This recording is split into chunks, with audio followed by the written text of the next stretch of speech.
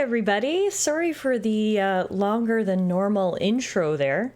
I forgot to get the kettle started before I hit go live, so I had to wait for my kettle to boil and my tea to steep, because God knows you can't have a cozy Sunday RPG afternoon without a cup of tea. Am I right? Cheers for the Lions. What's up, everybody? Hello, happy Sunday. I hope you guys are doing fantastic and having a great weekend so far. Good to see you. Hello, TS. Hello, Jazzy. Hello, Rip. Hello, Euro. Hello, E9. Hello, Meerkat. Good to see you all. Thank you for stopping in.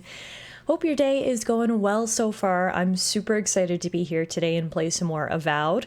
It's been an entire week since our last stream, and I've literally been itching to play more. It's the worst part about playing a game on stream. Like, obviously, of course, I love it. And in fact, I find playing this game on stream is actually adding more to the experience. I'm loving Avowed, but I think I'm loving it even more because I'm playing it with you guys and because we're doing this adventure together. But everything has a negative, right? There's always a flip side. And the flip side is it's so hard when I'm forcing myself to not play the game off stream because I want to make sure that I'm playing it on stream and playing it together.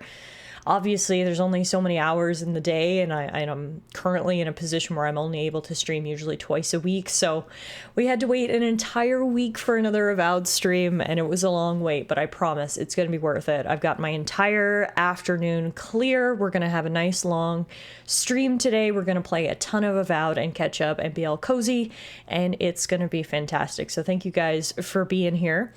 As it has been an entire week, we should probably catch up on where we last left off in Avowed. So if you haven't seen anything, Avowed takes place, I'll let you know after Euro's amazing resub message. Hello, Envoy. I mean Tiff. How has it been nearly 5 years already? Damn. 5 years! Damn, indeed. 58 months from Euro Twin Games. Thank you so much, my friend. You know I appreciate it. I hope you've been enjoying Avowed. I know a lot of you guys have been playing Avowed as well, so I hope your journey through the Living Lands has been just as fun as mine has. Like I said, Avowed actually takes place in a unique fantasy universe crafted by Obsidian. The universe was first introduced to us back in the Pillars of Eternity games that came out almost a decade ago. Holy crap, we're old. But this is the first time we're experiencing the world of Aora in this sort of fully realized 3D landscape, and it's been so awesome to experience it in Avowed. I personally really like the first person perspective because I just feel it gets you so much more immersed in the world, right? So anyway, the quick summary of the game for anyone who is new or needs a reminder is essentially we are an envoy, hence Euro's message, from the Empire. So you can think of the Empire as any empire, the British Empire, the Roman Empire. They're a major political force. They're very powerful, but of course they're not content with what they have and they want to expand. So what are they doing? They're trying to expand into a place called the Living Lands, which has historically been a very wild, uncivilized, unclaimed territory. So the Empire has come over here, it's set up a few embassies, it's got its foothold, much to the local chagrin, but there is a big issue going on in the Living Lands, and that is something called the Dream Scourge. There's some sort of plague affecting the land, affecting the animals, affecting the people, that is making them go mad. So I am sent out as an envoy from the Empire to figure out what the hell is going on with the Dream Scourge, and our journey has led us to a place called the Emerald Stair. In the Emerald Stair, there are a bunch of there's sort of a cross between scientists and wizards. They're called animancers, and they study the soul. They're into soul magic, and we figured if anyone can help us figure this shit out, it's the animancers. So that's where we are right now, is in the Emerald Stair. This is another place that has been severely plagued by the Dream Scourge. We're working with some of the local animancers. We are not having any support from the local mayor. He is stubbornly refusing to accept that the Dream Scourge is real, even though his mother is dying of Dream Scourge in her bed. But anyway, politics, am I right? So we're currently working with almost a rebel unit of animancers. We met a new companion. Well, she's not our companion yet, but I have a feeling she's going to be our companion soon. We're helping her sort of explore, and we're hoping to get some more leads on the Dream Scourge. So there you have it. There's Avowed in 5 minutes or less. There's the quickest summary I could possibly give to you guys. Hopefully that brings you up to speed. Obviously, we'll get into the game now and get everyone's minds refreshed of where we were last at. And whether you've seen any of the streams before or today's your first stream, I think you're going to enjoy this one. The world is just absolutely beautiful. The magic system is really fun. The combat is fantastic. And yeah. Long and short of it is thank you guys for being here. Cheers. I haven't even had a sip of my tea yet, so let's do that. Are you hot? Oh, hot but good. Empire equals evil, but the Empire has tea. Exactly. So, you know, sometimes the Empire has cookies, sometimes the Empire has tea. They've got to have something to try to win you over, right? It's the Empire thing to do. Euro says, I have been liking the game. I'm pretty sure I'm a decent bit ahead of you now, so I don't have to worry about spoilers. Okay, excellent. That's good. I saw Meerkat's comments earlier, you know, that he's avoiding for spoilers, and I totally get it. That's sort of the issue with streaming new games, right? You're going to have some people who are really excited to watch because they're not playing the game themselves, so they get to experience the game through you. And then there's other people who are either playing the game at the same time or planning to play it in the future, so they're a little wary, you know? A man from Quebec and a man from Newfoundland meet in a bar. One of them finds a lamp. He rubs it and a genie comes out. He grants the two with one wish each. The guy from Quebec says, I want a big, 40-foot wall around the entire province. The genie claps his fingers and says, here, done. The one from Newfoundland asks, is your wall waterproof? Guy says, yeah, responded the guy from Quebec. Fill her up. What the hell? I know. Thank you for your 100 biddies. Fill her up. That's pretty good. That's pretty good right there. Happy Sunday, Idaho. I hope you're doing good. Hope everybody's having a good weekend. I've had a very nice weekend, actually. I think I mentioned the weather has completely turned around here in Calgary after 3 weeks of freezing temperatures. It currently feels like spring out there. I actually have the patio door open so Muffin can get some sniffs. I think it's like 12 degrees today. The sun is shining. It's like literally what more could you ask for? So it's certainly elevated my mood quite a bit. We've made the most of it. We went out for dinner with some friends on Friday night. Yesterday was pretty relaxed. I actually played some Marvel Rivals with you guys yesterday. Then in the evening, me and Alana went out for a walk. We went up to another restaurant. And then today I'm here streaming. So far, so good in terms of the weekend. Happy March, by the way. I cannot believe it's March. Hopefully that means we're in the back end of winter. I don't want to jinx us. God knows we could have 2 or 3 more winters yet before it's over, but usually by the time March rolls around, the weather has gotten the worst is sort of over. But anyway, we'll see. I'm gonna knock on wood over here because God knows we'll get another storm yet. But we're at the very least, we're in the back end of the season now. We got through November, we got through December, we got through January, we got through February. At most, we've got March and April left. So we can do it, friends. We're almost there. Things are looking up. I can very faintly see the light at the end of the tunnel, and I'm excited about it. Idaho says, you know, construction season is coming. Oh, it's already begun. Ever since this last week where the temperature has turned around, I think all of the construction guys and the road workers, they're all like, oh God, we need to get out now quickly before another deep freeze comes. You know, we've been stuck for the last 3 weeks. It is construction fucking city around my place right now. It's like over here, they're building a building. Over here, they're tearing up the road. Over here, they're digging a big hole for unknown reasons. Construction is everywhere, and we've had like 3 nice days. So construction season's already here. You win some, you lose some, right?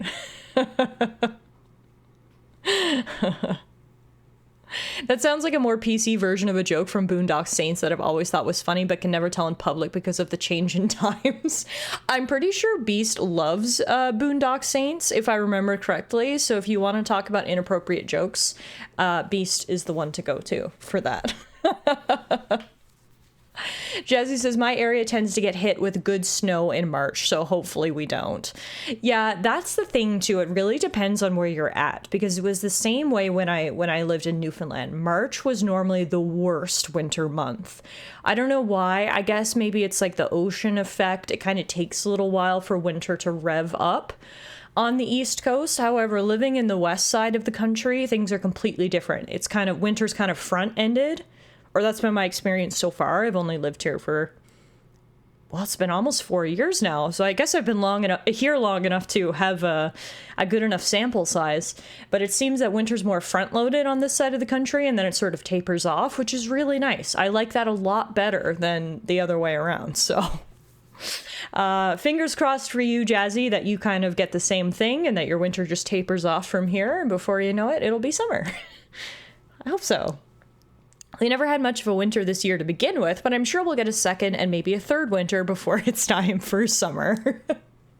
Ain't that the truth? Ain't that the truth? All Nordic countries across the world can relate, whether you live in Canada, whether you live in the northern United States, whether you're in Finland or Sweden or Denmark or, anywhere that gets winter. I think we all agree that winter is very unpredictable. And just when you think spring is here, winter can come back for round 2 or perhaps round 3 at any minute. You can never sit back and relax because you don't know what's coming for you.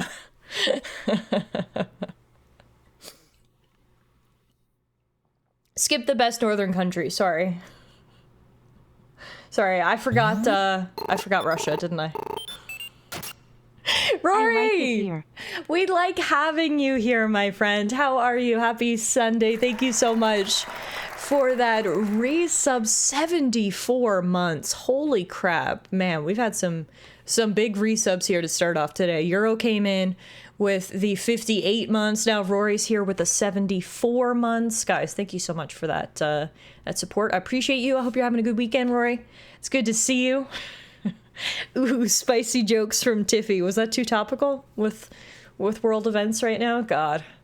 I mean, when hasn't it feels like the world has been falling apart now for multiple years. I mean, ever since 2020, it's just been one thing after another. And the very last thing I want to do here today is get political, because this is just not the time and place, and life is hard, and that's why we come here to escape. But god damn, it's a mess out there. Hi, Killer Monkey. How are you? Thank you so much for that raid. Hello. Welcome on in, everybody. Happy Sunday.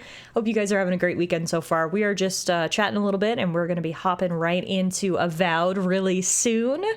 The Killer Monkey raid. Hello, Dr. Butt Lasers. That's a very fun username. What are we up to, Killer? I hope you had a good stream today. You were streaming some art. Ooh, fantastic. Well, I hope you had a great stream, and whatever you were working on, you made some good progress.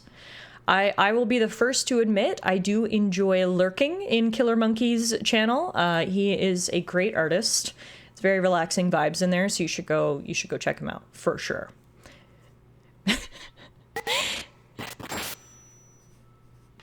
Quebec, Canada is currently experiencing record-breaking flooding. It's a good thing frogs can swim.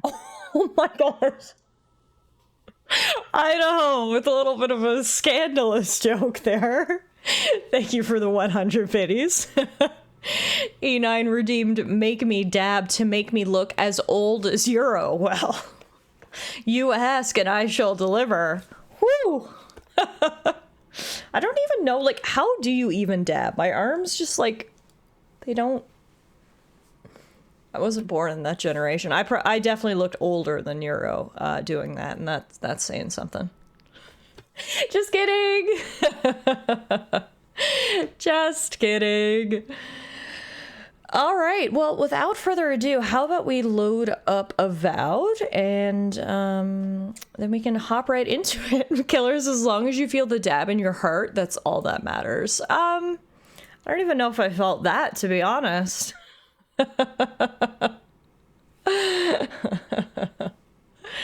All right, let's switch game screens here. Oh my goodness, Morgan! Don't you just hate it when your cat wakes you up like this? Meow, meow, meow, meow. meow, meow, meow, meow, meow, meow, meow, meow, meow, meow, meow, meow, meow, meow. Not her getting cut off mid meow. Like, I can't do this anymore. Yeah, I really liked how she took her time with each meow and really dragged that out. Thank you, Morgan. In your enthusiasm to flood Quebec, did you for a moment stop to think of all the soggy poutine you'll be causing? That's true. It's true. You got to think about what you're doing, right? Thank you so much for the 100 biddies, TS. I appreciate it. Excuse me, we have officially started a hype train. What the heck, guys? Thank you so much for that. Morgan, 72 months. That is incredible. I appreciate it. I hope you're doing well today. Hope everyone's having a good weekend. But yes, I completely understand being woken up to a barrage of meows. Oh my goodness! Killer, thank you for the 4 biddies. First the raid, now the biddies. You are too generous. Thank you, thank you, thank you. Appreciate you.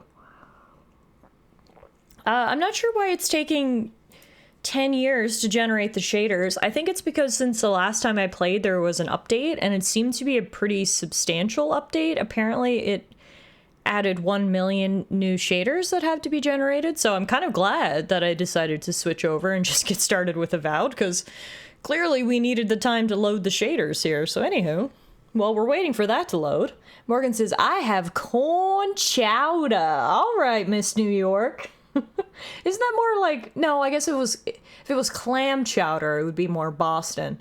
Corn chowder. It's more New York. I love it. Hope you're feeling a little better today, Morgan. I know you've been feeling under the weather a little bit. So hopefully that chowder is helping you out. I know my tea feels nice, and I'm not even feeling sick, so I can only imagine something nice and warm in the tummy, whether it's tea, whether it's soup, whether it's insert hot food or beverage here. It's got to feel good, right? What's everybody been up to lately? Anything fun going on with anybody? I am feeling better. No migraines so far today. So woo, progress. Hell yeah. Love to hear that. There's nothing worse than a migraine. They're just so debilitating. Because, like, most of my activities involve my eyes. I mean, I think most activities in general involve your eyes to some degree, but my favorite things to do are playing video games, are reading books, are watching TV. So when I have a migraine and I can't do any of those things, I feel extremely debilitated. I'm like, what am I supposed to do? I just lie here. I try to listen to audiobooks. It's not the same. You don't realize how dependent you are on something until you can't use it. Of course, that's a universal fact, but especially when it comes to the eyes. Without my eyes, I am nothing. So please protect these puppies from everything. Killer says we're mostly just waiting for shaders. I am so sorry, guys. This is bananas that it is taking this long. Okay, here we are. Whew. Yours is just a chill weekend for me. I watched wrestling last night and played Trails Through Daybreak 2 today. Excellent. That sounds like a fantastic weekend. Speaking of my eyes, I can already feel they're a bit dry, so let's get the glasses on. The Unreal Shader experience. Yeah, we just experienced it firsthand right there. It's been nearly every weekend since the beginning of February that I've been getting debilitating migraines too. Oh gosh, I'm sorry to hear that, Morgan. So I've always had the occasional migraine, but ever since I moved to Alberta, I have them a lot more. Because since we live right in the foothills of the Rocky Mountains, we experience a lot of odd weather patterns and, most importantly, changes in pressure.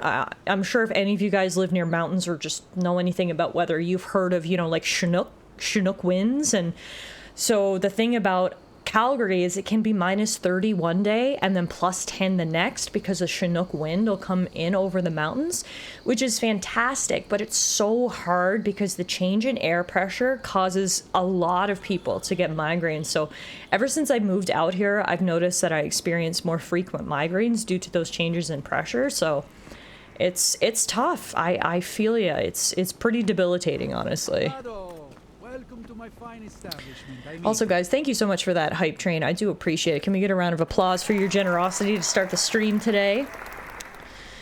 I've been revisiting Far Cry 3 for nostalgia reasons recently. I loved Far Cry 3. Far Cry 3 is the last Far Cry game that I really got into. I played a bit of 4. I never played 5 or 6, but 3 I loved. I remember playing Far Cry 3 on my Xbox 360 and just having an absolute blast. So I bet that's a nostalgia trip. Morgan says, we live in the foothills of the Appalachians, so I totally get that. Yeah, so you understand, right? And that's probably why you get more frequent migraines than maybe some other people. It's because that the mountains cause such changes in pressure. It can be really difficult.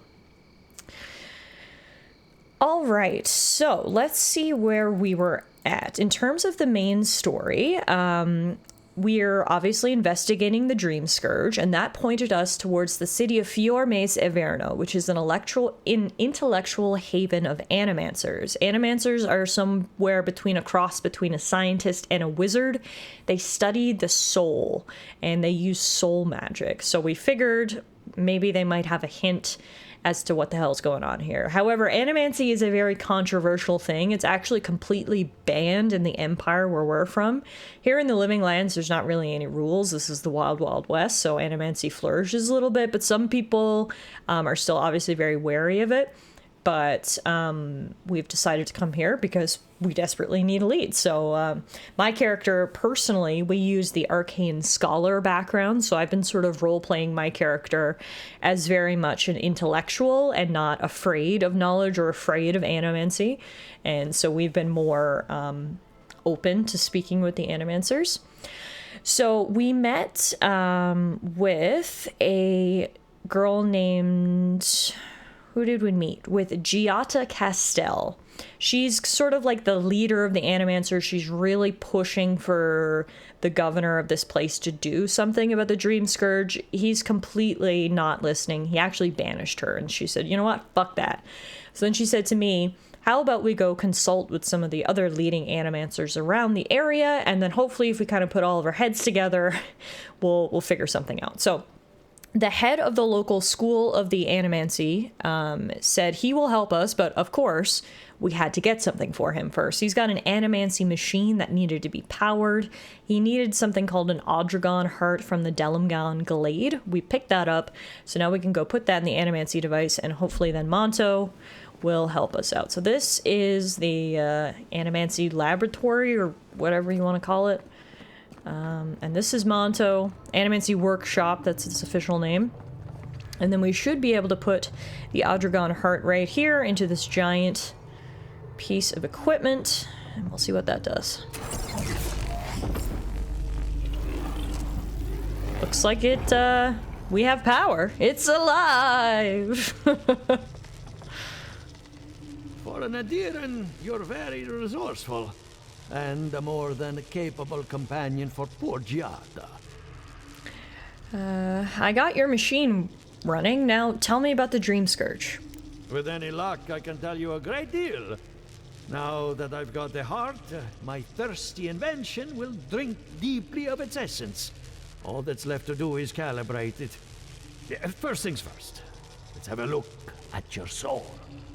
I'm going to ask some questions to induce a metaphysical quiver.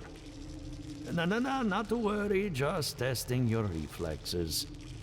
Let's start with an easy one. You wake up on a beach, looking up into the sun.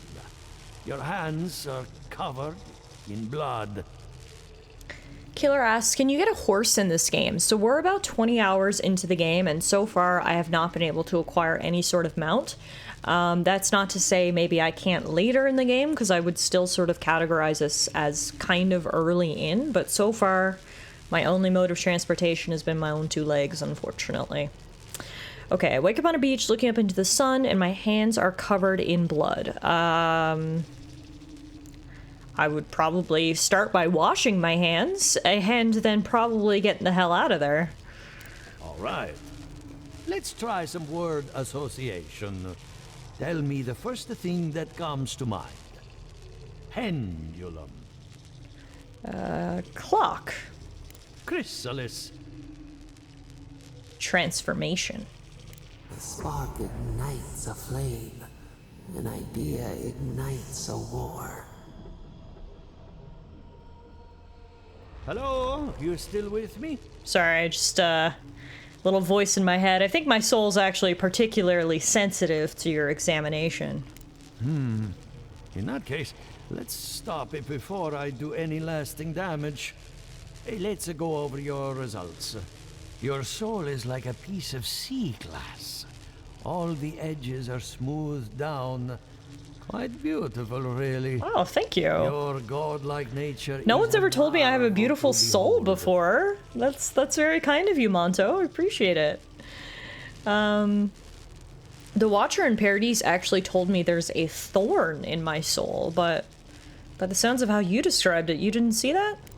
Not to besmirch a colleague, but Watchers aren't the most reliable sources. What I see is something entangled about your soul. An outside presence that both is and isn't a part of you. It's old, dark, and rather tricky to pin down. Very interesting. Thank you, TS. I mean, I would personally like to trace it back to the source. Is that possible? That would be closer to Giata's area of expertise. I'm sure she'd love to give you a look. Fascinating. Thank you for getting my machine calibrated again. But you came for Giata's theory of the Dream Scourge. Between the two of us, she's on to something. Our farms are in great peril. The essence has been drained from the land. Diverted, like the flow of a river. Well, that essence has to go somewhere, right? If it's being diverted. Exactly. And if I know essence, it can't have gone too far. All I can tell you is keep looking. You'll find what you're after. As much as I hate giving people bad news, that's all I have. Please give Giata my fondest regards. All right. Keep looking, huh? I'm getting a bad feeling about what we'll find. Yeah, I'll be honest. He lost me when he started talking about souls. What did I miss? All good, Marius. We'll fill you in later. All right, so perhaps as expected, we didn't really get any concrete answers, but hopefully the consultations that we had with the various animancers will give our new friend Giada something to work with. I kind of mentioned earlier, I think Giada is going to become one of our companions once we're sort of done these setup quests. It seems very evident that the game is sort of positioning her in that way, which is awesome because she seems very cool and she's also very pretty, so I'm down to have her as a companion. I hope you aren't afraid of lightning. Where there's animancy, there's bound to be lightning. I consulted with Monto Pastor. And you got his machine up and running. That's what I call progress. I helped Monto after his wife died. She was brilliant, and he took the loss hard. I'm going to miss him. Sounds like you've met with everyone. We're ready to get started. So, did you learn anything of particular interest? I mean, something is definitely draining the life from your farms. The only question is what? And why? It's almost like something is lashing out, defending itself. Look at us. Barely even started, and already we're making progress. Monto's machine is working, Elia will keep an eye on her revenants, and Yvette and Remy are providing us an alibi. Okay, wait. Are we studying the Dream Scourge or planning a heist? Under the circumstances, the two are not so different. I needed those animancers for more than their expertise. Monto's invention nullifies spiritual interference. Having it up and running means we won't get any false signals. Whenever I tap into an Adra pillar, Elia's farmhands tend to get a little bitey. Thanks to you, they won't be a problem. And then there's Yvette and Remy, the governor's eyes and ears. In exchange for privacy, I gave them a test subject. I'd call that a good day's work. See, this is why I like her. That is brilliant. Not only were we going around consulting some of Animancy's top minds, but there were ulterior motives there. A lot of distractions, a lot of favors called in, and now we should be able to maybe do some good work. Impressive. What's next? Now we just need the right equipment for the job. When my parents died, they left me their life's work. An invention like no other. The phantasmal focus. I'm guessing you want to study the Dream Scourge by filtering out local interference. Exactly. There are many ways of going about it, but my mother's invention will get us quick results. The problem is it's in the basement. I haven't gone down there since the accident. Since they died. I'm sure everything's fine. It's just a spooky death basement. I would get it myself, but I'm not ready to face what's down there. Not the spooky death basement. See, this is another reason why I'm excited to have Giada in the party. TS makes a great point and says the party has been pretty sausage heavy so far, and we could do with some variety in our diet, which I agree with. But also, just considering our character and who we're role-playing as is the arcane scholar, basically a magical nerd. Giada is also a magical nerd, so we're really two peas in a pod. I think we're going to get along very well. I mean, do you want to talk about it? I'll certainly go down there, but can I help in any other way? Right now, I would rather focus on the work ahead of us. The door to the basement is just outside, around the corner. Of course, you'll need a key. Please excuse the mess. To the spooky death basement. All right, anything for our new girl, Giada. Hi, Kev, how are you? Happy Sunday. Welcome back to Avowed. I'm glad we can spare her from having to go back.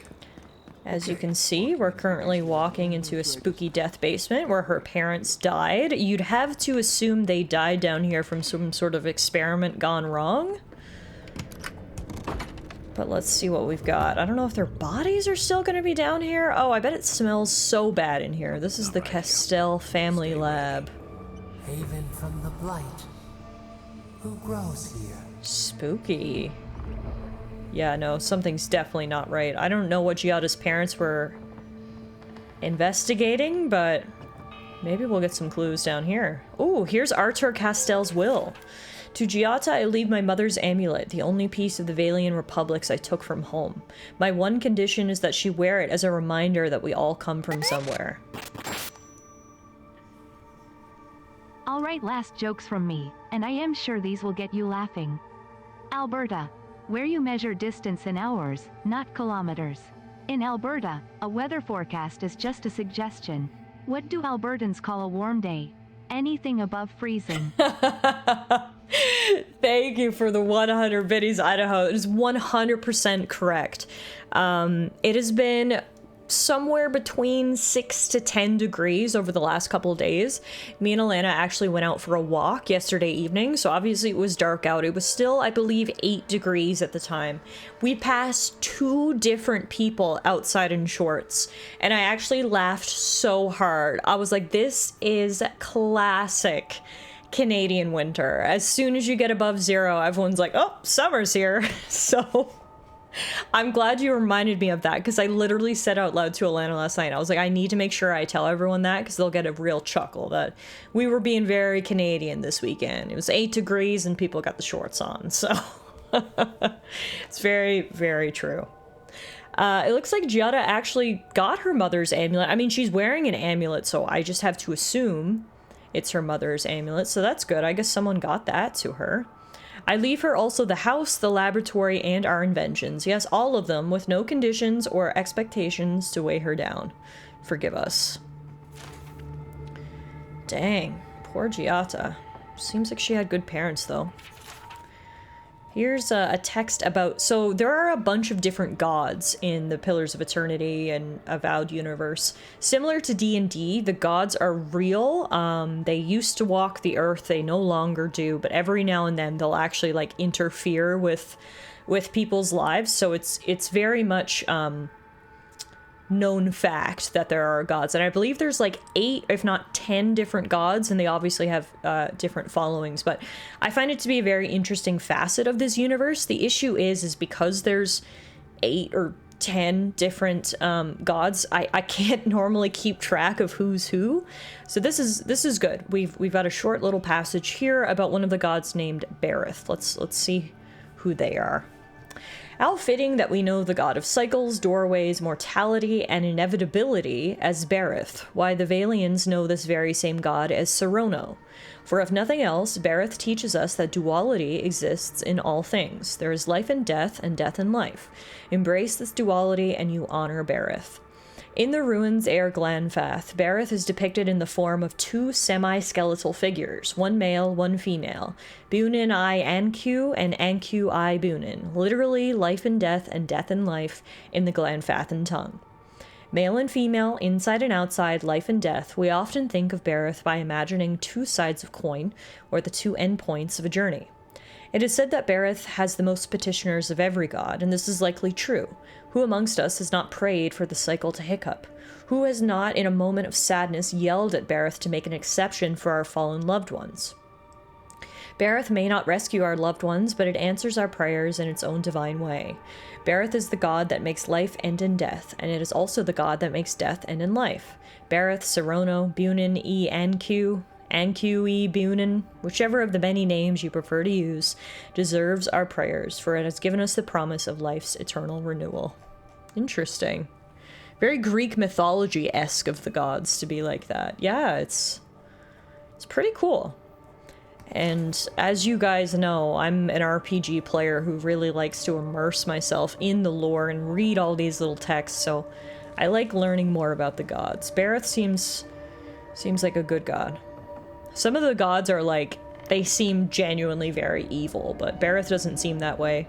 Just seems to be the god or goddess of life and death. Here's Cordella Castell's will. Arthur insists that I write something down in case the worst should come to pass. But what inheritance do I have to offer? What legacy do I leave? I took no possessions from the homeland. I own nothing but my ambition and my mistakes. The ink is blotched, as if someone tapped their quill on the parchment several times before continuing.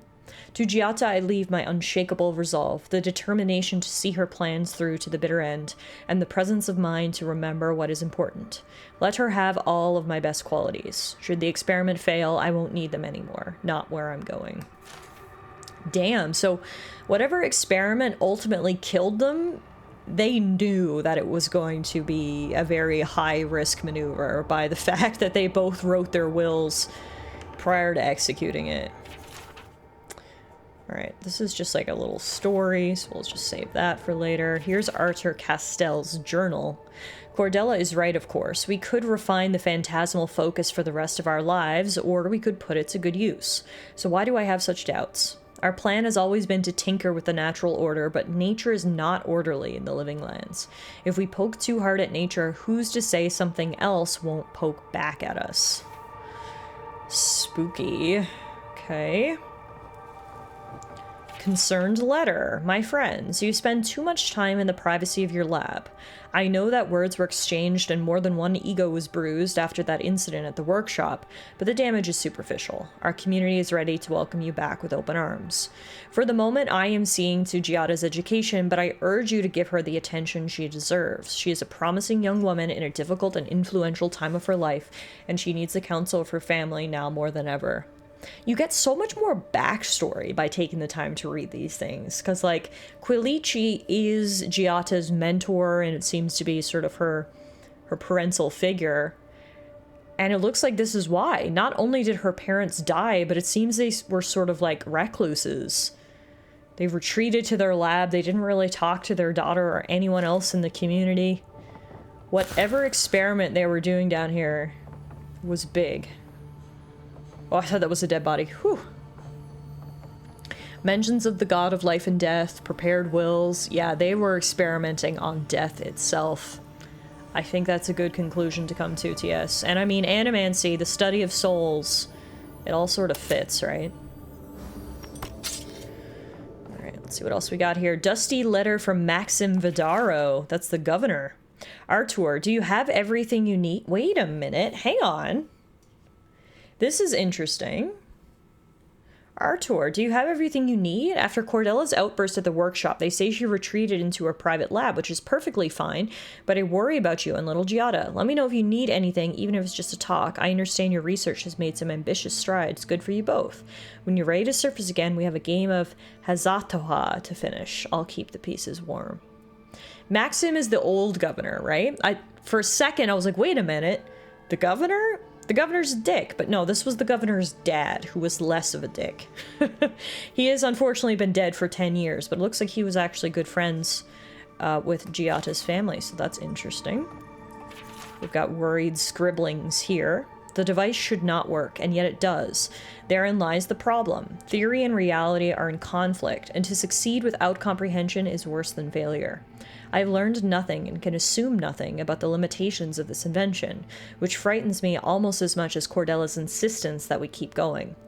All I know is that the device has tapped into something. I believe it was the essence of the living lands. What if I'm wrong? What if it's... Several paragraphs have been violently scoured from the page. Have we transgressed so far into the unknowable that we are blind to the grave we dug ourselves? I must make preparations for Giada's future. Over here, we've got a legend of some sort. Pick that up. Don't want to get too off topic right now. Here's Cordella Castell's journal. Artur has been quiet lately, as I know he's worried about the experiment. He thinks the island will object to our interference, as if such a thing were even possible. Clearly, our daughter is cut from my side of the family. I can't wait to teach her everything we've learned. With any luck, Giada will be as wild and audacious as the forces at play around her. Oh, damn. I'm certain that those people aren't supposed to be plants. What a horrific fate. Beauty reborn. A life of peace. What happened to them? They got... Usually the phrase is turned to stone. They got turned to plant. They were doing something with the very soul of the living lands itself. And it responded by making them a part of the living lands. This is the phantasmal focus. We can leave now, right? No wonder Giada didn't want to come down I here. think she's been living with this right under her nose. Literally, her parents are still here. She even still has the teacup in hand. Damn. I mean, I gotta be honest, I would rather find my parents' dead bodies as these beautiful tree figures covered in flowers than, like, rotting and decaying in the basement. Like, as far as death basements go, this is actually quite pretty. You know? It could be worse. It might not even smell that bad. But what's interesting is they tapped directly into the soul of the living lands.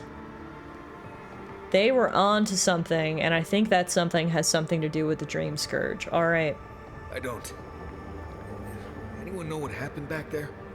I think those were Giada's parents, or whatever's left of them. So they're... dead? Or something like that. Gods, I can't believe this. Yeah, I mean, we learned a lot. I think we're on the right track, but clearly that track is very dangerous when you see what happened to poor Giada's parents. And they've just been down there all this time. No one's gone to pick them up. I don't know. I can understand why Giada didn't want to go down there, that's for sure. You're back. You found it. You actually found my inheritance. Did you see my mother and father? Are they still there?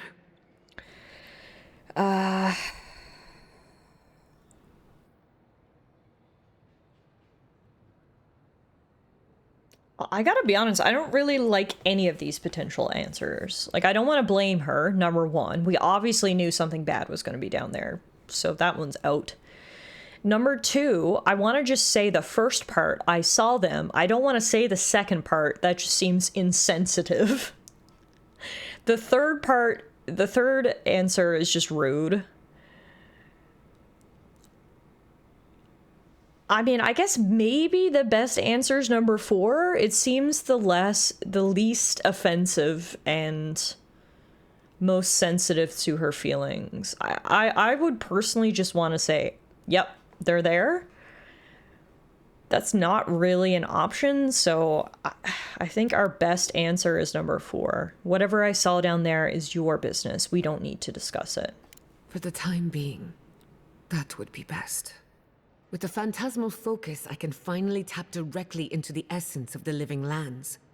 I can also use it to smack around anyone who gets in our way. There we have it. Good thinking. The only thing we're missing now is an Adra pillar, and I know the perfect one. Naku Tedek, the old godless ruin west of Fjord. There should be some equipment waiting for us. Well, I do love exploring godless ruins. Naku Tedek. It's a godless ruin located in Emerald Stair, rumored to be an ancient burial site. The animancers of Fiorme Severno inter their dead at Naku Tedek in hopes that the departing souls replenish the essence of the city's farms. Oh, interesting. So it is an ancient burial site, but it's also a modern burial site. It's a burial site that has lasted throughout the ages. Okay, you know, I do have a little experience with godless ruins. If you guys weren't around for this stream, something really cool happened in the previous area. So there's a bunch of ancient ruins littered around the Living Lands. People don't really know much about the people who left them, so they refer to them as godless, because it doesn't appear that they worshipped any of our 10 gods, or however many gods there are in this universe. So they just called them the godless people. We actually interacted with a godless ruin and got a flashback to a previous life. So another thing that's sort of canon in this universe is not only the presence of gods, but also the concept of reincarnation is proven and accepted. Normally people don't know anything about their previous life. They have no memory. Every now and then someone's born, they have memories of their old life, something happens, they get access to those memories. But essentially what happened is we went to one of these godless ruins and we had sort of a flashback. And in a previous life, thousands of years ago, we were the ruler of the godless peoples, which I just think is so cool. I don't know why, but that has really stood out to me so far in terms of the full game story. I think that was the coolest thing we've experienced so far, was being able to step back into our previous life, and we actually got to make decisions to shape what we had done back then. I just thought it was fantastic. So every time we get the opportunity now to interact with godless ruins or talk about them, I'm always, yeah, I'm a bit of an expert, you know? So, oh, I misread it, though. Thank you, TS. Yes, no, I thought it was, I have a little experience with godless ruins, like, you know. But no, it's, I have little experience. So no, I don't want to say that, because that's not true. I was trying to, like, show off and be like, yeah, I got a little experience. I used to rule those folks. But no, thank you for the catch there, TS. Okay, so we should say, I mean, let's just say let's be off, I guess. Before we head out, let's make the most of our time in Fjord. No telling how long we'll be gone. Fair enough. And I hate to be a problem, but I do my best work in small groups. Chalk it up to performance anxiety. Okay. Well, Marius, go on back to camp. I won't be long. Sounds good. I need to do some hunting anyway. Once we're all together, we should trade ghost stories. Best way to get acquainted. In the meantime, let's be off. I like how amenable Marius was with returning to camp. There's nothing worse than in a video game you're like, "Hi, Sally, I'm sorry, I'm gonna need you to go back to camp for a while." And she's like, "What? Why? No, I won't. Do you hate me?" I'm like, "No, Sally, I can only have 2 companions. If I could have 3, you'd be here." So I normally hate when companions push back. One game that does that is Baldur's Gate 3. Every time I tell a companion to go back to camp, they feel like they've been personally slighted, and they get so mad at me, and I'm just like, so the fact that Marius was just like, yep, gotta do some hunting anyway, see you at the camp, love it. Anywho, as we all expected, we did in fact get Giada as a new companion. Giada uses animancy to understand the world around her. Girl says, I agree so much. I was so glad Marius was chill about being told that. Yeah, there's literally nothing worse than when they get mad at me. And I'm like, literally get mad at the devs. I can't have all of you. Obviously, I want Giada in the party. What sucks is you're limited to 2 companions. Yeah, it would be nice if we could just have the whole crew, but... While the science of souls remains controversial, Giada believes the untapped essence of the living lands can and should be put to good use. She wants to prove her convictions by supporting the party in battle. Armed with the phantasmal focus, she draws on the spiritual currents of the living lands to heal and defend her friends. Oh, sick! Guys, we've officially assembled the ideal RPG party. We've got Kai, the tank. We've got me, the wizard, the DPS. And now we've got Giata, the animancer, the healer. This is perfect.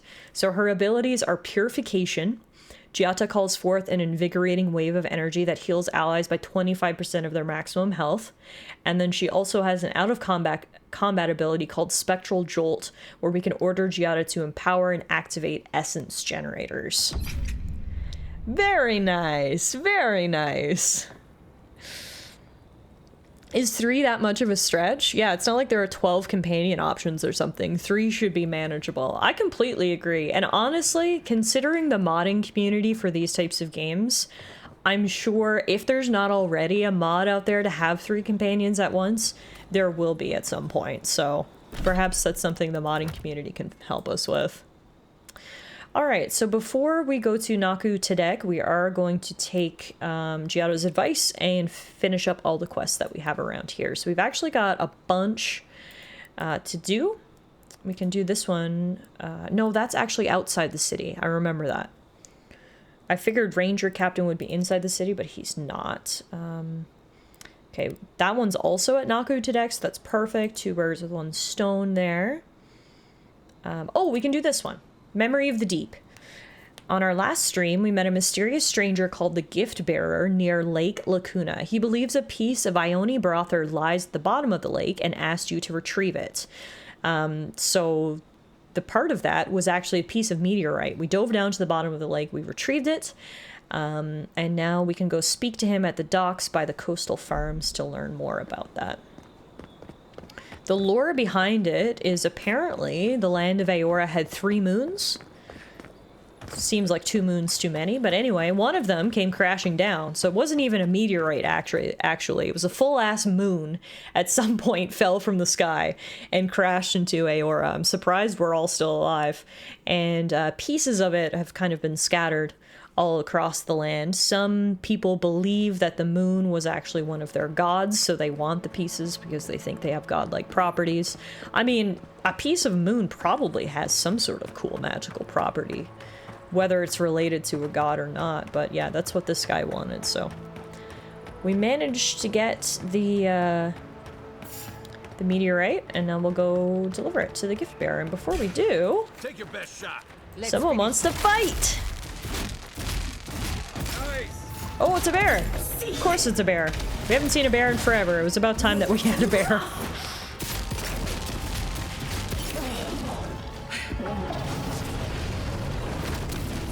There we go. Is that everybody? Nope, Kai's attacking someone. Oh, there's a lot more. But they're just tiny beetles, so it's fine.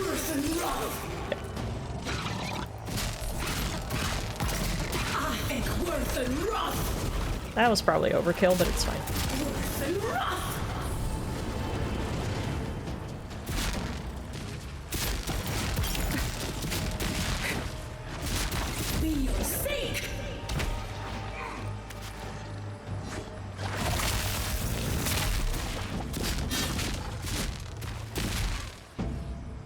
Okay, now we're done. Majora's Mask! That's Majora's Mask! Oh my god, you're right! The moon falling. But you see, when the moon fell in Majora's Mask, it was an automatic game over, so... That's why I'm surprised we're all still standing here. Also, I think... Yes, Giada came with 3 skill points. Very nice. We're right away going to put 1 into Purification, so her ability can heal us by 50% of our maximum health.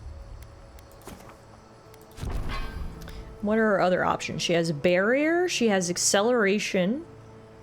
Ooh, and she has Reconstruction. Okay, she has some good stuff. So Reconstruction is a passive. Her attacks heal all allies by a small amount. That's sick. Definitely picking that up. And then I also want to pick up Barrier, I think. Giada grants all allies a shield that provides temporary health for 20 seconds. Boom. That's great. That is a great set of moves right there. Alright. Let's continue down to the docks. It may have been game over at the time, but this universe's time is cyclical, isn't it? That's true, I guess. If we all die, maybe we did all die from the meteor strike, but then we were reincarnated.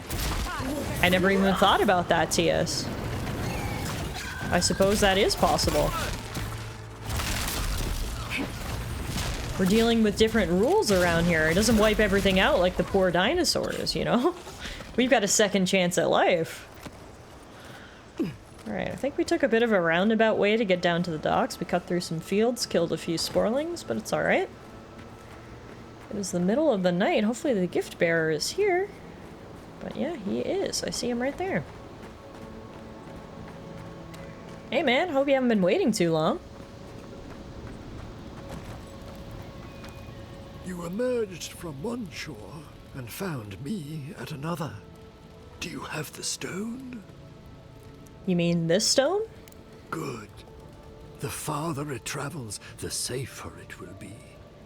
Even an enchanted stone should not attract the undead. The lake must have imbued it with some power I cannot name. To heal Andra's wound, I must give it a watery grave, commit it to the deepest, darkest ocean. She will forget it there. Okay, well, you know more about this than I do. Hardly. We are all plankton in the gods' sea. Now, Oh wow, that's the will you perfect, return? that's the best comparison or expression I've ever heard. I can afford my boat passage. I need no more than that. We are all plankton in the gods' sea. Here, take this moon rock, it's all yours. Clearly it means a lot more to you than it does to me. The Lady of Lament assures me that this is better off forgotten. By helping me, you've helped her. She owes you, and she won't forget that. Well, I appreciate it, but I'm mostly glad that you helped me by paying me 550 gold. I mean, hey, it's quite an honor. Thank her for me, will you? I will relay that message sooner than you think. So, that is that. I believe my time here has come to an end. Whatever called you to these shores, I hope it reveals itself soon. Anything's possible. Who knows? Maybe we'll meet again. Until our next voyage around the wheel, godlike. That's enough mysticism for one day. Let's get out of here, huh? Wasn't all bad. He's thankful, his god's thankful, we got paid, and perhaps most importantly, we leveled up! By leveling up, all of our companions actually get another skill point. And I'm gonna put it back into Reconstruction. So from here we get to choose one of 3 options. I think I'm gonna do Overcharge. Reconstruction grants temporary health to allies that are already at maximum health. So this will always apply, even if we don't need healing. I think that sounds pretty good. Then we can give Marius one as well.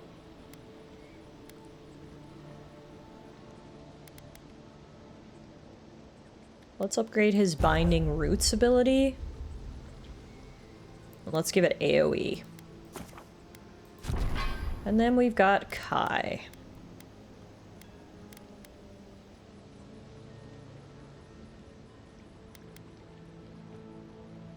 We use Leap of Daring a lot, so I'm gonna upgrade that. We'll do Kai gains temporary health proportional to the number of enemies hit by his Leap of Daring. That's his big tank move, so give him more health will be good. And then we get a skill point too. Now the question is, what are we gonna get? There's so many options. Look at how many options we have. And this is just in the wizard tree. It's always feels so overwhelming. Okay, what are we going to get?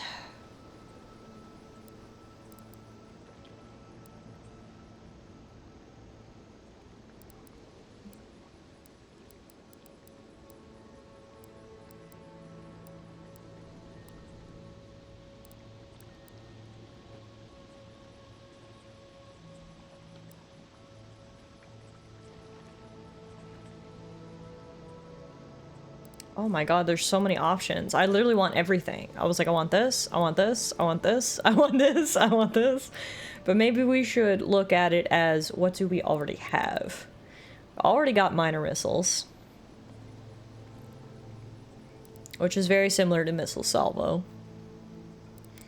We've already got fan of flames and fireball, so I don't think we need another fire move. So that cancels out ring of fire. We've only got the basic level chill blades and jolting touch, so perhaps we should get one of those, or we should get Spirit Lance, which is completely different. It summons a magical spear for 30 seconds that releases explosive damage around each successful hit, damaging nearby enemies.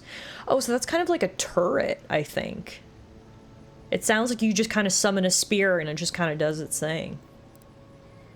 That sounds pretty good. Ring of Fire seems like a defensive spell anyway. We're all about aggression, aren't we? We are. You can see I put no points into Armored Essence or into Arcane Veil because I just like to kill things as fast as I can.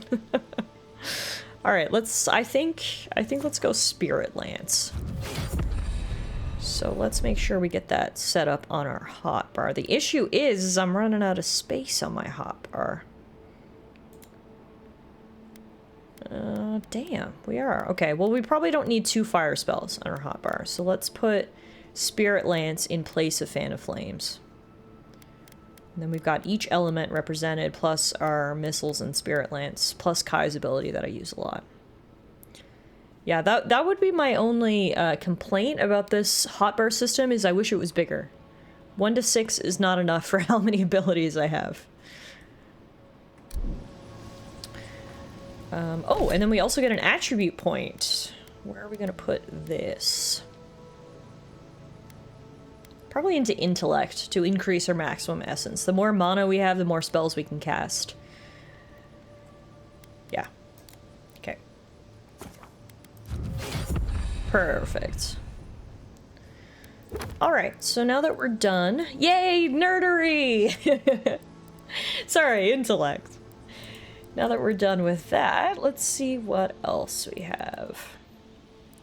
We're gonna do that later, we're gonna do that later. What about... Oh, that's also Naku Tedek. It looks like a lot of our... Not only our main quest is gonna bring us to Naku Tedek, it looks like a lot of our side quests are bringing us to Naku Tedek as well. So, I mean, it's convenient. What if...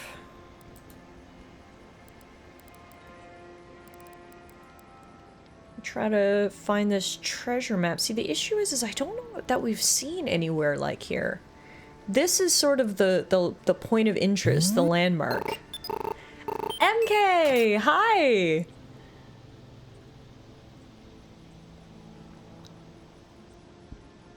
No? Okay, the bot didn't deign to read your message, so I shall. Insert your favorite witty comment here. MK, thank you so much for the resub, my friend. 88 months!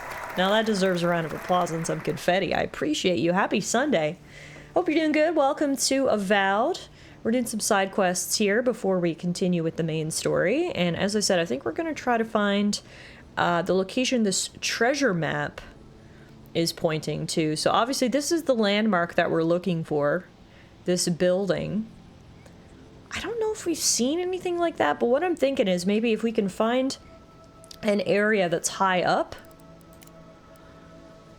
we might be able to sort of survey and see if we can find something that looks like that. Yeah, that's Naku Tedek. There's the... Alright, let's just walk around and see what we can see. Maybe the bot won't read out angle brackets. Yeah, maybe. That would make sense. Hey Maxis, this game is incredible. If you are into open world fantasy RPGs, I literally can't recommend this enough. This is probably my favorite game that's come out so far this year. I know the year is only early, obviously. It is March, what, 2nd? So lots of time for something else to come along. But so far, this has just been taking the cake for me. And I love it, and I totally recommend it.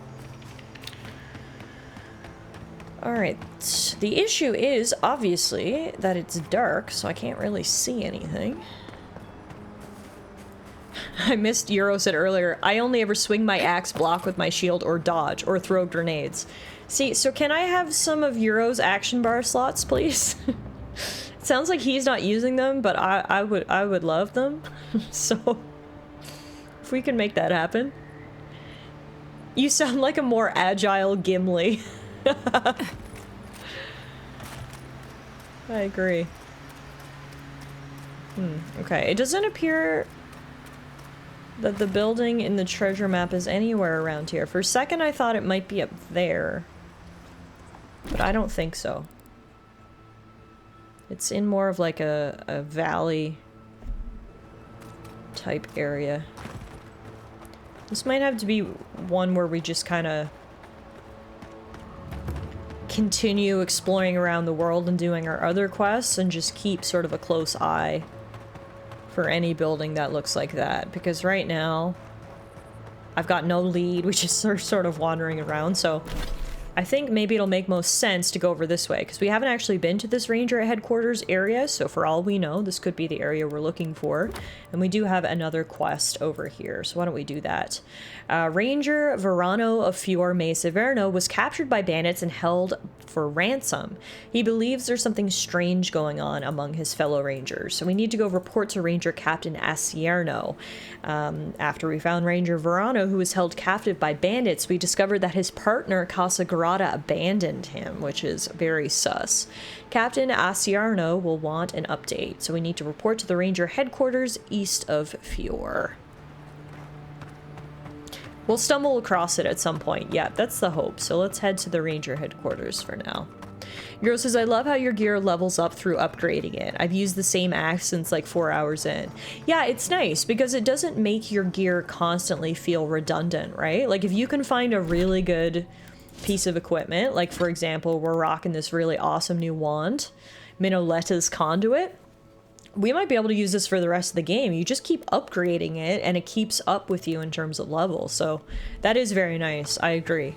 Because sometimes, as exciting as it can be to constantly be getting new gear, there is also the feeling that you get sometimes of like, whatever I get's not even worth it because I'm going to replace it in an hour. You know? So, and I feel like more games are more leaning that way as of lately. So it's nice to sort of swing the pendulum to the other side and be like, no, each piece of gear that you find is genuinely important and valuable. Now, is this the building? Hang on. Is this the building from our treasure map? It could be. TS says that is the tower. Okay, if that's the case, then I think the map's probably pointing us to the backside. Hang on, I need to look at it one more time.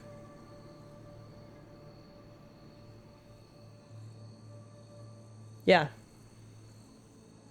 Okay, so it's to the left of the building in a little rocky area with some trees. Wow, well, that was convenient. The fact that we were able to find the answer to our treasure map right away when we sort of switched gears.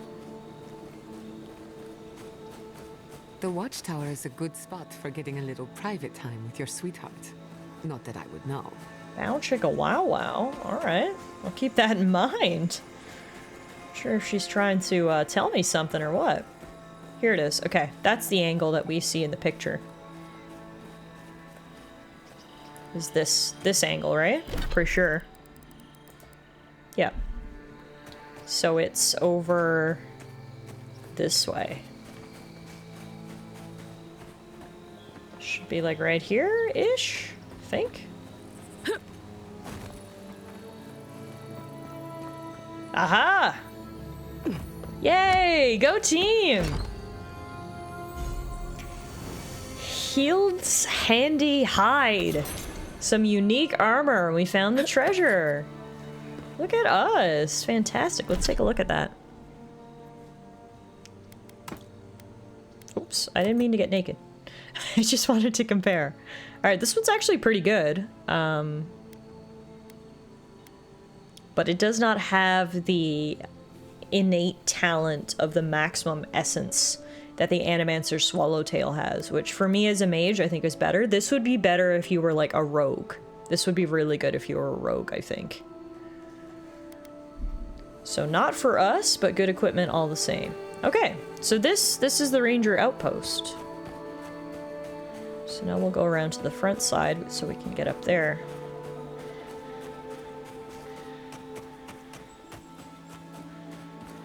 Man, I love when everything works out. We wanted to solve the treasure map and we wanted to come over here and finish this side quest, and look what we did. We did both. Welcome to the Ranger headquarters, which is clearly some old building that has been repurposed to that effect. And these must be the Rangers. Listen, we'll get to the bottom of this. Not sure how, but we'll get there. I agree that this is important, Masoni, but if we don't focus on hunting, people will starve. How is a potential murderer in our ranks not your top priority? You don't think it's real, is that it? You think I'm jumping at shadows? Excuse me, Ranger? May I have a word? One moment, please, Envoy. We were just finishing. You've got to be kidding me. I'm not saying it's impossible, Masoni. Only that more immediate dangers require our attention. We'll talk about it later. Meanwhile, someone's tearing us apart from the inside. Are you Ranger Captain Asierno? Ranger Verano suggested that I speak with you. Gods beyond. I owe you a debt of gratitude, Envoy. I can't thank you enough for what you've done. I am shocked to hear Verano was captured, but it's better than dead. Do you know what happened?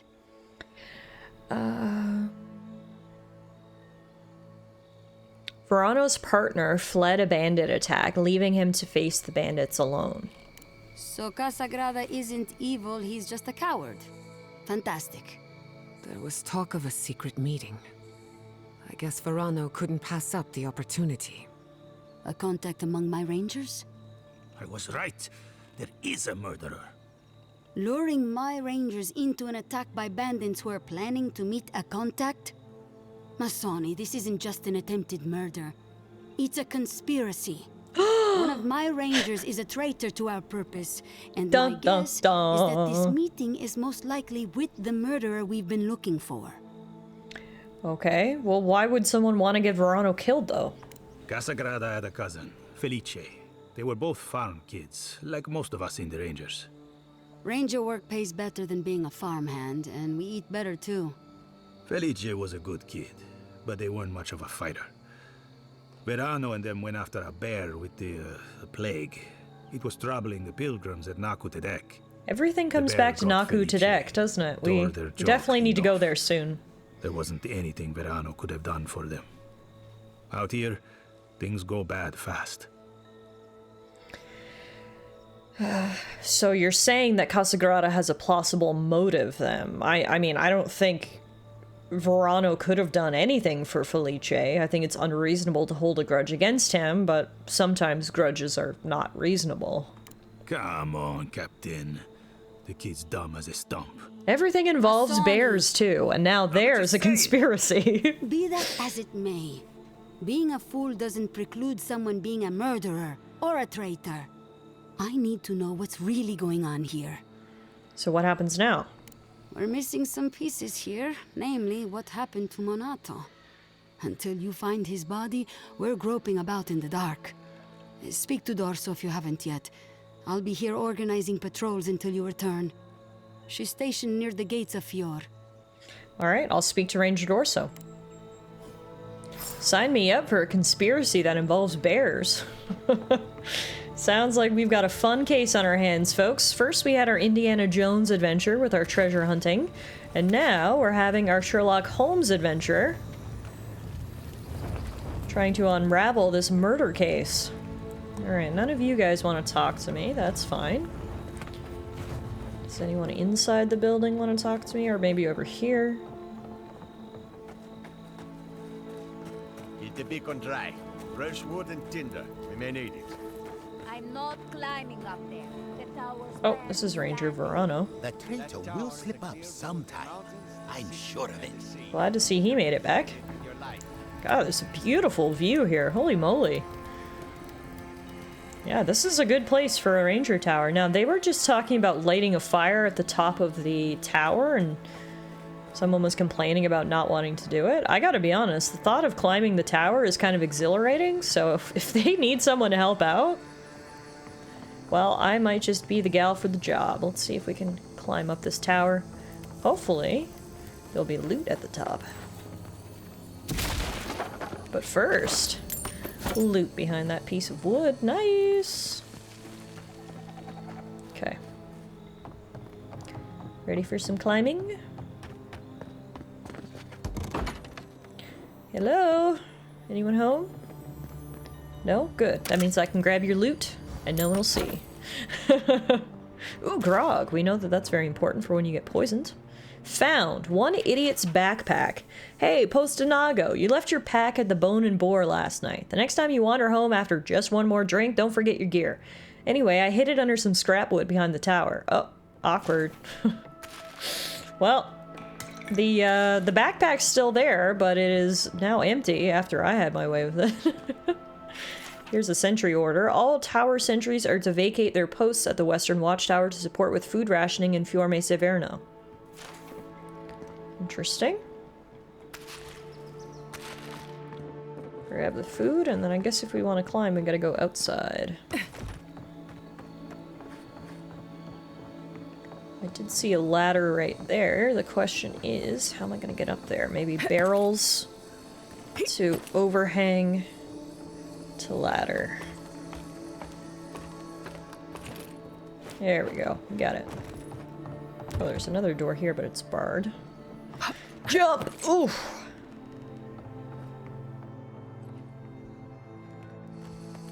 Yeah, I've talked about this before, but one thing that has very much surprised me in Avowed so far is how much I enjoy the platforming. Usually in any game that forces me to do platforming, especially when the game is clearly not a platformer, I hate it. But the platforming in Avowed has been surprisingly fun, not annoying, and usually leads to some really good loot and rewards, which is like exactly what you want out of your platforming.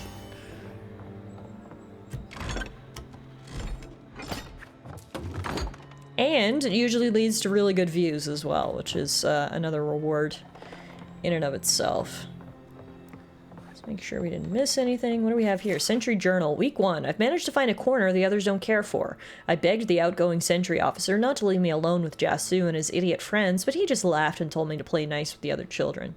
Week 2. Today Jasu tried to trigger the trap by the stairs as a joke while I was trying to get by. I still can't feel my ankles. Asshole. The captain should have never sent the extra rum. Week 3. I'm finally getting out of here. Jasu and the others haven't been sober in 3 days. Captain Bella's pulling us off guard duty. Something about food rations. The crop must be bad for Vidaro to go that far, but I'd rather starve than hear Jasu sing another rendition of Drink Down Deep. Alright, I don't know who Jasu is, but he certainly sounds like a real asshole. Alright, we got that door unbarred, so now we kind of got to go back up and around. Took a bit of a detour for the sake of loot. Oh! My legs! Damn it. Didn't make that jump very good. It isn't Ubisoft platforming where you're only doing it for the sake of unlocking the map, so yeah, I'd get a pass for that alone. Can you tell I just played Far Cry 3 and really hated the radio towers? The thing was, I feel like, and correct me if I'm wrong, maybe I'm completely off base, but from what I remember, the Far Cry 3 radio towers, that was like one of the first times that mechanic had been implemented, or at least it was one of the first games that I had played where that mechanic had been implemented. So I remember finding it not so tedious at the time, because it was like, it's shocking to even say now, but I was kind of like, oh, I've never done this before, like this is fine. But you know, it's gotten to the point now where 10, 15 years later, every single game does it, that I'm like, yeah, no, I'm done with this now. You know? It got old very quickly, but at least from what I remember in Far Cry 3, it didn't feel that tedious at the time. I'm sure if I replayed it now, I'd be like, yeah, fuck these radio towers, but in that time, it didn't feel so bad. Here is the beacon they were talking about. God damn, that's a big fire. But anyway. That looks like a piece of the thing you were fiddling with at camp. Yeah, that's awesome. It's one of the pieces of the idol. And we've also got a big shiny chest with lots of really good loot in it. So the long and short of it, folks, is yet again, the platforming was worth it. Now the question is, if I jump down here, will this break my fall? I mean, it kind of did. The fall would have been way worse if that wasn't there. Yeah, it's not so bad. Yeah, no, you're right. Assassin's Creed was probably the first one to do it, and that was maybe a couple years before Far Cry 3. But yes, in Far Cry 3, it was still novel enough to get a pass. I agree. At the time. I remember not minding them when I first played, but they felt really grating this time around. Yeah, I can see that for sure.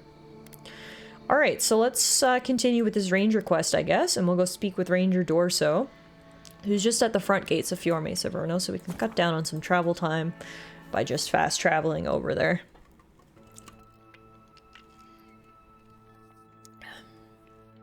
That's the thing about Ubisoft, and EA does this as well, is it feels like whenever they come up with a really good idea, they just milk the shit out of it, right? Like, I can think of so many different mechanics, most importantly, perhaps the radio towers or the Assassin's Creed towers, whatever, that felt cool for the first time, and then by the 30th game you've played that has them, it's like, okay, this is too much. It was cool, then you use it in every game, it's not cool anymore. You know what I mean?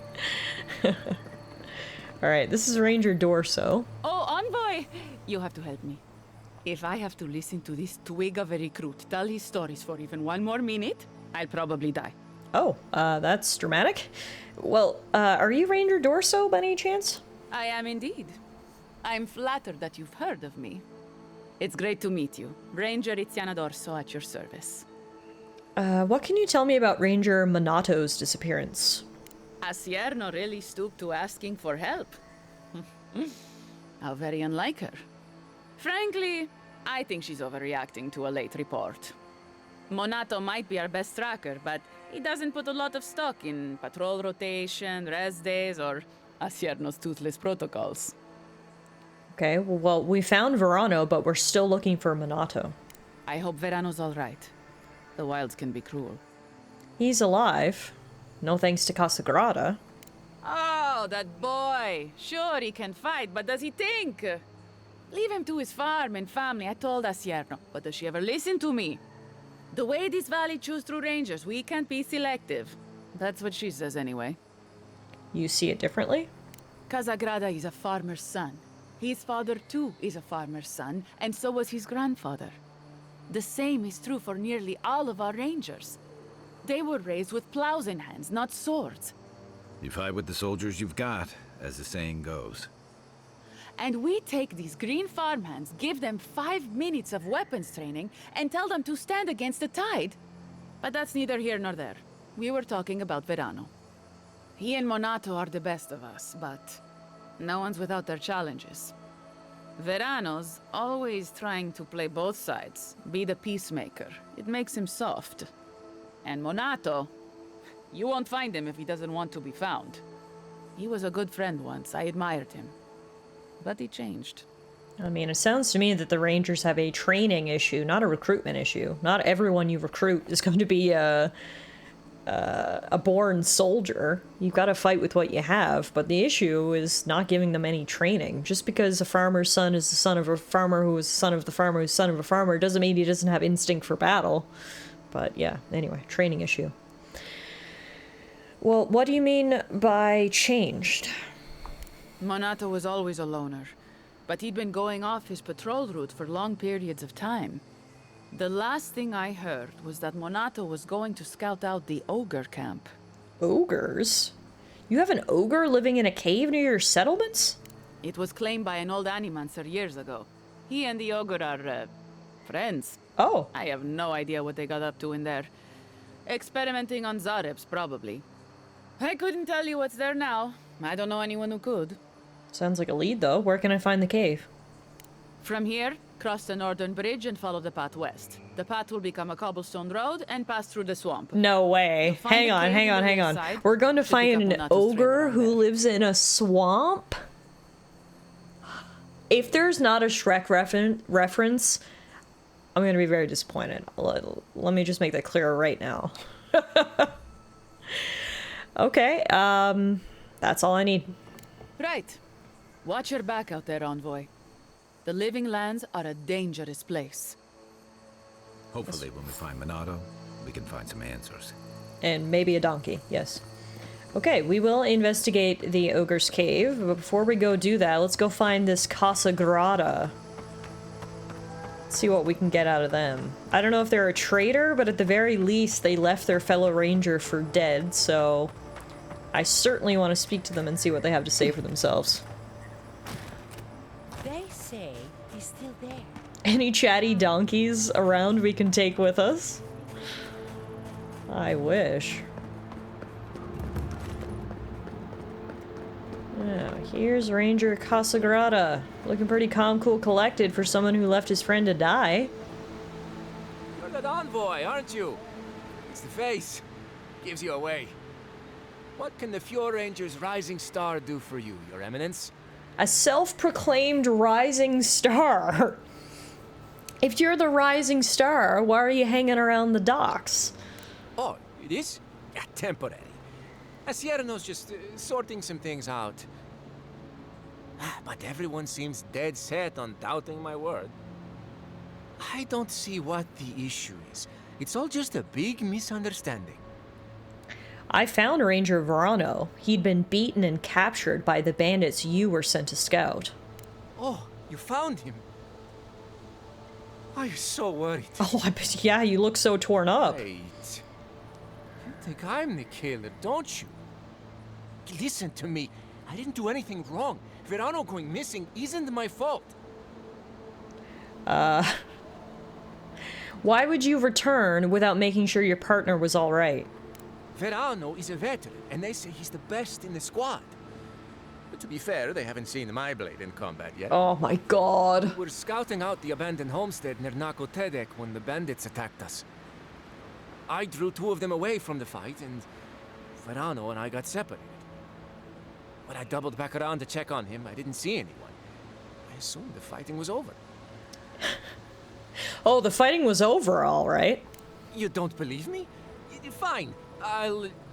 Listen, let's keep this between us. I have a reputation to maintain around here.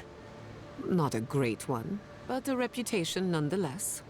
Two bandits attacked us, and Verano stepped up to fight them. I drew my blade, and I froze. I saw more bandits coming, and Verano was getting overwhelmed. I didn't know what to do. So you left Verano to die. You should be in jail, not assigned to watch duty. Man, fuck this kid. I don't think he's the traitor. I don't think he murdered anyone, but fuck this kid. It's one thing if you admit, I got scared, I didn't know what to do, and I ran. It's another thing to come back here and be like, I'm the rising star. I'm the best. I've got a reputation. What do you mean? Verano was fine. Fuck you, kid. You're right. I know that now. Maybe if I'd had more training? I've never been in a fight before. Not a real fight with people actually trying to kill me. You froze. It happens, kid. Combat instincts take practice. The real disgrace is tucking your tail in town instead of getting help and going back. Couldn't have put it better myself, Kai. Wrong, but I'm not a murderer. I swear. I swear. I do believe you on that front. Look, Verano survived. No thanks to you. That's a relief. I'll find a way to make it up to him once all this killer business is over. And I hope you find them, Envoy. I'd love to give them a gauntlet to the face. Uh-huh. This kid's got too much to prove and too little to show for it, but he doesn't seem like a traitor. Yep, again, I do agree with you, Kai, and I also agree with TS saying he needs a little lesson in humility. Perhaps, once this is all said and done, they can toss him in jail for a couple nights and see if he can think about his rising star status a little bit. But anywho, I think that was a bit of a dead end. Our real lead is going to be up in the swamps. So, to cut down again on some travel time, let's fast travel up to the Grim Wetlands party camp. From there, we can take the bridge through the swamp and find the ogre's cave. Apparently the ogre is there with an animancer and they're friends. I don't know if we're going to get an ogre-human love story here, but anyway, I'm going to keep an open mind. Oh, and while we're here, actually, we set up camp, so we can take some time to speak to Giada. Thank you again for letting me join you. An animancer never misses an opportunity to embrace the unknown. Still, being an animancer feels different without Fior Messiverno. For the first time, I don't have to prove myself to anyone. Yeah, I mean, certainly not to me.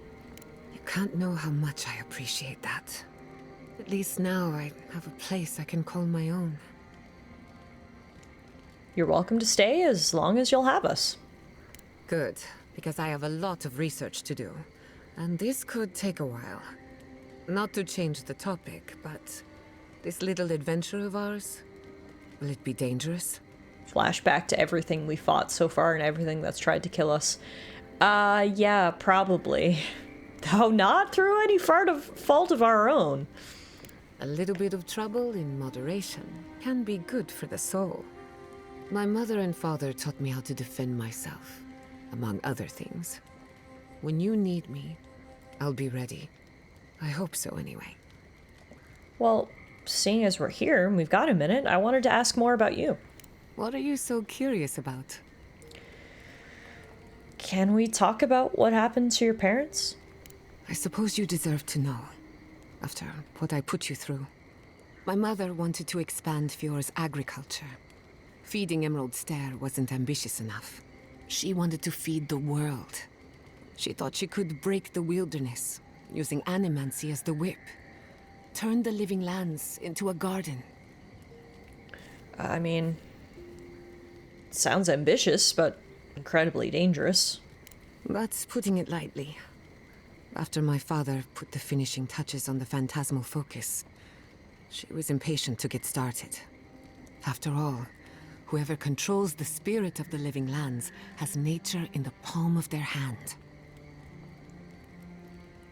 So Emerald Stair was just a prototype for a bigger plan. Indeed. A world run by animancy. Emerald Stair was just the beginning to her. My father thought she was brilliant. Others thought she was mad. I think she was a victim of her own ambition. She wanted so much, and there was so little time to achieve it. Theoretically, her plan should have worked. But the living lands had other ideas. When she used the phantasmal focus, theory collided with reality. Everything went wrong. How old were you? I was 17. That makes it... Gods, has it been 13 years already? After they died, I wouldn't go near a lab. It was ages before Quilici got me to crack open a book. I have a lot of catching up to do in my studies. Need to make up for lost time. So what do you think happened? I can't rule anything out, but I suspect the Dream Scourge had something to do with it. It lives in the essence of the living lands, corrupting whatever it touches. And if I'm right, that means it's been here a long time. Or the forces behind it. Tia says, she's 30. I'm 30. We'd be a perfect match. It's settled then. Ring the wedding bells, folks. But no, 30 is a very good number. I will agree. Giata, we love a pretty 30-year-old. Does animancy often change people like that? No. To my knowledge, the accident was no everyday occurrence. But neither was the experiment. My mother transgressed on nature, on existence itself. Still, I don't understand what went wrong. When I do, then I can finish her work. What makes you think you'll fare any better than your parents did? My mother and father didn't know the risks, and I can't stop thinking about them. Caution and experience will stop us from repeating their mistakes. That's all I care to say for now. At least, about this topic. Yeah, fair enough. I thought my family's research could help Emerald Stare. That it could banish the Dream Scourge from our lands. Of course, Vidaro wouldn't even give me a chance. He was afraid of history repeating itself. Still, I'm hopeful. This legacy of mine could change animancy as we know it. And something tells me I'm close to a breakthrough. Closer than my mother ever got. Well, let me know if I can help in any way. I hardly think your Emperor would approve. Good thing he's on the other side of the world. And that Emperor does not own me. No has engineered an ecosystem before. Maybe, with a little luck, I could be the first. Your surname is Castell. Any connection to Castell's Folly? That little island off of Dawnshore? None that I know of. Ignato Castel led the Valian trading company in the Deadfire Archipelago. Among other things, he invested in the future of animancy, and apparently he had interests here. No family connection, then? I hope not. I wouldn't want my family associated with speculation, corruption, and whatever else happened in the Deadfire. We have enough problems already. Thanks for satisfying my curiosity. Anytime. Whether or not Castle succeeded, I don't think it's folly to dream. Why don't we talk more about the phantasmal focus? How does it work? Ah, a simple question with a very complicated answer. The device is attuned to the spiritual energy of the living lands, much like a compass to magnetic north. But essence is chaotic by nature. As you saw with your own eyes, imposing order on chaos is not without risk. So you're saying the living lands doesn't want to be controlled? Indeed.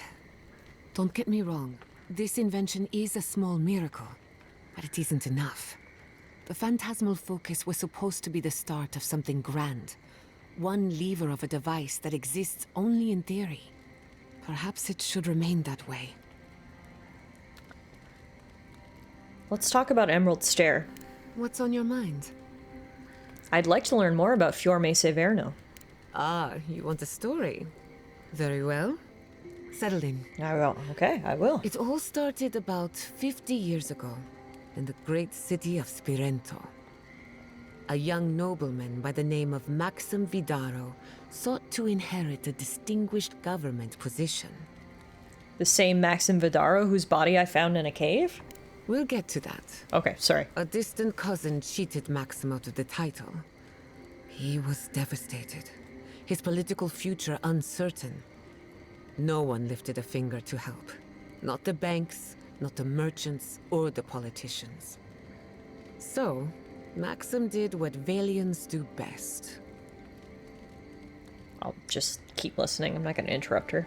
Maxim plotted his revenge. They say he prayed to Scan, the effigy, god of rebellion and defiance, to ask for a blessing. And Scan answered. Take their best and brightest, their heirs, their scholars, their futures, to the far side of the world, never to return. And Maxim did just that. He gathered a following and left the Valian republics, giving thanks to his dark god. So he founded an animancy commune in the Living Lands. We prefer to call it an intellectual haven of free thinkers. Okay. But it's true that most of us are animancers. Spirento was full of animancers, many of them in debt. and Maxim was a wealthy patron. They needed each other. So the Animancers followed Maxim all the way out here, including my parents, Quilici, and others around town. At the time, this place was an Animancer's dream. No oversight, limited government, and soil rich with essence. 40 years later, Maxim vanished. They say the effigy came to collect his soul. Of course, you and I know better. He died peacefully, content that what he made would outlast him. His son has been in charge ever since, for better or worse. So this all lines up with the pieces we had sort of assembled so far. It's nice to just get it in one big story, but yeah, seems to align with everything that we had pieced together. You and Ignacy both inherited the burden of your life's work, I guess. We have that much in common. He and I might squabble in public from time to time, but we're both just figuring it all out as we go. Thanks for listening. We should do this again. Yeah, definitely. I love a good ghost story. Just not the dreams I have afterwards. Hadn't heard all that before. Probably a lesson or two in there. One of these days you'll have to tell me an Adiran ghost story. You learn a lot about people by what scares them. Mine's spiders. Not sure what that says about me, but anywho. Speaking of political and current events, you must know some local gossip. Let me think. Quilici has a girlfriend. Ooh. As cute as a button. And as smart as an archmage. Get it, Quilici? That isn't a secret. I'm just happy for him. Alright, anything else? Have you heard of the incident at Beldereno Pass? 20 settlers lost their lives in a winter storm. Ever since, people have heard ghostly cries from a nearby cave. Fascinating, isn't it? Tragic, of course, but fascinating. Girlie really likes her ghost, doesn't she? Alright, that's enough for now. Get some rest. It was good to chat with you. Pleasant dreams. And let's check in with everyone else, I guess. Hey, about earlier. Sorry for going off like that. I haven't talked about Tom in a while. I haven't had much of a crew lately, and it's been easy to follow your lead. Seeing the choices you've made has put me at ease. Maybe a little too much. You've got nothing to apologize for. First time for everything, huh? Are you willing to speak any more about Good thing yourself? You're asking the expert. What do you want to know? No, I don't have anything else. Alright, that's all. Good night, Kai. Nudge me if you hear anything in the woods. Spooky. Envoy? Hard to imagine what Giada's going through right now, with her parents and all that. I mean, I have no idea what actually happened there, but she lost her people. She'll need time to get past that. And she deserves it. Right, changing the See, subject. under the scruffy, grumpy exterior, Marius is a sweet, sweet guy, and I love it. Alright, that's enough. Not before I've done some reading. And I it hope looks no one like... minds. I made myself at home. Of course. Don't mind at all. It's good to have you. Tell us a bit about yourself, Giada. Let's see. A few things about me. I enjoy long conversations, and my favorite season is autumn. Apparently, I also snore, which annoys some people. So do I. Glad it won't just be me now. We should pitch our tents on either side of Marius. The drone really helps him sleep. Right, that's me. And the first rule of camp is never listen to Kai. He's a blessed Nimdude of the highest order. If anyone needs their soul tinkered on, don't hesitate to ask. I'm rather good with souls. I'll take your word for it. That was funny. Between the two of us, thank you for helping Yatsli reach that vase. Maybe it seems like nothing to you, but to her it's everything. When you consider how many Orlans and dwarves there are, it's outrageous that we build so high off the ground. I gotta be honest, I can't remember what she's referring to, but, yeah. It's Sucks when we build things that inconvenience the vertically challenged. I mean, I know the Imperial Archives actually have some of the tallest bookshelves in Aora. Great excuse to use one of those bookshelf ladders, though. What a pain. Don't let her size fool you. On the inside, oh, Yatsley Yatsley is that cute little furry girl that we met at when we first entered the Emerald Stair, and she had a hell of a potty mouth, and we helped her get a godless vase. I remember now. Thanks again. Apparently Giada's her friend, so that's an interesting connection. That's why I was confused. I was like, who are you talking about? But yes, we haven't seen her in a while. Ever since we helped her with that vase, we never really saw her again, actually. Thanks for talking. Alright. While we're here, let's break down any equipment that we have. So we can maybe get some upgrade materials.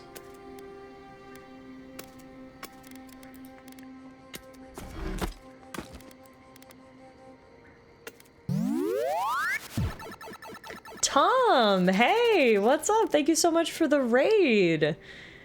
Oh, you were last streaming Avowed as well. Excellent. From your Avowed stream to my Avowed stream. Thank you so much for the raid. Hello, everybody. My name is Tallara, and as you can see, I am playing Avowed. I'm absolutely loving the game so far. I hope you had a great stream today, Tom, and that you're enjoying your Avowed adventures so far as well. Everyone, go check out Tom Nemec TV for some more Avowed content. I wish you could have seen Emerald Stair in better times. I bet it was very nice when it was lush, yeah. I've only passed through a few times over the years. The evenings were cool. Fish leaped into our nets.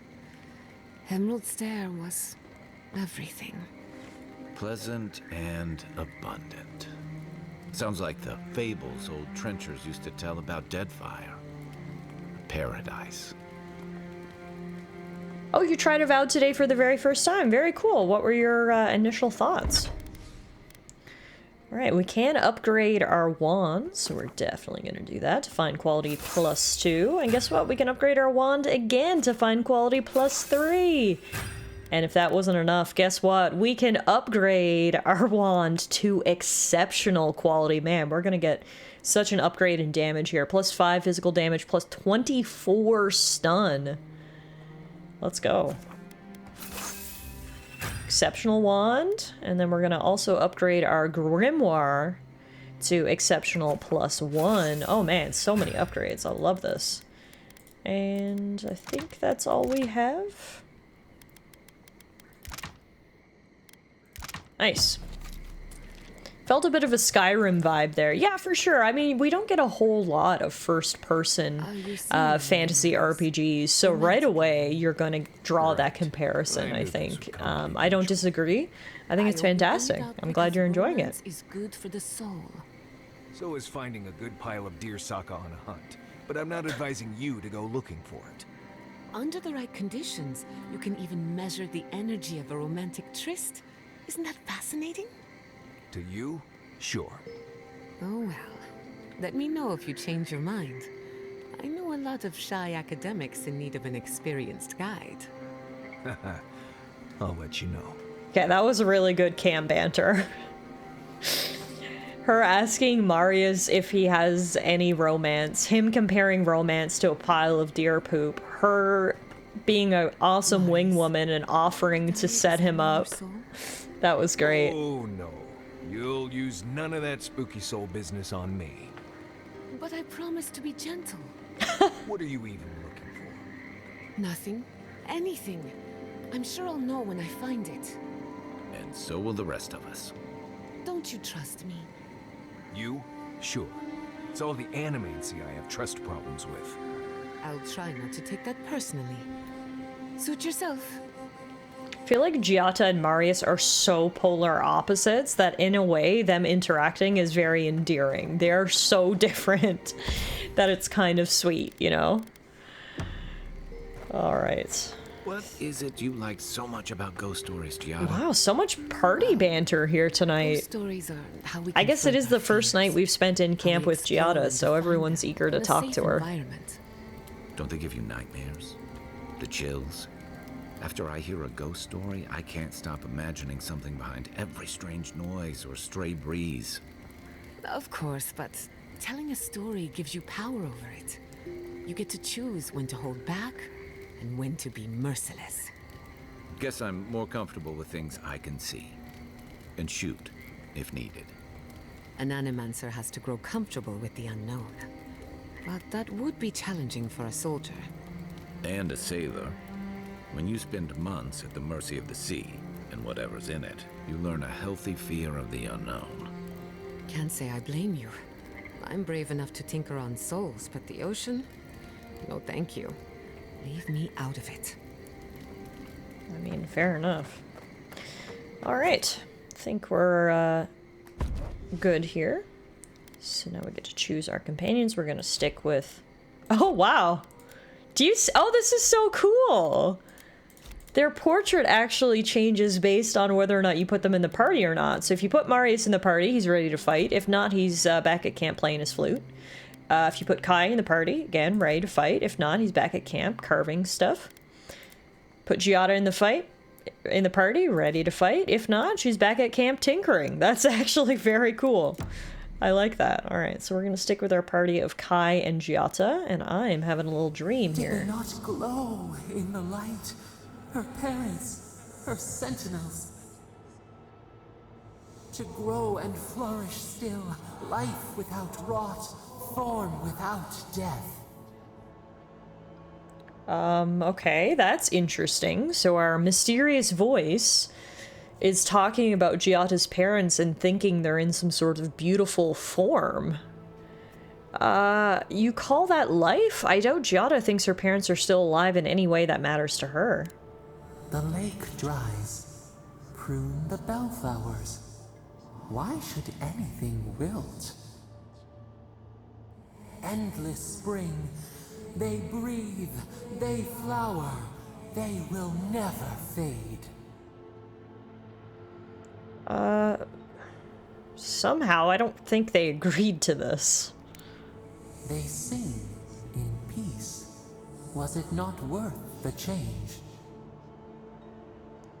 No, we can't decide for others. They should always have a choice. Do we not?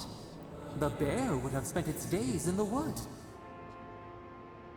They are strong now, vibrant, better than their frail shells.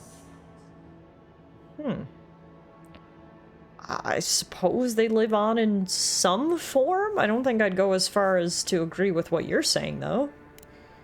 More than alive. No suffering. No end. Sleep now. Dream of beauty and new life. We will speak soon. We discussed this previously, but the more conversations we have with our mysterious voice, the more I'm sort of influenced to think that there's some connection between the voice and the spirit of the living lands. Clearly, they're very nature-focused, to the point where they even think that Giada's parents are better off as plants. You know, there's been a lot of references to the living land's soul being, you know, there's something wrong with it. Obviously, the Dream Scourge is sort of a product of that. And then from talking to our mysterious voice friend, we know that they're imprisoned somehow. So it all sort of makes sense, connecting the dots, right? Like, I have to agree with TS. I think we might be talking to the living lands itself. The soul of the living lands, or the goddess of the living lands. I'm not sure what form of the living lands we're speaking to exactly. Also, wait a minute. Do you see this? This is the new spell. For some reason, I thought the new spell was going to, like, make almost a turret of sorts, but it actually just gives you a magical spear. I don't know how much I like that. We are not built for melee at all. I don't know how up close and personal I feel comfortable getting. Oh, now I kind of regret picking up that spell. I think we can reset our skill points though, can't we?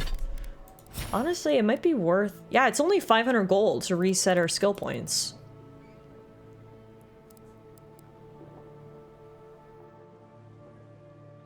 Yeah, I honestly... I kind of want to take that point back. But do I want to reset all of my skills?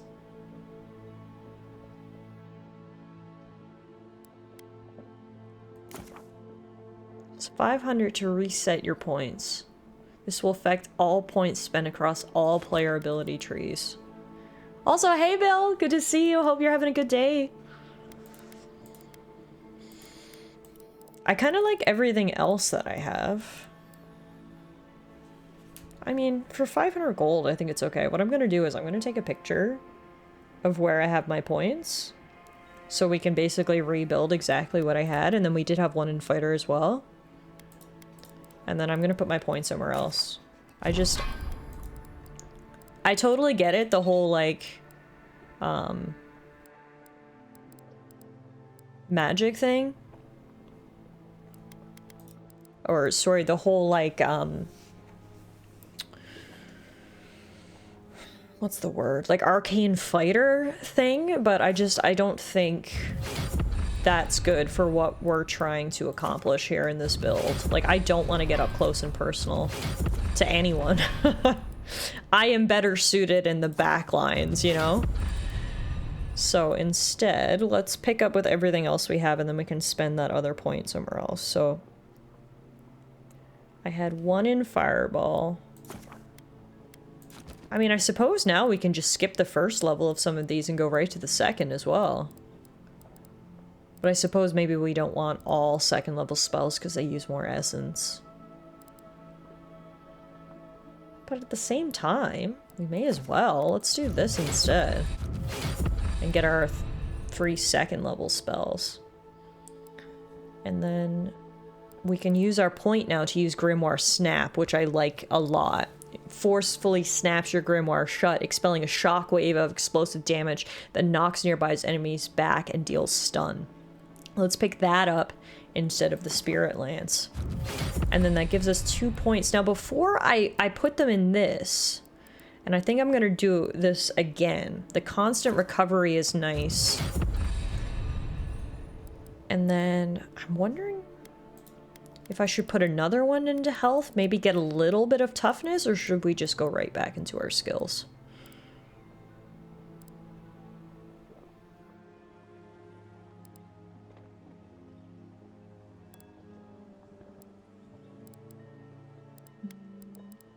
No, I think let's just put another one into our magic skills. Yeah, being a glass cannon isn't so bad, because we now have a healer and a tank as well to sort of balance things out. So let's actually just put another point into Grimoire Snap. So it does increase stun and can knock tougher enemies back.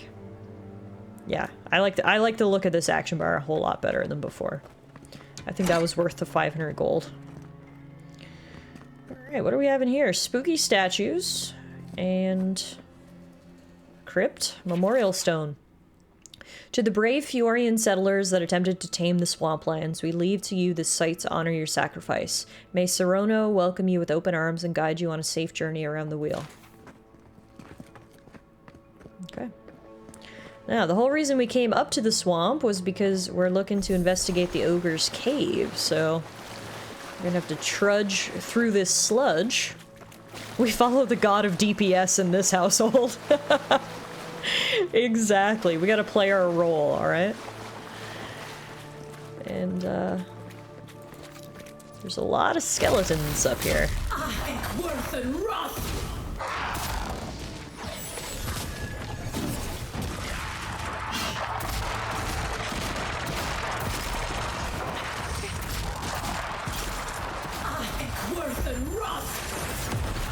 Oh yeah. Oh, we got some powerful spells now, folks, and I love it.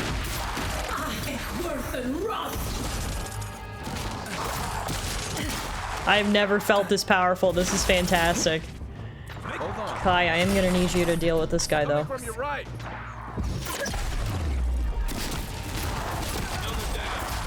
Alright. Is that it? Yeah. Feeling very powerful. I think we made the right decisions there. Let's grab our loot. Let's check this place out. Looks like an old church or something, maybe? I mean, it would explain all the skeletons around, I suppose, but the door is barred. Any open windows? Oh, yeah. Time for a little platforming.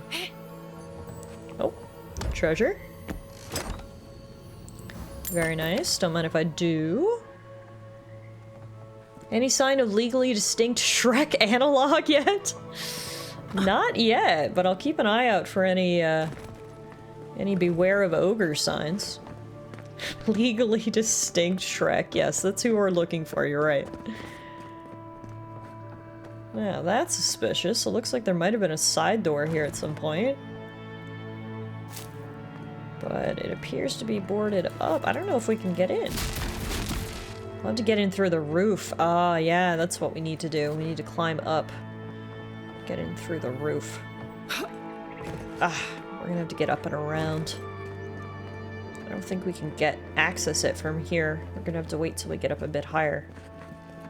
Luckily for us, it appears the minimap's sort of pointing us that way to get to the ogre's cave, so hopefully we'll be able to investigate the church too. DreamWorks probably isn't as litigious as the mouse, but we best not take any unnecessary risks. Exactly. Exactly. Okay, now. It's quite the steep cliff face. I don't really see anywhere we can climb up here. Let's just go back a little bit. Looks like there were farms here at some point, but obviously long abandoned by the looks of it. What is this?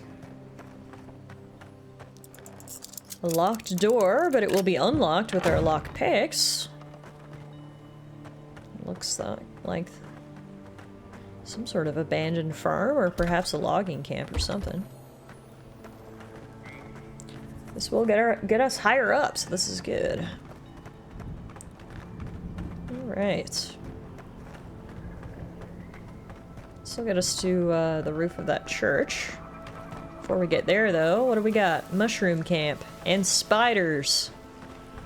Alright. Toss a couple grenades to get things started.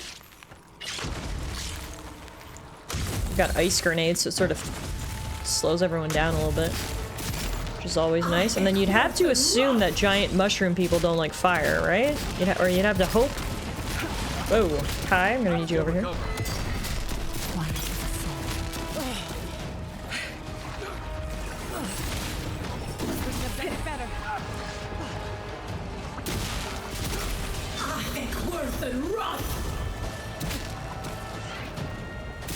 Snowball fight! That literally is kind of what was happening. I was essentially tossing snowballs at them.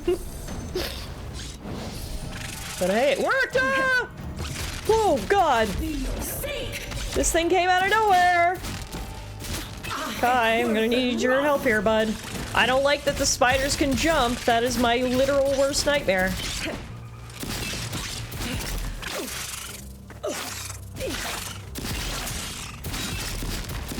Whew! That was disgusting. Alright. Not bad for a scholar. Yeah, between the two of us, Giada, we're holding our own, hey? Dang, that was disgusting. Alright. Poor guy. He died with only an apple in his pocket. Alright, we are getting closer to the swamp, though, but quick detour into the old church, and also, I think we can get through here. Here it comes. Okay, check that out in a second. Let's check this out first.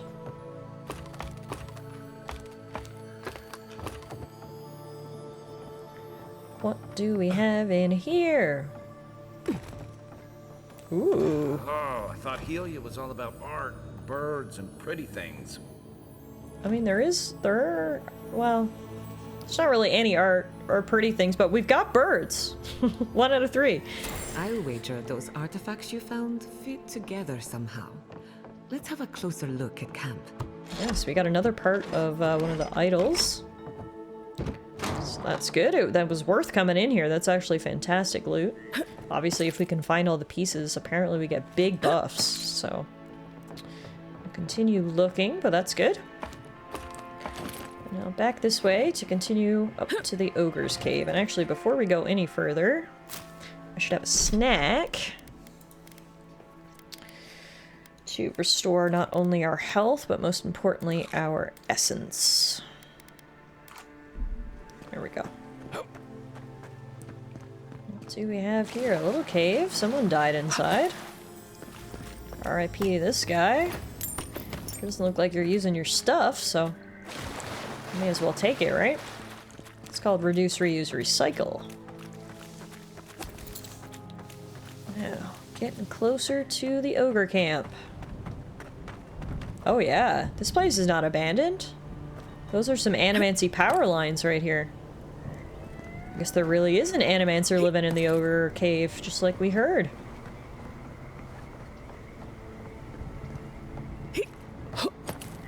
Well, the question is, are we going to be able to get inside? I don't think so. There might be a side door. Ah, or... Little power goes a long way. Yeah. Spot we can power up, so that's one powered up. So now there should be another one.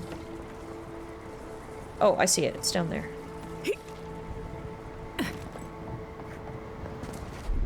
Unfortunately, that guy's apple warded any doctors away. Maybe he could have been saved if he'd had medical attention. That's so funny. The guy back there with the apple in his pocket. The apple was too effective. Hey, Kirky, good evening. How are you? Good to see you today. Welcome back to some more Avowed. We are exploring the Living Lands, and we're currently doing a side quest where we need to investigate an ogre's cave in the swamp. As a millennial, you're probably putting two and two together, and like me, hoping that we're going to visit legally distinct Shrek. Alright, this is the cave, I think. I mean, it's a fancy... This isn't just a cave. This is a cave with literal power. This is a cave with amenities. It's probably got running water, electricity. This is the best cave ever. Still looks a little dank, though. Still got, you know, cave features. But yeah, it's got a full laboratory. Uh-oh. That's blood. Memoir of a Visionary, Volume 3. Life in Fior Mesa Verno was better than I expected. The ingenuity of its people is truly remarkable. They are able to accomplish feats of animancy that would leave the Republic's brightest animancers in shock, and all with scavenged resources and refurbished machinery. Unlike those that exiled me, men like Maxim Vidaro and Pierre Quilici understand that the march of progress is not always a pleasant process. Kirky asks, what about ASMR Shrek? Maybe that's why they linked up power to this cave. Because Shrek's in the back, he needs a recording setup to do ASMR. Donkey. But alas, even they found the act of building a better body repulsive. Grave robber, they called me, and so once more was I exiled. Lost and alone in the wilds, I got cornered by murderous sporelings and was certain my time was at its end. That is, until the most unlikely savior appeared. The ogre Olrask, a paragon of his kind. I'm proud to say he has become a genuine friend. With his help, I was able to scavenge enough equipment to create for myself a humble but functional workshop. This unfortunately required a few raids of Fior's outlying farms. I consider it fair compensation for the aid I rendered unto them. A small piece of parchment sticks out from this book with hastily scribbled script. Note to self, retrieve equipment and memoir volume 1 from the locked storage room. Check to see that the essence generators still work. Interesting, so this is basically the memoir of the guy who lives here. So this guy was so crazy that he even got kicked out of the city of Animancers. Apparently he's a bit of a grave robber. He's a bit of a necromancer. Animancy is the study of the soul, but this guy is taken a little bit too far. He got kicked out of the city, and that's how he came across his ogre friend. And that's why there's blood and skulls around. Okay, it all makes sense now. We got some good backstory. Letter to Vitor. Master Vitor, I have only had your device running for a few days, but I felt I must write to you immediately, and thank you for your generosity in sharing your plans and materials list with me. As you can infer from the tardiness of my correspondence, it took me several months to source the necessary supplies, and another at least to put them all together, and in the end your design came together flawlessly. Your tutelage these last 3 years have given me cause to dream for the first time in decades. I will not burden you with the fulsome intensity of my feelings, but I must tell you, even before my Lord God left the world, I felt there was a hole in my life, a yearning for discovery, a project worthy of wholly subsuming my mind beneath, and I see now that it is animancy. I would never have pursued this path were it not for our chance meeting at that crossroads. As my labors near their end, the only words I have left now are thank you. Thank you, Vitor, for giving this aged godlike hope. I shall ever be your grateful student, Sargamus. I have a feeling the guy we're gonna meet in here is a very interesting fellow. Oh, and there's Olrask. His ogre friend. Oh, I don't want to fight him. I smell rot. There's something unnatural here. Is Olrask? Oh no. I think Olrask got afflicted with the Dream Scourge and killed his friend and is eating him. I can't... We're a bit far away, but I'm pretty sure that's what happened. Oh no. Not saying a word. Here's the dead Animancer. Now, I think we're gonna have to fight Olrask. I doubt he's gonna listen to reason. You can see all the Dream Scourge growths on him. That seems a little ogre the top. Big oof. Oh my god. Okay, yeah, what we're looking for, Olrask is sitting right in front of, so... He also appears to have some sort of giant syringe weapon? And is like a... Oh god, okay.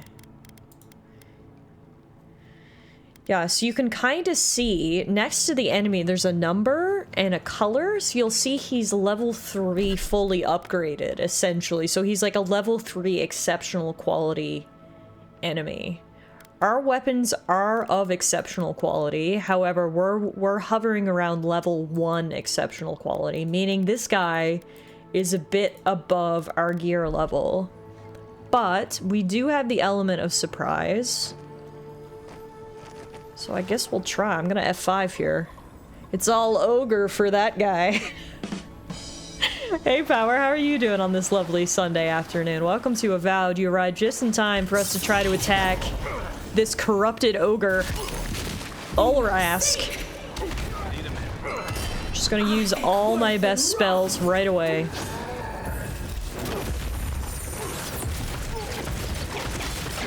Ice and fire. We're doing alright. Kai's actually tanking really well. Oh, we were doing great until reinforcements arrived. Okay.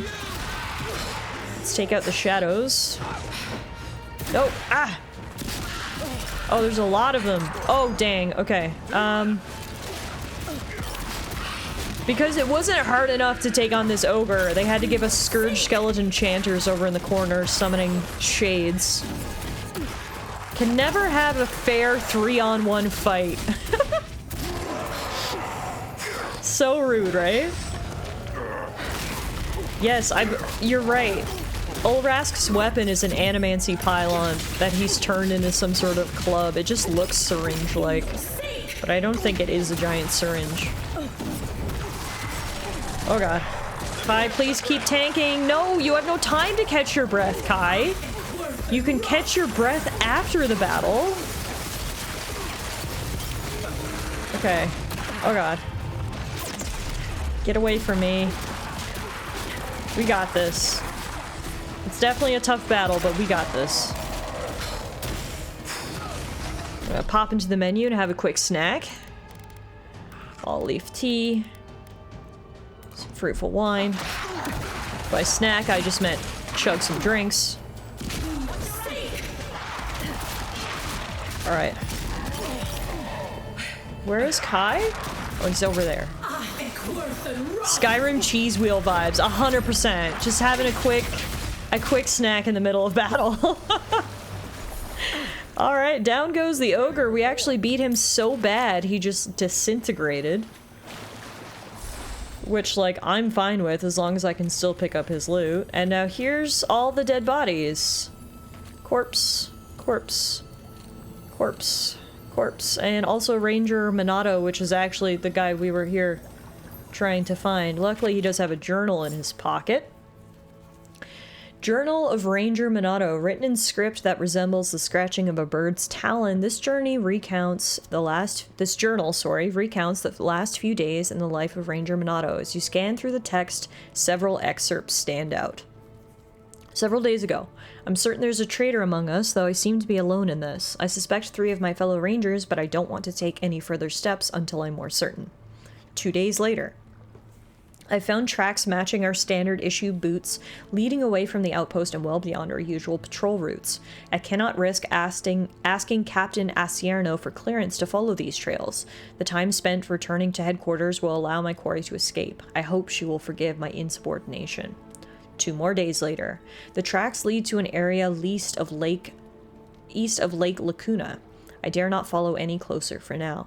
Any of my suspects would be capable of detecting me if I continued past this point. 1 day later, I have lost the traitor's trail. I suspect they discovered I was tracking them. I will search for the trail a little longer and then I will return home to find another lead. 1 day ago, I have confided in Ranger Dorso my fears, and she agrees that it's likely we're being undermined from outside. I suspect the Steel Garrote, whose masked leader has been spotted in the valley. Dorso has invited me to hunt with her tomorrow, and she has agreed to keep our outing secret so as not to alert the Garrote's contact among the Rangers. With her help, I have no doubt I'll know who the traitor is by this time tomorrow. Well, that's suspicious. The only person Minato spoke to was Dorso. He agreed to meet up with her secretly, and now he's lying dead at my feet. I think we may have our traitor. Alright, may as well take the cucumber out of this guy's pocket, because clearly he's not using it. Is that a cucumber, or were you just excited to see me? Alright, we do have a very strong lead, so we were able to put the poor corrupted ogre out of his misery. We were able to get a lead on the potential traitor. We got some good loot, and we're hopefully going to get even better loot once I activate this door up here. Oh yeah, look at this shining purple chest. Don't mind if I do. Nice. We got a unique breastplate and some other good loot. And now, is there anything else hidden in here before we go?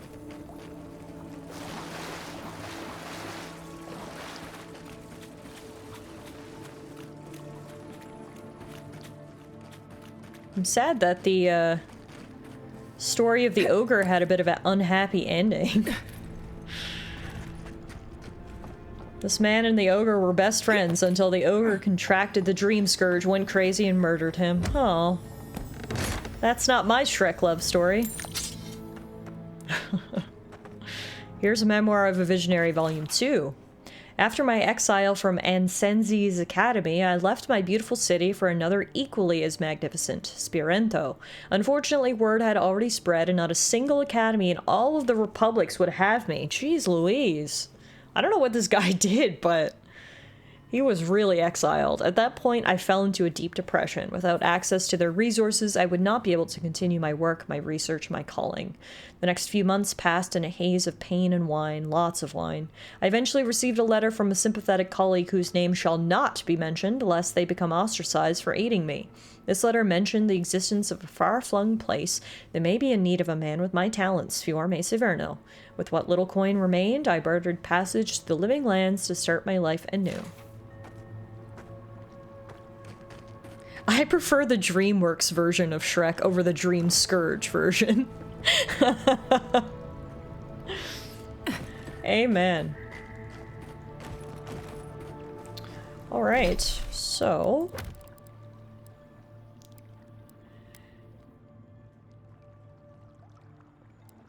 we now need to go search for a root-strangled tree. The bandits were supposed to meet their ranger contact at a root-strangled tree to the west of Fior. This is getting so tangly. This literally all started when we went into a bandit camp and found a guy in a cave. Kill using a knife to the back. Seems out of character. This whole thing rubs me wrong. Captain Asciano ought to know. Yeah, absolutely.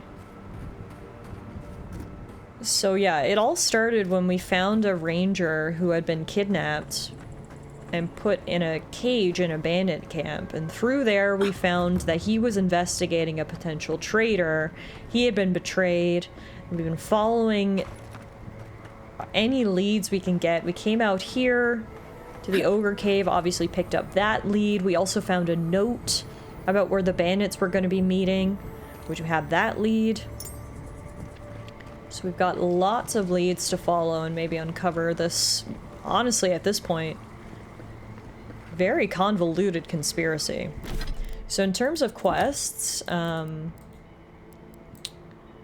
we obviously need to go back and report this to the ranger captain, but I think before we do it, let's go follow the note that we found that said the bandits were supposed to meet their ranger contact at a root-strangled tree to the west of Fior. So hopefully there we'll just straight up find our traitor. It should be over this way. So if we just fast travel to the Wildwoods outskirts party camp, we'll be pretty close by.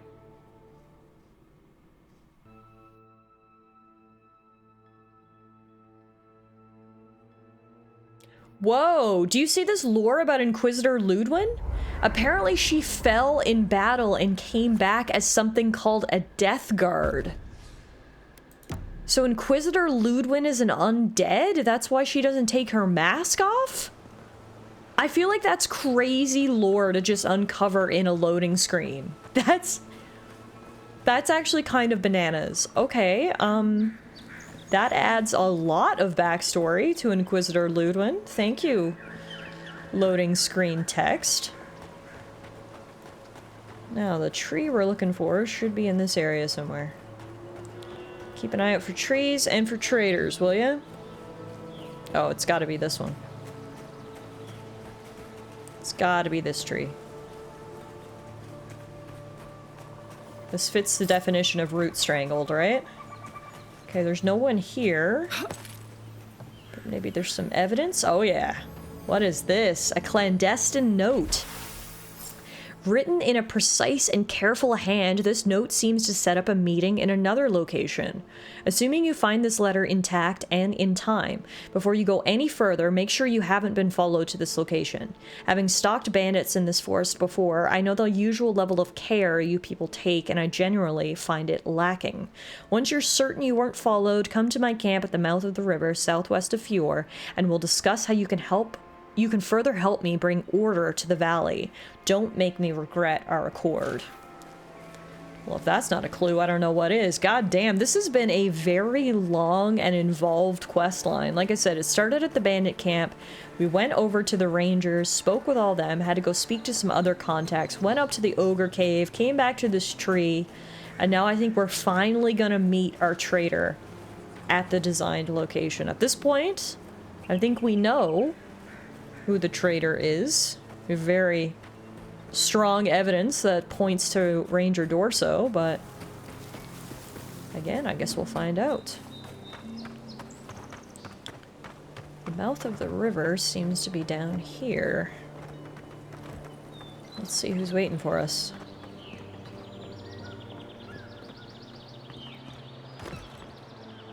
A little bit of rock hopping. So you don't break my legs. I mean, I broke them a little bit, but it's okay.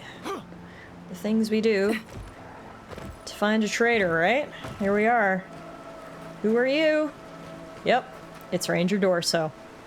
Remember, we spoke to her outside of Fior Meseverno not long ago, and she was the traitor all along. Envoy? What are you... Huh. You're full of surprises. I was expecting someone else, but I think this could work out better for both of us. It was you the whole time. You were the traitor. I'd prefer savior if we're handing out epithets. Oh! Once you hear my side, Envoy, I think you'll agree I was only trying to help. Well, this should be good. I mean, you've murdered 2 people that we know of, 2 rangers. And you were also working with the bandits who kidnapped Verano. And you're the one who killed Minato. Yeah, I don't even know if I want to hear you out. I suppose I will. Let's just start with you were working with the bandits who kidnapped Verano. After a fashion. Unbelievable. They were a means to an end. Don't tell them that. Everyone likes to feel special. They were supposed to kill Verano, but I guess they figured they could get more coin if they ran something back to us instead. Idiots. So I take it you're the one who killed Minato as well. Unfortunately. I didn't want to, but he forced my hand. I thought I was clever. Skimming a little extra pay from the coffers, surveying the city's weaknesses, laying caches for my friends. But it was like Minato had eyes in the back of his head. Nothing got by him. I tried to explain, but he couldn't understand. Wouldn't. He'd completely closed his ears to reason. So you killed him for it? Poor bastard was always too principled for his own good. Does she think she's, like, really making a good case here? Because she hasn't even told us what she was trying to do, and already I want to kill her. The way she's so casually like, had to kill him. That guy was supposed to die. I was skimming this off the top of the coffers and leaving caches, and, like, she sounds so self-righteous. She doesn't have a worry in the world. She's like, you're here. Yes, I had to do all this. Look, what were you trying to do? I'm preparing Emerald Stair for Adir's arrival, obviously. Oh, great. She's a crazy zealot. Okay. Pacified paradise. Got it. With contracts and clean water, with promises of safety. I want to be safe. I want all of us to finally be safe. You've got a hazy picture at best, Dorso. The envoy was still killed in the street, and Ludwine's idea of pacified is anything but. And I know what empires do, Envoy. They expand. Your soldiers would have come here sooner or later. I'm helping us avoid resistance and bloodshed when they do. Why would you betray the Rangers like this? Fiori's wasting away, Envoy. Animancy isn't helping us anymore, if it ever did. But no one in the city wants to admit it. So you murder your own? Our crops rot in the fields, bears turn to beasts and attack on sight. The very earth disintegrates beneath our feet. You blame us for the problems we've been trying to solve. How can you be so short-sighted? I think it's time we accept help from someone stronger, wealthier, better organized. From Adir. Then we can turn things around like Paradis has. Maybe then we can be safe. We came here to escape control, to choose our own path, but no. She wants to throw away everything we built. But Vidarro, Quilici, Captain Asierno, they're too proud. They won't do what must be done. So I'm doing it myself. What did the buffalo say when his son left? Bison. That was so out of the blue, and I love it. Thank you for the 100 biddies, Idaho. It's a good one. This girlie is so misguided, it's honestly sad. It's one thing to be like, our place sucks, I really want to accept help from someone else and make it better. It's another thing to think that by murdering all these people, you're somehow achieving that?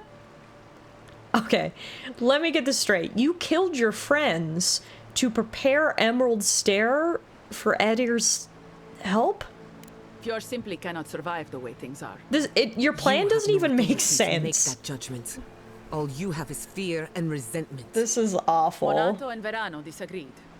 Then you disagree. You don't turn on your own. Their voices had power in the Rangers. Too much power. And when they spoke, the others listened. Now they'll have to listen to me. Yeah, this girl is bananas. You failed to think of one thing, actually. You know, Adir wouldn't welcome someone who betrayed her own people. What are you gonna do? Be like, hey, guess what? I murdered everyone to let you come in here. Like, no one wants you now. You've completely ostracized yourself from everyone because of your awful decisions. I don't live in Adir. I don't want to. Emerald Stair is my home, and it's wasting away. I can only look after my people, get us what we need. You've got a strange way of doing that. Only Adir can help us now. This girl is delusional. Look, I gotta be honest. You're kind of kidding yourself if you think the Emperor wants anything to do with this little backwater. The Emperor doesn't need to know about us. We only need your ambassador. Make it make sense, please. Doesn't want to live in Adir, wants to make her current home Adir. Literally, dead homesteads, dead farmers, dead fields. Nothing she's saying makes There any was life sense. once, but you gave up on it. And a city full of animancers who don't give a single shit about us. It wasn't always like this. What was it like then? I wish you could have seen the valley I grew up in. The steep green hills, mist twining about the peaks. Birds, deer, the many little creatures of the trees scurrying among the leaves. Most of them gone now. Sometimes in I wish this woman would just stop talking. She's so far gone and makes so little sense. I don't even want to give her the time of day. Like, I don't want to hear about your childhood, how beautiful this place was. I get it. I'm literally here trying to fix this, and you're just going around murdering people. If there's nothing better on the other side. Okay, well, yeah. Are you working with the steel garrote in the nearby cave? Somehow, you know everything, yet the Rangers are not There's the connection. Which is exactly the problem I've been trying to solve here. You're not solving shit. I'm not an official asset, just an enthusiastic ally. But I did meet the captain of the Steel Garrote. Alfir, she said. These people are crazy, Muffin. They appeared out of the fog a few nights ago. Crazy. Late hours before dawn. There were so many of them. I was certain they were going to kill me. So you've rolled out of the So you've rolled out of the welcome wagon for them to save your own hide? I was alarmed at first, but then I spoke to Alfir, and she changed my mind. Captain Alfir is strong, determined, organized. She's exactly what we need to save Fjord. She has a vision for how to save the valley from itself, a vision I can believe in. I found them a place to hole up. No one is going to find them until it's time. We can't stand by and let this happen. We can't. I mean, I already found them, so already your plan is flawed. What do you believe the Steel Garrote are planning to do in Emerald Stair, though? Because that's still unclear to us. We did find their encampment. They didn't want us anywhere near it. We sort of backed off because I didn't want to piss them off. But if we can get some information from you, that would be good. They're going to put a stop to the animancy. The animancy that's sickening our fields, driving the animals mad, polluting our souls. You fool. Drunk on propaganda and fear-mongering. It isn't even worth explaining how wrong you are. Yes, Giada. And maybe, maybe it will end the Dream Scourge. Then, Emerald Stair will be safe. What have I been trying to tell everyone? Animancy created these farms, and it could have saved them. Maybe if we had caught it sooner, but no. Thanks to our governor, we never had a chance. Okay. Obviously not doing one. I don't want to do two. This woman is like, she's the level of crazy and delusional that you just know if you let her go, she's gonna keep causing harm. There's only two options. It's either we have to put her in prison, which doesn't appear to be an option, or we have to go with option number 3, unfortunately. There's no way we can let this woman go. She has caused so much damage and is completely delusional in her ideals that she is genuinely dangerous to everyone around here. I think the only option we have is to put an end to her. Honestly, I wish we had kind of did that from the beginning so we wouldn't have had to listen to all of her ranting. But in the end, listening to her ranting actually did work out because we got a hint on what the heck the Steel Garrotes are up to here. Because we did find their little camp very early on, and we're trying to wonder, what the hell are you doing here? The Steel Garrote is very much just doing their own thing. The Empire asked them to come here, but they are very much a rogue element, and apparently they're just taking it into their own hands to get rid of animancy. I don't think they even care about the Dream Scourge. They're zealots, and they see animancy, and they say, animancy bad, everyone must die. And unfortunately, it appears that's what they're planning to do here. So, We're gonna have to put a stop to that. Obviously, yes, animancy has risks, so does a lot of things. Uncontrolled animancy is not good, as is a lot of things, but animancy is not what's wrong with this area, and plus, killing all the poor people who practice animancy, it's not gonna solve anything. So this is the Steel Garrote's camp. We're not going to go right in there right now, though. We need to go report back to Ranger Captain and tell her everything that we uncovered. In their eyes, the Dream Scourge seems like a convenient excuse for them being here and nothing more. Exactly. Exactly.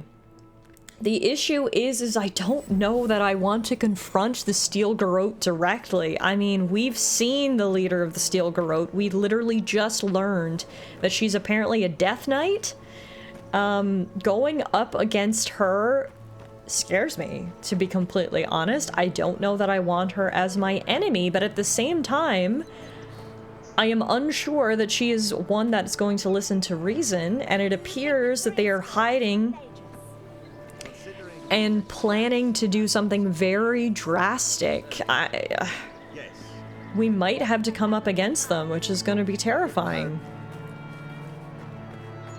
And we're still holding out for the slimmest of chances of betting her. Exactly. So I'm really hesitant to have to take a stand directly opposing her, but at the same time, it kind of sounds like they're here to, like, commit genocide against the Animancers, and obviously we can't let that slide. Ah, everything's awful. Okay, let's just report in to the Ranger Captain. I sincerely hope you have some good news for me. I mean, it depends on your definition of good news. Masoni was right. There was a killer, and it was Ranger Dorso. My gods. I can't believe this. Muffin is watching very intently right now. Do you see her? She's been with the Ranger since she was a girl. She trained most of my men. This is... Fotito. Are you hooked on the political intrigue, Muffin? What happened to her? Where is she now? Dorso's dead. I killed her. Without a trial? Good gods. Frontier justice. I actually would have preferred a trial and a sentencing, but I didn't have that option for some reason. Where's her body now, Envoy? So, sorry, I did execute frontier justice. It's down near the mouth of the river by the waterfall. I'll send a few of the senior rangers out to find her. Thank you, Masso. What a nightmare. I don't know what I'm going to tell my men. A traitor in the Rangers. This situation beggars belief. Do you know why she did it? Yes. Dorso was trying to create the conditions, as she put it, for an Adiran takeover. But at the same time, yes, she said she didn't want to live in the Adiran Empire. Honestly, number 2 is correct also. She had lost her goddamn mind, but I should probably warn you about what she was trying to do. Hey Theta, thank you for the follow, welcome. Be serious, Envoy. She was always talking about how we needed strength. Do you remember, Masso? More swords, more coin. And she complained that animancy wouldn't fix our problems. But I didn't think she had so little faith in Fior. No one took her seriously. Evidently, she was quite serious about it. I didn't want to believe it could be her. Gods beyond, what a mess. Thank you, Envoy. Ranger Monato has been properly avenged, and now I have a lot of work to do to rebuild my squad. Yeah, it was our pleasure. I hope things get easier for you from here on out. Poor Emerald Stair has enough problems going around that you don't need these types of problems added on top of it. I suppose anything is possible. Here's your reward. It's the least we can do for your assistance. Thank you again. Step carefully out there. We are living through strange times. Ain't that the truth? I hope this at least lets them clean up their ranks. Yeah. What are we gonna do about the Steel Garrote? TS makes good suggestions. Maybe we can just put that on hold for the moment and whittle away at our other quests. Honestly, sounds good to me. It doesn't seem like the Steel Garrote is moving right now, so I think we have time. All of our other quests, I think, are going to bring us to Naku Tedek. We've got a missing cartographer we need to find who was last seen near a place called Naku Tedek. We have recovered a stolen reliquary. We need to return it to Alphonse at Naku Tedek. And then our main quest is going to bring us there as well. Giada wants to study the Dream Scourge at Naku Tedek because there is an Audra pillar there. So, I guess at this point, all roads literally lead to Naku Tedek. Now, that place is just to the southwest of Fiormes Averno, so let's fast travel to the River Fork Beacon, which will get us close. And then we'll go. I'm excited to check out some godless ruins from what we've heard. Naku Tedek is a pretty interesting place. I think we're going to find a lot there, not just our quests. Should get a good look at it from here. It's this big structure. You can tell they were once godless ruins, but have almost been completely reclaimed by the land. Look at those roots. They're huge. And then what is this over here? Some sort of cave structure. We're actually going to need to go up and around if we want to get to Naku Tedek. I think we're going to have to take that bridge, so we'll do that after. For now, we've got monsters to kill and some sort of structure to explore. Need a minute.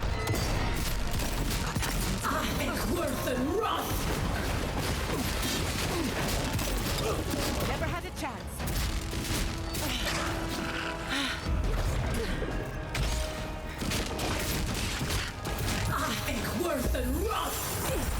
Ah! Canceled my spell. It's the only issue about that spell is it takes so long to cast. It can get interrupted.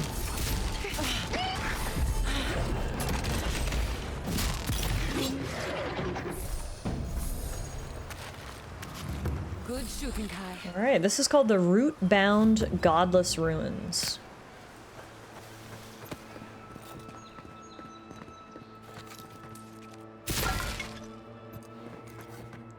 Let's see what we've got inside.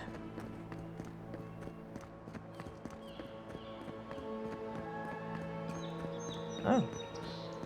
It's pretty much just one big pillar. I think we're going right to the top. Oh, we are, and there was nothing up here. What the hell? Boo.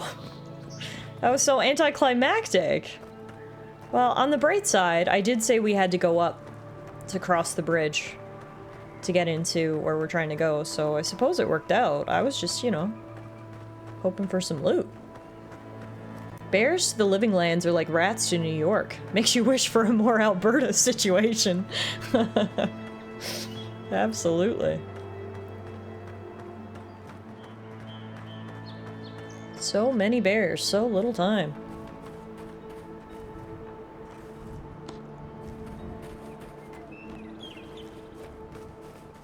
You can get glimpses of what this place used to be like when you look at these tall trees and some of the unaffected areas like this little meadow. You can tell this was a beautiful, rich forest at some point, and then it got overgrown by all of this. All right. The cartographer must be around here somewhere. Yeah. Naku Tedek, here it is.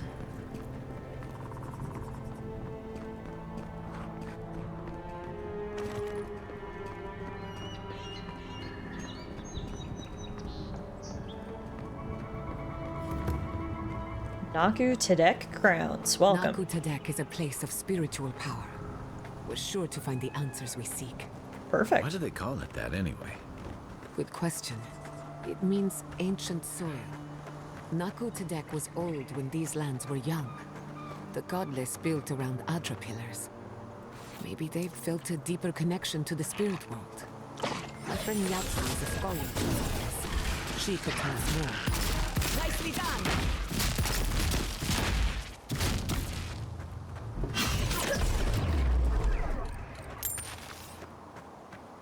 I was just getting warmed up. I like how that Zorup just had one potato in its pocket. It's very funny to me.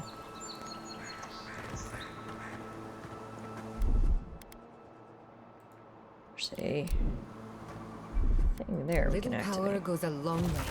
Just a little spark. There we go. Secret doors, secret loot. Let's go. Beautiful.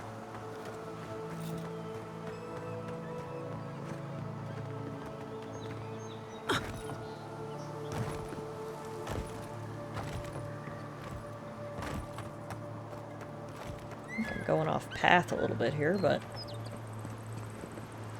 yeah, this is bringing us back down to where we were. I don't want to go all the way back down there. Let's turn around before we get too far down and can't climb back up. Gotta keep an eye out for that missing cartographer and the other guy. And then we're also looking for a big Audra pillar for our main quest. So much to explore. I mean, we can climb up there. Kind of just want to get back to the entrance. Okay, we can't go to the right, so we just have to go up. We usually bring our dead to Nakutidek, but for you, I'll make an exception.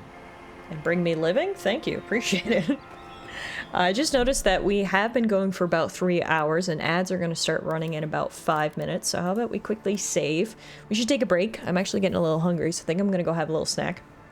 How about we take a 5-minute break, make sure we use the washroom, stretch, get some water, have a snack, do whatever you gotta do to refresh and take care of yourself. We'll be back in 5 minutes or maybe a few more, and then we'll continue playing some Avowed. So stick around, we got lots more fun stuff coming up.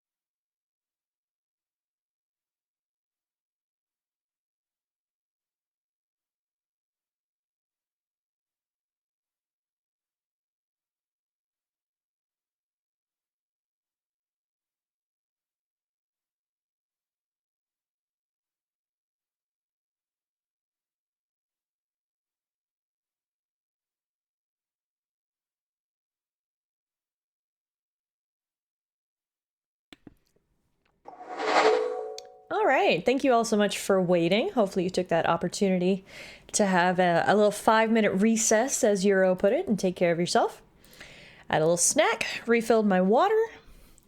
I am freshened up and ready to go. Let me just restart Avowed.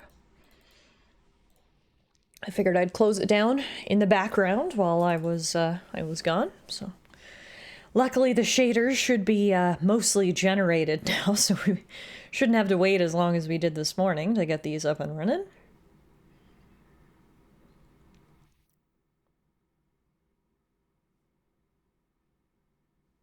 There we go. Much more reasonable shader time. All right.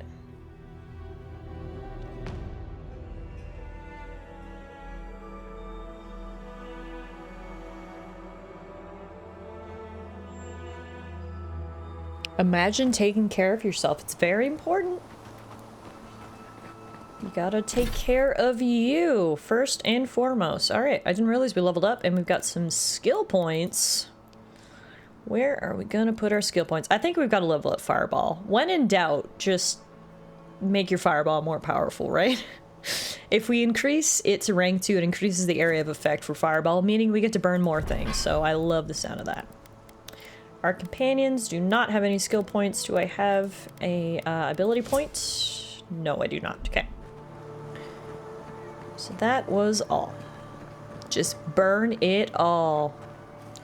Alright, looks like we're not the only ones here. There's a couple of other people here. Naku Tedek Party Camp. Someone desecrated the shrine. No.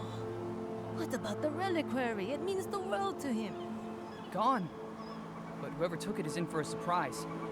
It's cursed by the mad god Aethus. Oh, poor Vest. That's the reliquary that we actually were able to recover, so hopefully we can make Alphonse a little happier. There's all kinds of ruins here. Some of the gay lemurs! Yay! It's been forever since we've seen them. If anyone hasn't seen the opening cinematic for Avowed, watch it. You'll know what I'm talking about. We've referred to our sweet little colorful lemurs as gay lemurs and tried to protect them ever since. Some great loot in here. I'm pretty sure we just robbed someone blind who's been living in this little shelter, but anywho. So you gotta lock your stuff up. Blame them, right? No, don't blame the thieves. Wow. I didn't appreciate the beauty of this bridge when we were crossing it, but that is some intricate design. Holy moly. That is absolutely beautiful. Now, let's see what's down here. Just blame it on the gay lemurs. They've got some sticky fingers, those gay lemurs.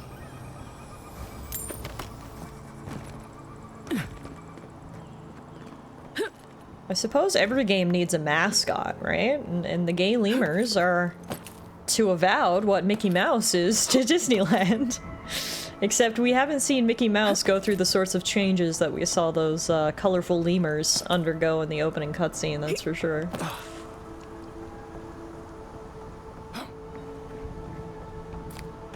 Alright, that was just a weird roundabout way to get over here to the other side. Naku Tedek is just a big area. Oh, the fuck was that? It sounded like a bobcat, but all I see is a specter. You guys are getting bobcat from that noise, right? There are worse places to go. This thing is terrifying. Yo! Chill out! Also, why didn't that do anything?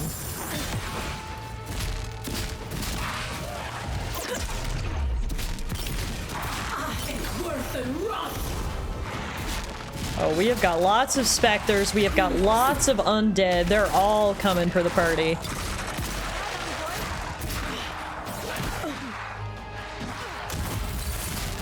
Oh, they are resistant to ice. That's why my ice spell wasn't doing anything. Okay. Actually, could have told me that before I wasted so much mana on it. Anyway. It's fine. I do not like that they explode. Alright, I need your help, bud.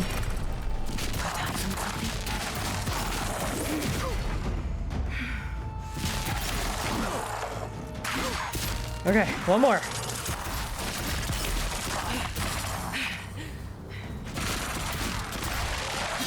Phew. It's a tough little battle. Hopefully we're properly rewarded. There's a nice looking chest over here.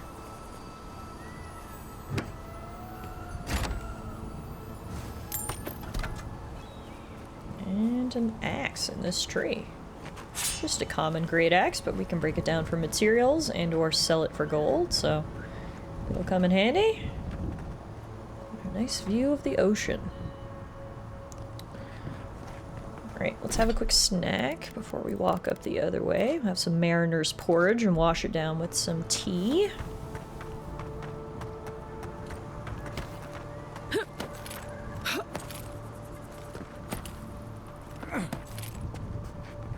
Now, what have we here? Stand back. Here it comes.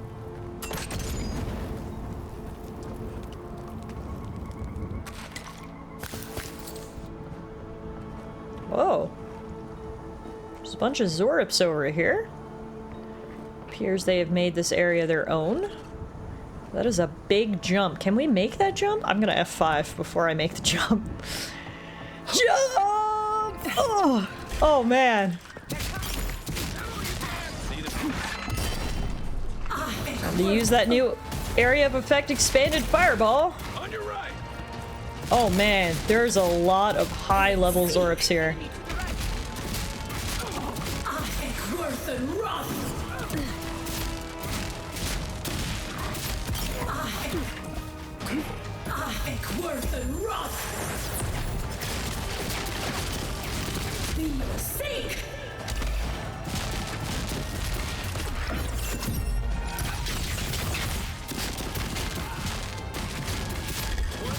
Ah, you're a healer. Yeah, no, you gotta go.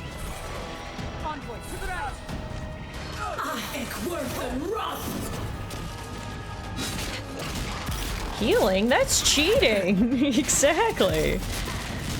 That is not cool. All right.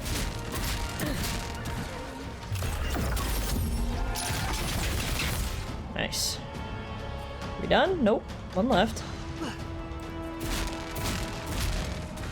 There we go. Good job, guys. No, wait! There's more!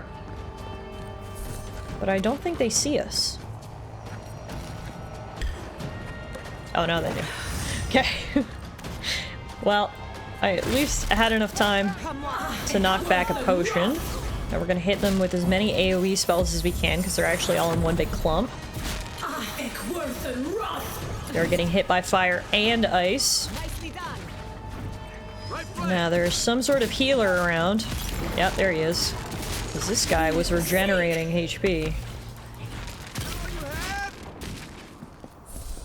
God damn, I didn't expect to find so many Zorips around here. That was a close one. Whoa! Alright, the Zorips kept some shiny things in this big chest. We got something called Wolf Gloves. +1 dexterity, +1% critical hit chance. Probably would be great if I was a stealth archer. Unfortunately, I am not. I'm gonna break down some of this stuff. At this point, I've found breaking down weapons to be more, to be of more value than selling them, because at this point, upgrading the weapons that I have is top priority, and like, we're actually doing pretty good in the money department. So you may notice that I was selling most of my stuff at the beginning, and now I'm breaking it down, just because now that we've sort of got our gear that I want to roll with, at least until we find something better, I'm more focused on upgrading that than trying to replace it, because I'm very happy with what we currently have.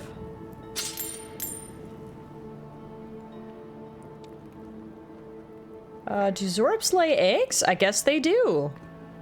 Interesting. Well, I'm not going to destroy the eggs. I already destroyed all of their mothers and fathers, so the least I can do is leave the babies alive, I guess. I don't want to be pure evil.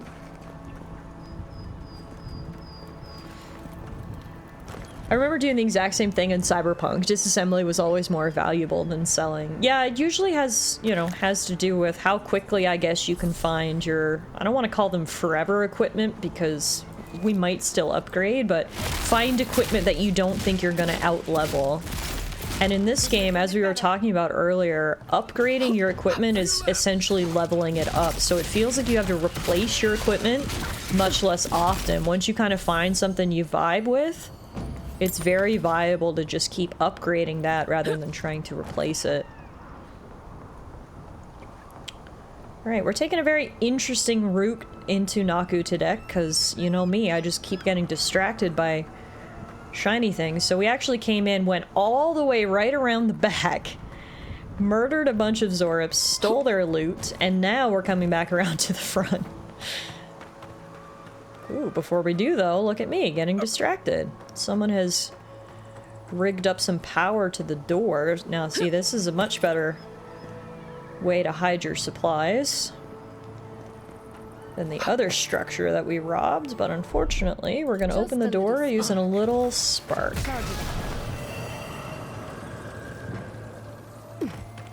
And now we can rob them, yay!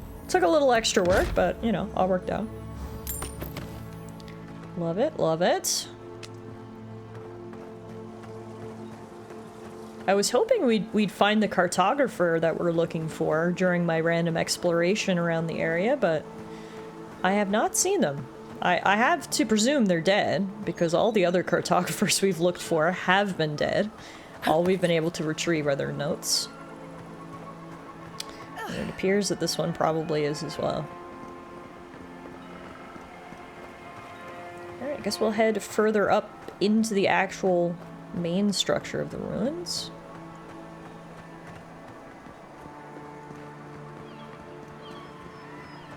And here's some other researchers who've made camp. This is actually a pretty happening spot. There's tons of researchers here.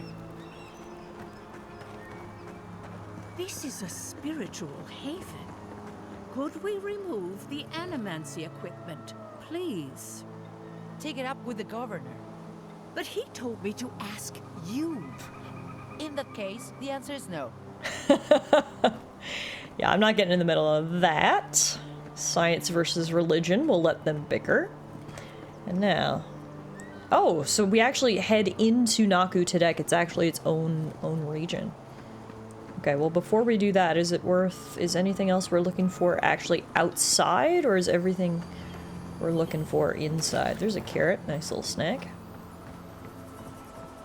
Ooh, so many snacks. Don't mind if I do. Offering bowls? I don't know what those are. These are dinner plates.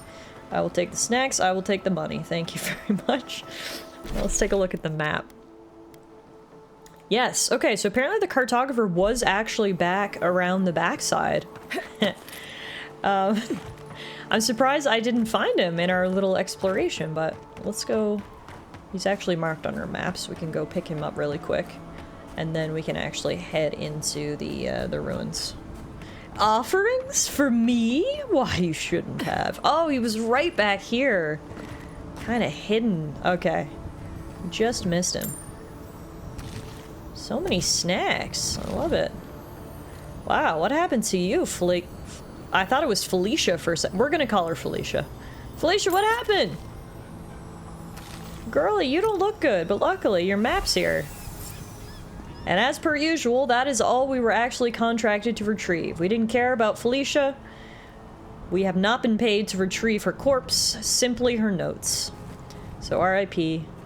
Felicia. Now, I think everything else is actually in the Naku Tedek grounds. Bye, Felicia!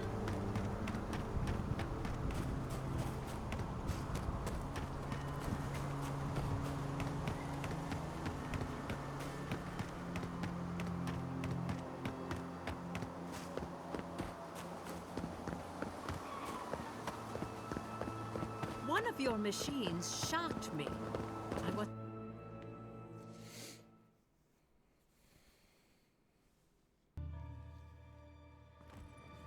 Alright, wow. When Giata said there was a big Audra pillar here, yep, she meant it. That thing's fucking huge.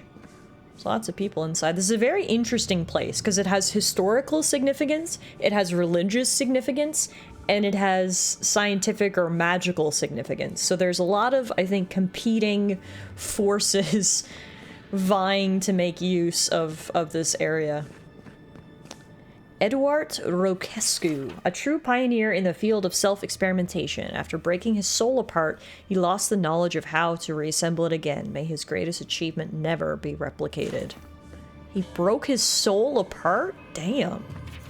Maxim Vidaro, husband, father, visionary without equal. He gave us a new beginning, a new land, a new purpose, and asked for nothing in return. Fiorme Severno is his legacy and our responsibility. Wherever he rests, may he rest in peace. So remember, this is one of its many uses is also as a burial ground. So there's some plaques there, some memorials. We remember these walls. Yes, we have been here. Interesting. Okay. The mysterious voice has apparently been here before. Well, here we are on the precipice of discovery. Armed and ready for mischief. I'm 2 out of 3 anyway. Before we get started, indulge me. What are you excited to learn about? Everything, to be honest. But I suppose mostly the Dream Scourge and how to stop it. Good. We're on the same page. Now, I'm going to tap into the pillar's dormant energy and give it a good shake. In layman's terms, I'm chumming the water and daring the Dream Scourge to show its ugly face. Okay, are we even allowed to use this equipment? Probably not, but that never stopped me before. Fair enough. Let's get to it. Drawing on the energy of the phantasmal focus, I'll start with a low-frequency ethereal vibration. I've got nothing. You? Like I could go for some pie. Shit. All right, adjusting the frequency. The focus is warming up. I hope that's a good sign. Let me know if you feel something.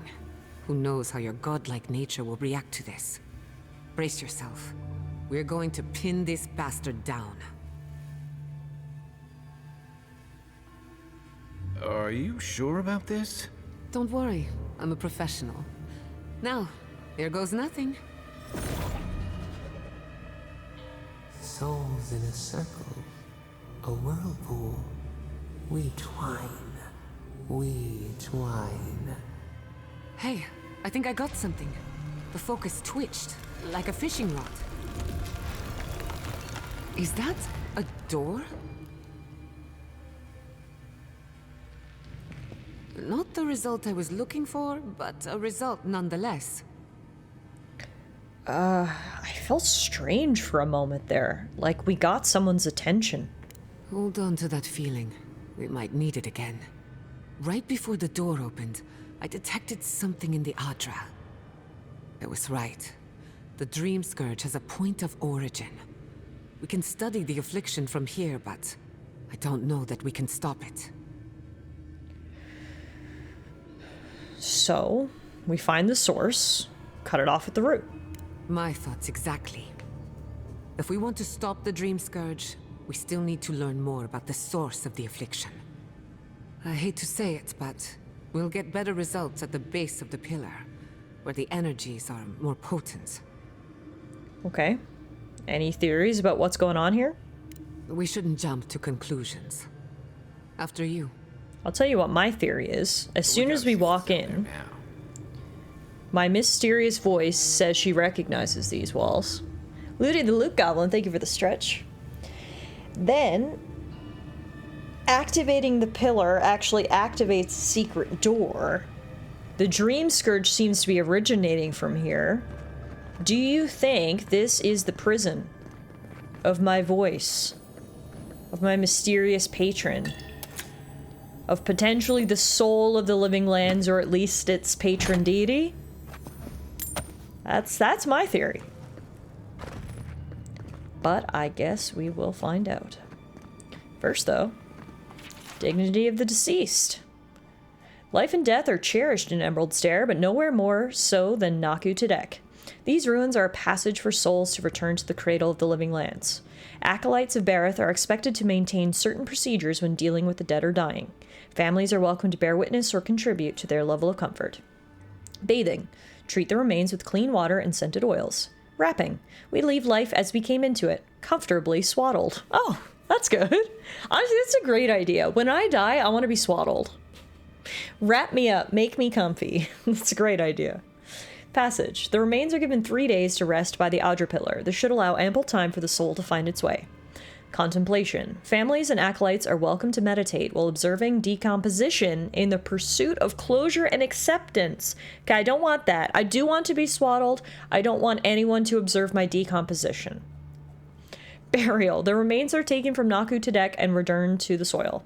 Many of these rituals predate our settlement of Emerald Stair. Naku Tedek is no stranger to the passage of souls, and we expect the transition to the next life to be one of ease and relief to everyone involved. Put me away in a papoose, please, and thank you. But no watching me rot. That's where I draw the line. Now, the guy we're looking for... Did you open that door? Alphonse, yes, we have the thing you were looking for. I've been praying here for ages. And oh, he's talking about the door we just opened. Yeah, we did that too. To the lower Sorry. Levels. Not one. Who are you, stranger? Just a traveler, looking for answers. The way that passage opened, I'd say the answers are looking for you.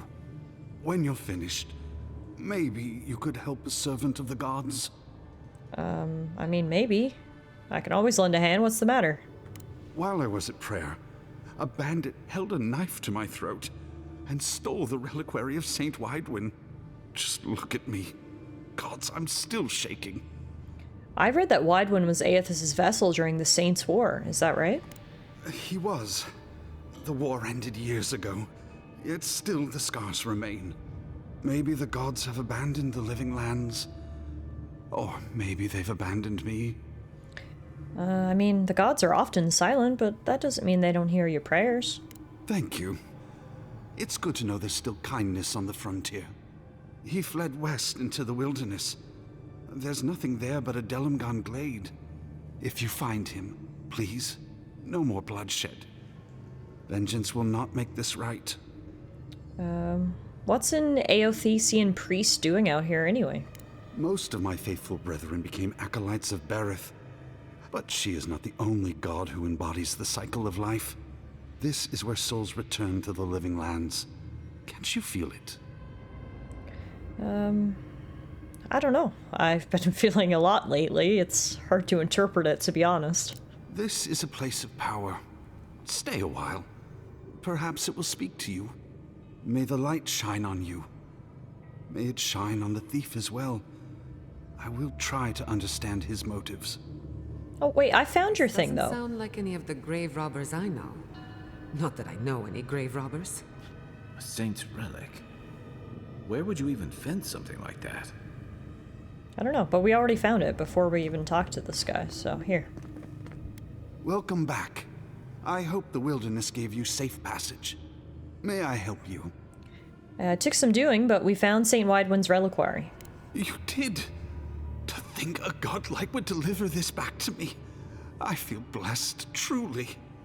Wherever he is, Aothys smiles on you.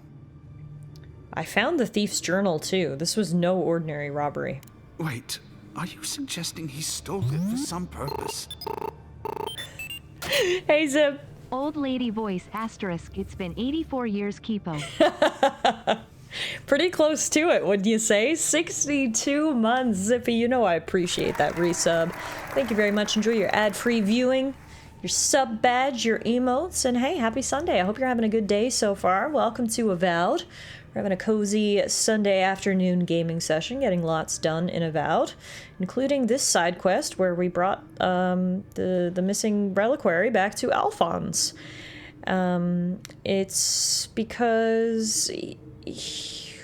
Aethys killed his whole family in the Dead Fire, and he had a grudge. Right, I remember this.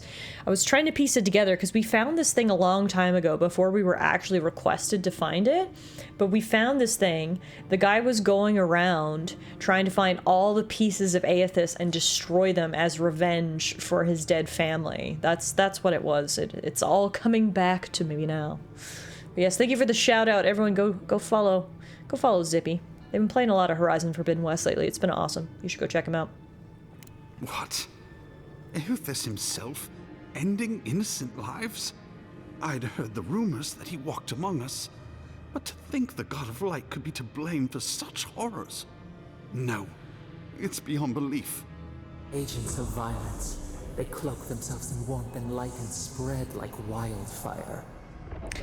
Yeah, I mean, you can't just ignore evidence you don't like, unfortunately. Although a lot of people love to do that. What is there to ignore? It contradicts everything written about Aethys for centuries. I mean, the gods are just as flawed as us, I think. Then why do we worship them? What do they give us if not qualities to aspire to? I find myself lost, godlike. I look at this relic now and I wonder whether all my years of service were a waste. I mean, crisis of faith has to be hard. As an atheist, it's not something I've really ever had to deal with, but I understand a crisis of faith surely must be devastating for some people, so I feel for you, Alphonse. I mean, hey, why not keep it? But remember why people have lost their faith in Aethys. I will. I pity my own suffering when I should learn from it instead. I'll pray for the thief's absolution. If not in this life, then maybe the next. Thank you for telling me all this. See, if only all deeply religious people were as understanding and open to accepting evidence that they don't like as Alphonse. He's a good guy right there. He's going through a bit of a crisis of faith, but he's dealing with it as best as he can, and honestly, I respect it. Any crisis of your fundamental worldview is going to be painful, let's be real. That's a good point. That's a really good point. Alright, here's our hidden door. Let's go see what's down below, shall we?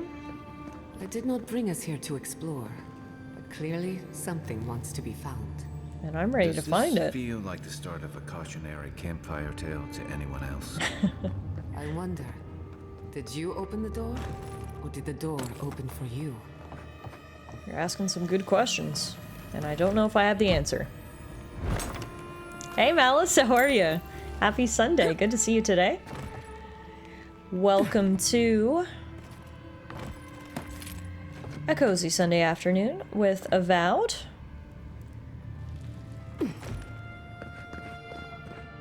We are currently exploring a secret door that just opened for us in some godless ruins that a mysterious voice led us to. So I'm sure there's going to be nothing down here that wants to kill us, right? We are the first to disturb them. Definitely When not. was the last time anyone walked these passages? It must have been centuries. No, millennia. Sorry, I'm getting ahead of myself. We'll talk more once we reach the bottom.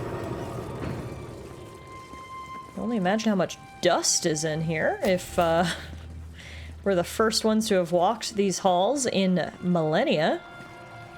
Now, is this water or is this glass? Oh my god, the water is so clear and so still. I genuinely thought it might have been glass. That's kind of crazy.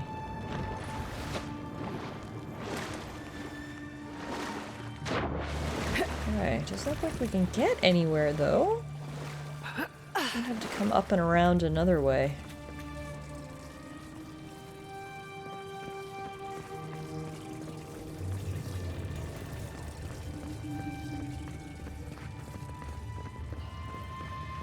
Aha! Here's the first thing that wants to kill me. Quiet as the depths.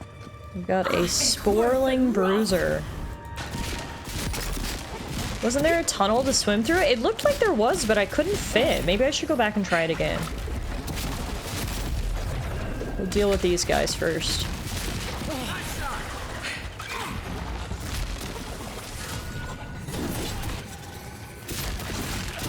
Hey Luke, how are you? Happy Sunday. Good to see you. I feel like it's been a minute. Just like the good old Hope you're doing good. A little power goes a long way. Just a little spark.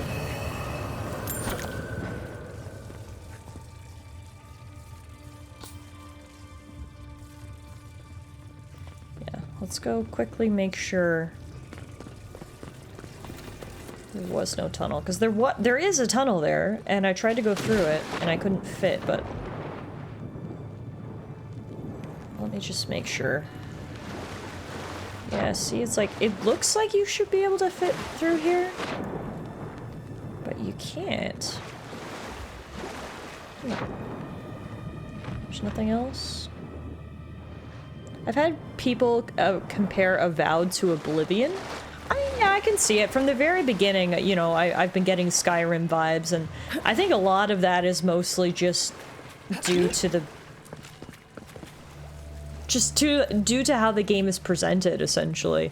This is the first-person fantasy RPG that I've played in quite some time. Like, one of the most famous, if not the most famous, first-person fantasy RPG of all time is Skyrim, so I think the comparisons are inevitable. So I totally see it. One thing I think about Avowed, though, is it's a lot more fluid than Skyrim or Oblivion, and some of that might just have to do with age. I mean, those games came out 15, 20 years ago, so obviously more modern games are going to be more fluid, but I think I've always found Bethesda games rather janky, and I think most people would agree with that. Avowed doesn't feel janky, it doesn't have that sense of jank. It's a lot more fluid. I like the combat a lot better. I also find that the storytelling seems to be better so far. I don't know, I'm just loving Avowed. But yeah, unfortunately, it does not appear there is any tunnel here, which is so strange. We must just have to come in through another route, I suppose, because I don't see any other way to get through there. Alright. Let's keep working our way in. No, the knife that pierces in the dark. Whatever this is, at least it's dead. But the water's poison. None for the abominations. Dang. Don't like that. We are legitimately poisoned right now. Okay. That's what we keep grog on hand for, right?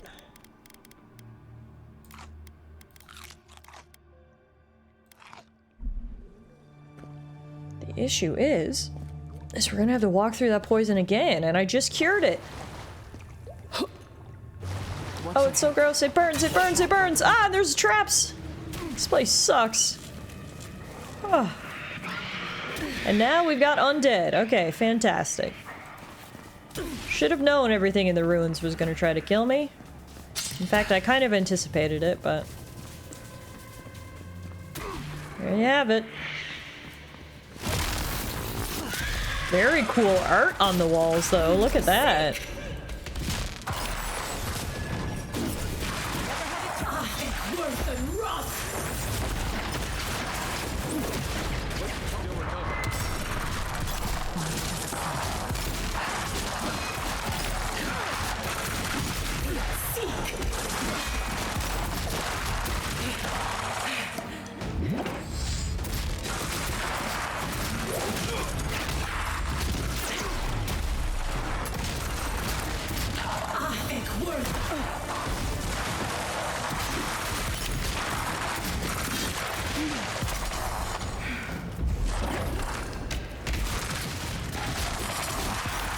Holy moly, how many skeletons can you summon? There we go.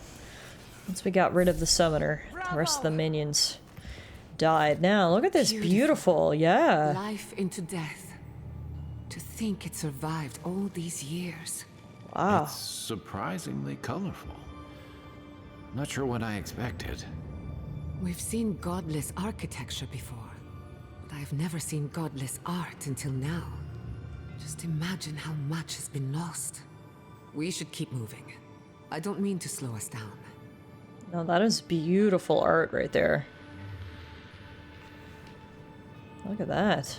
So colorful. So it shows literally the life cycle of birth and rebirth. Child in the womb, grows into an adult, grows into an old lady, dies, returns to the earth, then their soul is put back into another pregnant woman. It's pretty cool. So good to know that the godless also still believed in or maybe accepted Power goes a long way. the fact of the cycle. That's been a belief that dates back thousands of years. It's nothing new. There's a non-zero chance that you painted that in a past life. You think? Maybe. I was the leader of the godless people, so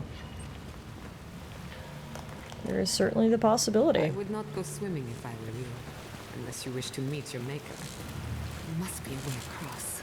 If not underwater, perhaps over it, with the help of some ice. Yeah, good idea. I like the way you think.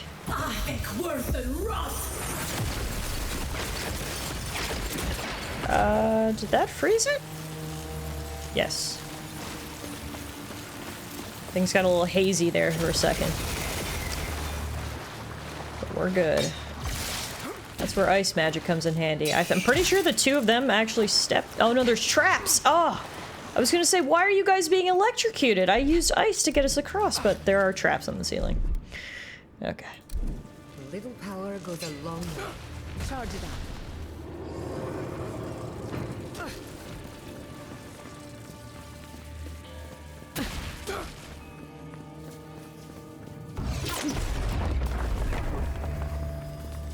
Great thing about exploring ancient ruins is you're always gonna find some sweet loot. Now, we have been electrocuted and attacked by skeletons and what have you. I think it's time for us to have a snack.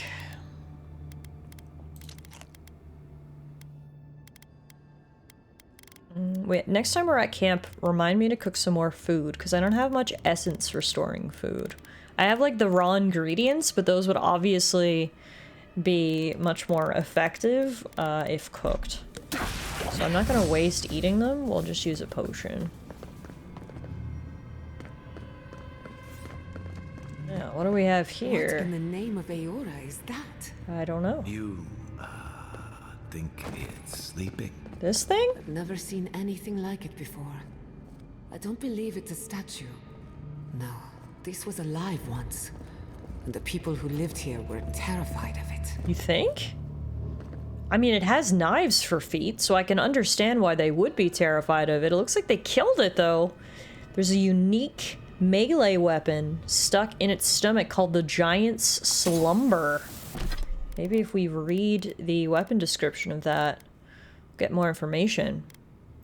Giant Slumber. This weapon was used by the godless to defend themselves from the Megfolk in dire circumstances. While they were ultimately unsuccessful, this weapon was able to fell one Megfolk. There you go. We've got the name of the creature we're looking at. Uh-oh. Well, I had a good run. We're not gonna die. Come on, Giada. Not with that attitude. We're gonna kill some ghosts, and it's gonna be a-okay. Alright. Everything's gonna be fine. Hey, Janko, what's going on, man? Good to see you. Happy Sunday. Welcome to Avowed. Oh, God. No, stay on the ground. Oh, God. Alright. Ye of little faith. Don't give up without a fight, at least. Literally, do you see, like, we fought so many things. What's a few more specters on top of what we've already killed on this journey of ours? Get away from me!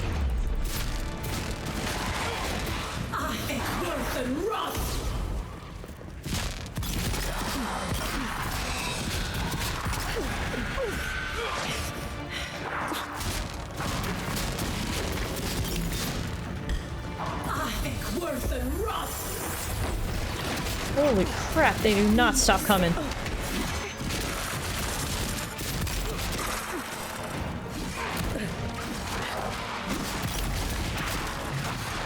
Gotta keep moving, can't get stuck up against a wall.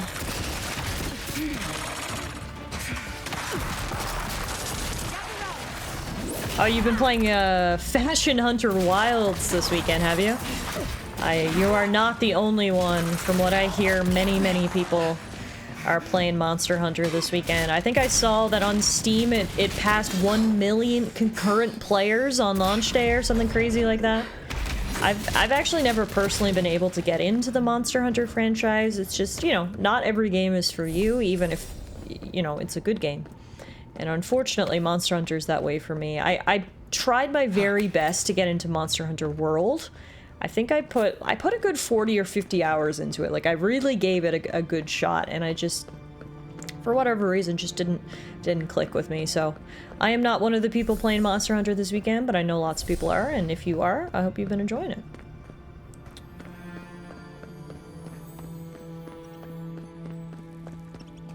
Ooh. That is a headless skeleton holding a health potion. Clearly the health potion was not enough to keep his head on. Whoa, more beautiful artwork. The godless clearly had some ideas about reincarnation, even if they didn't have a god. Yeah. Every other culture I've come across reveres the gods, even if they give them different names and pictures. Can you imagine life without any gods to guide your destiny? Without anyone shepherding you this way and that? Of course I can imagine it, but I'll wager you have a harder time. I mean, I suppose this just goes to show that the idea of reincarnation isn't necessarily tied to the idea of gods, especially when there's multiple gods. Reincarnation can exist and the gods can exist. I think those are two things that can separately exist. I also wonder, we call these ancient people godless because they didn't worship any gods as far as we can tell. But is that because there were no gods around the time of the godless? I wonder. I wonder if the godless people actually predated the gods, if the gods themselves are not eternal and in fact came into being sometime after the godless. Who knows? Up ahead, we have got Delimgon's Scourge, Zorip Balvric, someone named Cilia? Oh god. Oh, what is happening up here? Looks like quite a party. Let's break it up. Sounds good to me. Even get down here. Clever things must have their own secret entrance. I'll say it. I'm impressed. I don't know who or what Cilia is. It's that giant mushroom monster, I think. But there is a variety of mixed races down here. We got mushrooms, we got Zorips, we got Delimgons. They're just all having a party. And we're gonna break that up. Something here is healing because Cilia is now back to full health. Oh yeah, there's a shaman over there. Take him down.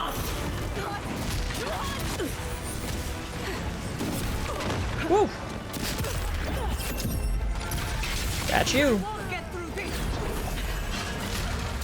Shaman's down. I can focus on Cilia, the giant mushroom, who is resistant to ice damage, but not resistant to my magical wand. Alright, who's left? No one. Whew! If there are any monsters left, show yourselves. Some of us have work to do. I love her, man. Giata is great. Let's have a look at the Adra Pillar, indeed. Doesn't look like that door opens, but yes, here we go. We've made it to the base of the Adra Pillar. Just a little spark.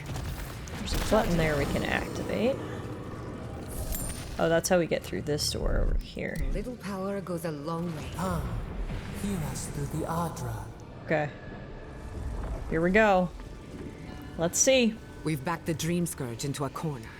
I say we pin it down here and now, before it wriggles away from us.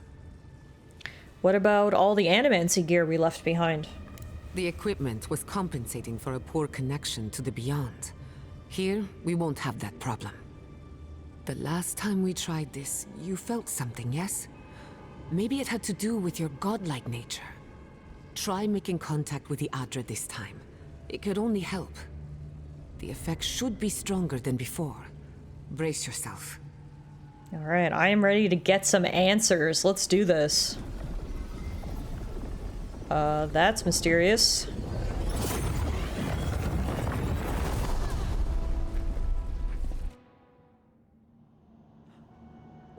You are here. You who bring us kind words and soothing thoughts, we welcome you. The mourners are gone now. Only the memories remain. What are you? Who are you? We once belonged to the green and the wild. A people lived there once. They loved us as we loved them. They brought their dead to us. We used to dip our fingers, wade in the confluence of souls. The godless weren't godless after all. This was their god. The weird voice in our head who looks like this. She was the godless people's god. So that's how you brought me back from the dead, isn't it? You've got experience in souls. We are the heart in the soil, the lungs. We dream, the land stirs. We become. They brought their prayers to us. We answered. That also seems to, if not confirm our theory, at least greatly bolster it, that our mysterious voice is the god of the living lands, or the soul of the living lands itself. If you're a god, why has no one heard of you? Our people died. Their books were burned. No one was left to speak our name. But we remember an age of connection and wholeness. Our eyes opened. We were the earth, the sky, many into a whole. We touched the mountains and they molded to our fingerprints. The Akita twined around us. They sang in awe of what we made. They called us the gardener, steward of life. This is filling in so many blanks right now. Sapadal. Sapadal, we've got a name. Sapadal. So remember, the godless, they weren't actually called the godless. Their people were called the Akita. They were ancient settlers in the living lands who mysteriously vanished ages ago, leaving behind only few clues to their fate. Interesting that they vanished and so did their god, all at the same time.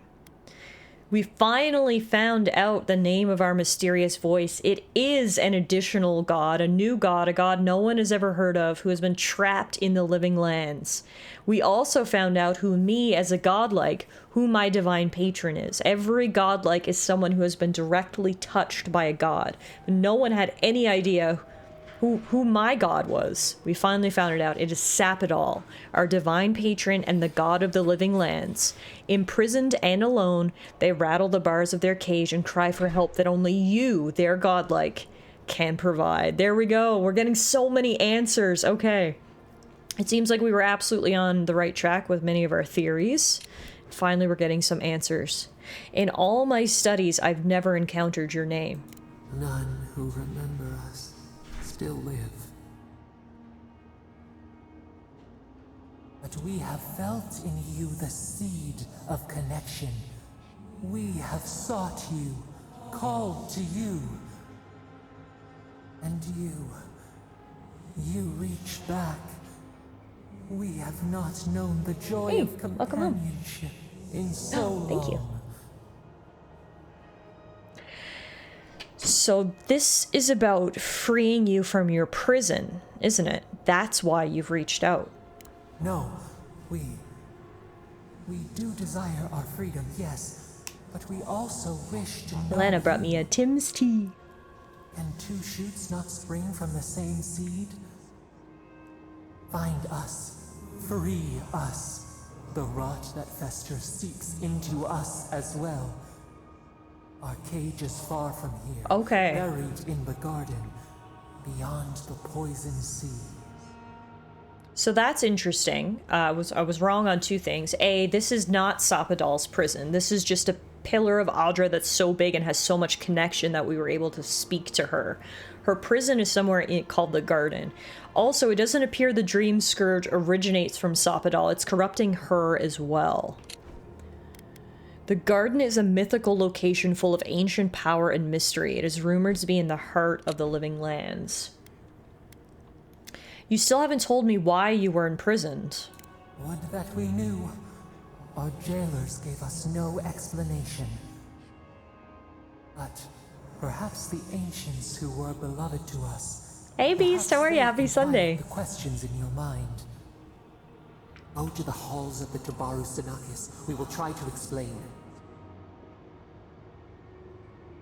Those who cherished us, the chosen of the Akita, wait there.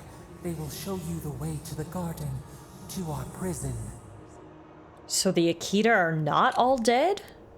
The Tabaru Sanakis were ancient guardians of the living lands, born as godlikes and imbued with a special purpose from their creator. So there are other godlikes just like me, who were ancient guardians of the lands? And it sounds like they're still alive, and the Akita are still alive too? Oh, this is cool. This is getting really cool. Okay, so if I find you, then you'll help me end the Dream Scourge? We will cleanse this rot with you once our hands are unbound. Find us in the garden. We twine, we await. Well, it's obviously extremely sus Let us offer you a sliver of our that we don't know why Sapadal was imprisoned. For some reason, meeting her face to face and finally getting some answers is making me trust her a little bit more. A sliver of your power is a sliver of your soul. Your gift makes me a little more you. A mere drop in a lake, a drop of our blood, our sap, giving to nourish you. We would never harm you, seed of our soul. We could not, even if we wished such cruelty. Your will remains yours. Okay. I don't know if I'm naive in saying this, but I actually do believe her when she says that. And at this point, we've already accepted her power before. Well, that's one more drop. At this point, I think we need all the power we can get. We can deal with any negative side effects later. Tia says, you and us might have a different view on what counts as hurting, though. I mean, that's true. I might be greedy, but I want her power. Grant me your power. Take it with our blessing. Now hurry to the halls of the Tabaru Sanakis. Bind us. Free us. We've already chosen our path. Exactly. Exactly. I don't know if I trust her 100%, but she doesn't seem inherently evil. She's helped us so far. She's given us abilities. We got a new godlike ability called Thorn of Sapadal. It's an active ability which fires a thorn of energy that passes through multiple enemies, causing damage on impact and momentarily rooting them in place. Wow, that was awesome. That was the most productive conversation we've had in this game so far. So much revealed. So many questions got answered. We've still got a lot unanswered, of course. What is the Dream Scourge? Why was Sapadal imprisoned? Etc. We'll take what we can get. Hey guys, I got a lot to tell you. You're awake. Finally. We really pushed the phantasmal focus to its limits. You were out a long time. We gotta start bringing pillows. For a second there, I thought... Actually, never mind what I thought. You thought I was dead, didn't you? Actually, I thought your soul had been blasted to 1,000 pieces. Oh, that sounds way worse. I'm happy to be proven wrong. While you were out, I got some clear readings of the Dream Scourge. I've tracked its origin to the center of the Living Lands. Somewhere deep in the untouched wilderness. The Garden. They called it the Garden. You've heard of it. Fascinating. Maybe someone knows about this garden of yours. If we find the garden, we can cut off the Dream Scourge at its source. I hesitate to bring it up, but you were muttering while you were out. Had quite a lot to say. Whatever you were communing with, it had a spiritual energy I've encountered before, though only in traces. It must be connected to the Dream Scourge. Perhaps they share a similar origin. Their name is Sapadal. Yes, Sapadal. Who are they? What are they to you? Sapadal is the god of the living lands. I'm sorry? Sapadal is a god? But that's impossible. How could we have missed this? I believe they're trapped in the garden for some reason. A trapped god. Trapped. And you spoke to them through the Adra. Maybe that tells us something. You think Sapadal is trapped inside the Adra? Perhaps. The bars of their prison would be forged of essence, not iron. I mean, that makes sense. We've long theorized that all Adra is connected. But that changed when Animancers came to the Living Lands. The Adra here is severed from the rest of Eora. Connected only to itself. Or so we believe. A perfect prison. If Sapadal speaks and works through Adra, then the Living Lands is their prison. Their tomb. Interesting. Sapadal wants me to free them. Now that is a tall order. We know the Dream Scourge is coming from this garden of yours. Maybe Sapadal can help us fight it. I suppose another potential theory is that the prison was put up to trap the Dream Scourge, and in turn it trapped Sapadal. Perhaps they're connected in a way that you can't trap one without the other. And I guess the prison is weakening, hence why Sapadal was able to reach out to me and the Dream Scourge is escaping. If that's the case, maybe we can't free Sapadal unless there's some way to sever the Dream Scourge. Again, many questions, still many questions to be answered.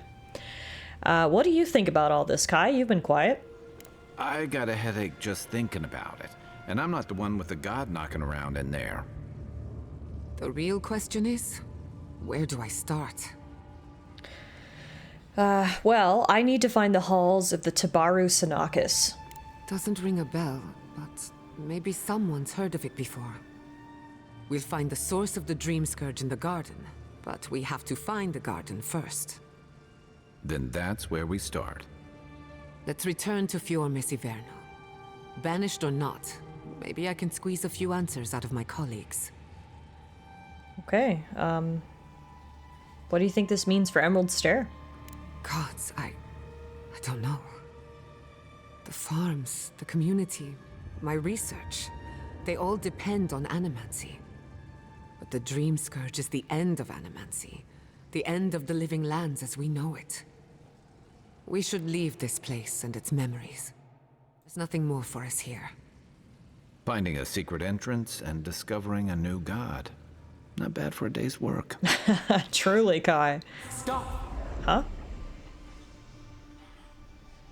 The trees splinter, the rice turns black. The pain!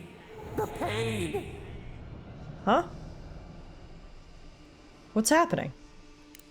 They trample the farmlands. They tear down the gates. I lost you for a second there. Something the matter? Oh shit. Do you think, has the Steel Garrote moved? We thought we had time to deal with them before they began their Animancer genocide. Is it too late? I have a bad feeling. We need to get back to Fiorme Siverno fast. Oh no. Let's go. You take the lead. Oh, damn it. There's a way up those stairs. Oh no. I thought we'd have time to deal with that.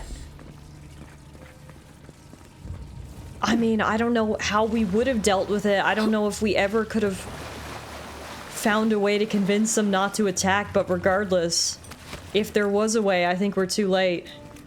No need to apologize at all, TS, and that's the beauty of, we talked about this before, for first playthroughs, just making decisions and dealing with the consequences. And this is a perfect example of that. And I don't know, maybe there was no way, again, to talk Unseen. the Steel Garrote out of what they were gonna do beforehand, but We'll find out soon enough. Alright, before we go, I did unlock this door over here, and it appears there's some treasure. Oh, there was a wild lapras in chat? Oh my god, I didn't even notice. Dang. Missed a chance to catch one of my favorite Pokemon. Well, I was a little distracted by all that's going on in Avowed right now. The mortal mind can only take so many revelations at a time. Can it ever? My mind feels stretched thin. It changes everything. This was a lot of big reveals. God in the living lands. Who knew? Who knew, indeed. Dealing with them, i.e. murder, would have had consequences down the line anyway. Honestly, I really like that, though, because so many games say they have choice, but it's really just black and white, right? Like, it's two cookie-cutter options. You choose A, you choose B. Ultimately, the path usually converges again, and nothing's really different depending on what you chose. But it feels to me... Oh my god, the whole city's on fire.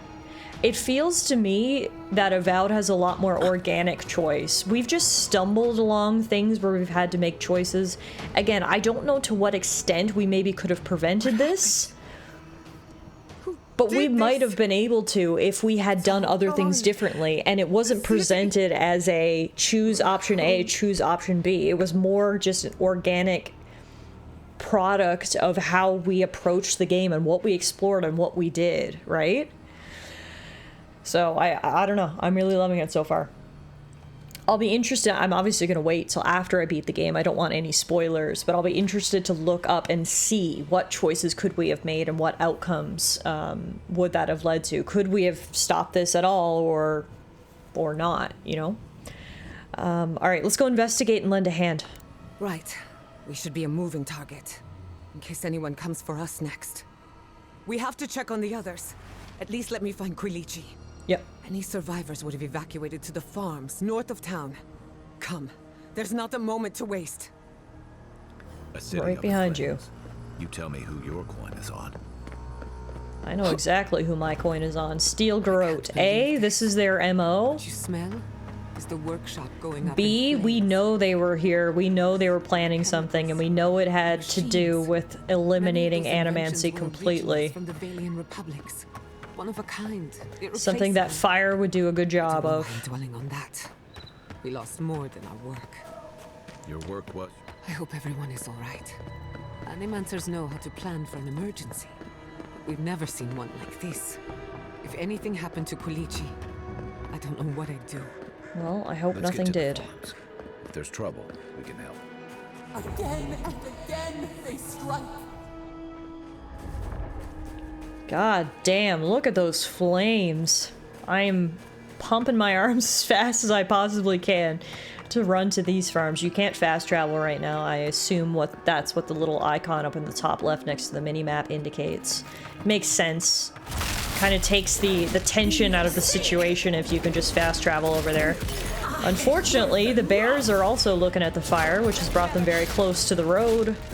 And we gotta take care of them before we can proceed. Luckily, the bears and their Delimgon friends didn't necessarily pose much of a threat. They are down, we can keep moving. Come on, guys. One, two, one, two, one, two. Man. I mean, is there any pretty way to commit a genocide? But for some reason, I didn't think they'd burn down the entire city. What's left of it? Holy crap. I guess that's one way to make sure no animancers get out of here. Motherfuckers. I don't know how we recover. Our past is in those flames. Our history. Everything we are. Not as long as there are people who remember it. How many thorns must we claw out? Yeah, you'd have thought they'd maybe round up the animancers and leave it at that, but this is something else. Exactly. Not everyone in that town was an animancer. In fact, I would hazard to say that the minority of the people who were in there were animancers. So to get rid of the entire town, it's pretty dramatic. Alright, we've almost made it to the farms. Quick dip in the river. Let's see how many of them got out.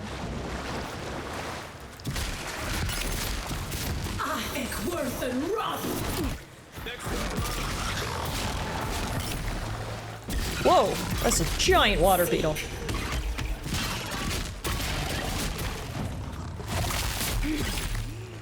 This is getting really good. Like, the story is really heating up here. I don't know about you guys, but I'm like on the edge of my seat. Thank the gods. Thank the gods. I needed that. I needed to see them so badly. It felt like I couldn't breathe. Take a few more deep breaths. We're not going anywhere. Rabbits in a burrow, hunted. I gotta be honest, Sapadal, your commentary is like not very helpful right now. I get the severity of the situation. I don't really need your commentary. Alright, yes. Oops, wrong button. I was trying to F5 to quick save there. People did make it out. This is a good sign. Nico is here. The Rangers are here. These people are looking for leadership. A sense of direction. We should find Quilichi. Oh, a ton of people got out. Has begun? The fire's not even out. I don't know how you're rebuilding, but anyway, I appreciate the optimism, I suppose. Ah, here's the governor. And look who's with him. Quilichi and Yatzli. Envoy. Oh, thank goodness. For a moment there, I thought we'd lost you in the attack. Wait a minute. Do you remember how Giada was giving us the gossip about how Quilichi has a young, pretty, smart girlfriend? Is his girlfriend Yatzli? No way! Small fucking world. Alright. Giada was worried sick about you, Quilichi. Are you alright, old man? They didn't hurt you, did they? I am, thankfully, unharmed. We live to fight another day. This is neither the time nor the place for pleasantries. Ignacy, calm yourself. Why should I be calm? Her people burned my city. The Stilgarrot are hardly her people. Thank you, They Quilichi. offered us no negotiation. No But, I guess we were right. It was the Stilgarrot. and laughter as we ran. This is bold, even for the Stilgarrot, honestly. I couldn't have expected they would go this far. Your Inquisitor is determined to burn out anyone who doesn't conform to Adiran ways. We agree on one thing. The Stilgarrot have declared war on the Living Lands. True. I mean, to be fair, we didn't have many suspects beyond the Stilgarrot, but, I mean, hey, that is the confirmation. Look, the Stilgarrot are here with us, however, they are not us, and they are a very rogue element right now. Ambassador Hilgard wanted a diplomatic relationship. Clearly, Inquisitor Ludwin is going off script. Call it what you like. This is an invasion of our sovereign territory. What happened here is no coincidence. Their forces already have an unshakable grip on Paradis. This attack was meant to weaken us. No doubt they will circle back to finish what they started. Tell us, what of your research into the Dream Scourge?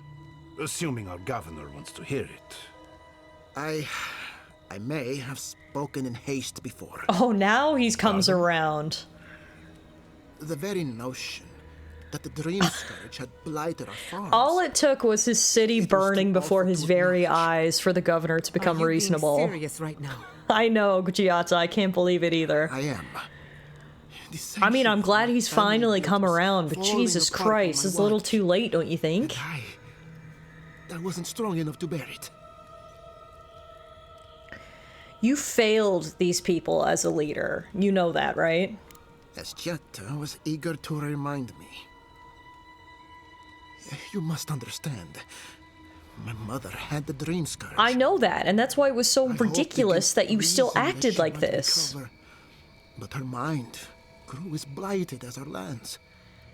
To face reality would mean upending my city, throwing order into chaos, and admitting she was truly gone. I'm so sorry, Giata. Don't waste your apologies on me. This changes nothing between us. I don't expect your forgiveness. but I will do everything in my power to make this right. Whatever you have to say, I'm ready to hear it. I mean, I get it. It can be really hard to face something as terrible as watching your mother die. Sometimes all you can do is just stick your head in the sand and pretend it isn't happening. That is a normal human reaction. The issue here is that you are the leader of an entire people, and instead of just sticking your own head in the sand, you tried to stick everyone's heads in the sand with you. And that's just not cool. I appreciate that he's come around. I'm willing to give him another chance. It does seem like watching his city go up in flames before his very eyes has changed his outlook on things. I think all we can do at this point is tell him what we learned, and hopefully he'll actually act as an ally for us now. I will, however, let Giada take the lead on this. She has a lot of history with Governor Ignacy. So go ahead, Giada. Tell them everything. You want me to do the talking? Very well.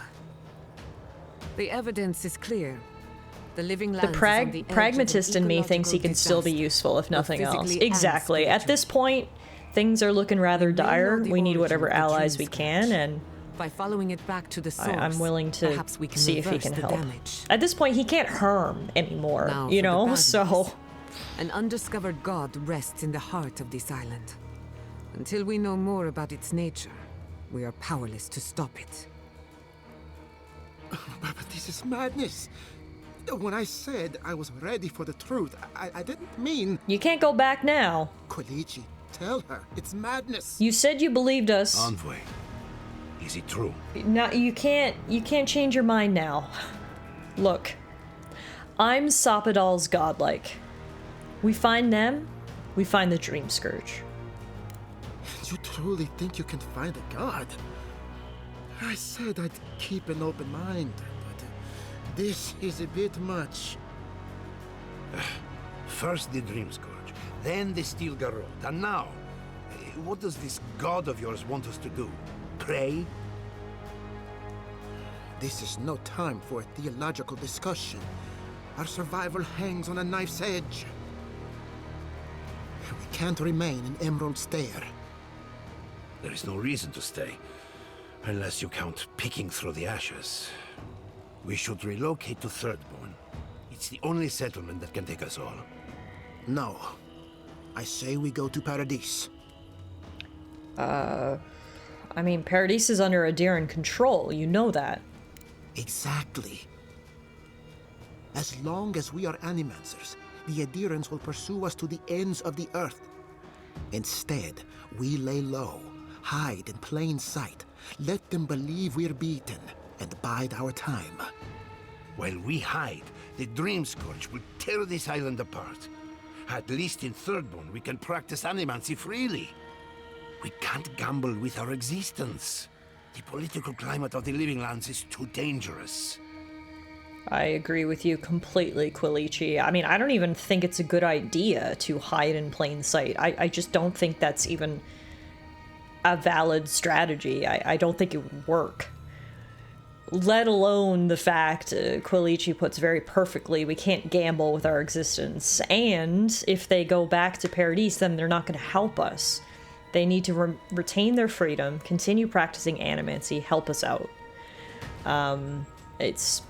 To me, this is a very easy decision. Clearly, it is more of a binary decision, kind of like I was talking about before. They're either going to go to Paradis, blend in and watch the Adirans, or they're going to go to Thirdborn, study, and help however you can. I mean, I know what my decision is, but I suppose we can consult with our companions. I have an idea. I know what Giada is going to say, but I'll be interested to hear Kai's thoughts. Giada, what do you recommend? Thirdborn has its own problems. Paradis is more secure, but it would mean living under Adiran rule.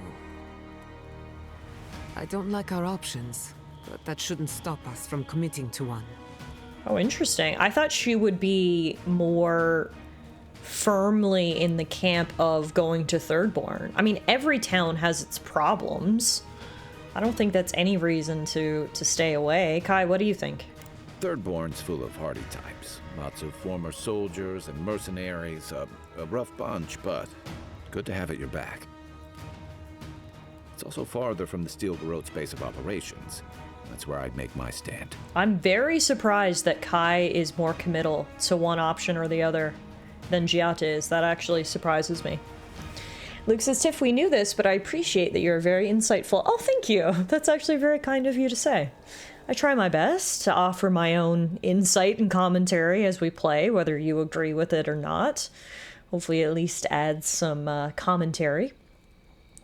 Like I said, I'm actually feeling very confident in the decision. I think you should take your people to Thirdborn. Study and help however you can. We'll be proud to lend our strength to theirs, as animancers and as fellow expatriates. I have my misgivings, but you helped my father leave the republics. I trust you to help us again. What of you, Envoy? Where does the hunt for the Dream Scourge take you next? Do either of you know about a place called the Garden? Oh, I do. I was wondering when Yatsli was going to speak Don't up. tell me you are getting swept up in all of this. Oh, really? You should know better, darling. Any talk of the Akita, and I will appear. If you're looking for the garden, I can probably lead the way. You're already aware that I'm the foremost Akitan scholar in the Living Lands, and... Godless scholar, my dear. No one outside of academia uses their proper name. Ah, right. Layman's terms. Thank you, darling. So they are dating. That's confirmed. Well, to make a long story short, I think I can lead you to the garden. 30 years of research, and I think the answer lies in a ruin called Naku Kubel, which is in Shatterscarp. So we've got to get there now. Before Fiora went up in flames, that Garrote monster took my research. Your kin are on their way to the garden now. Oh. Wait.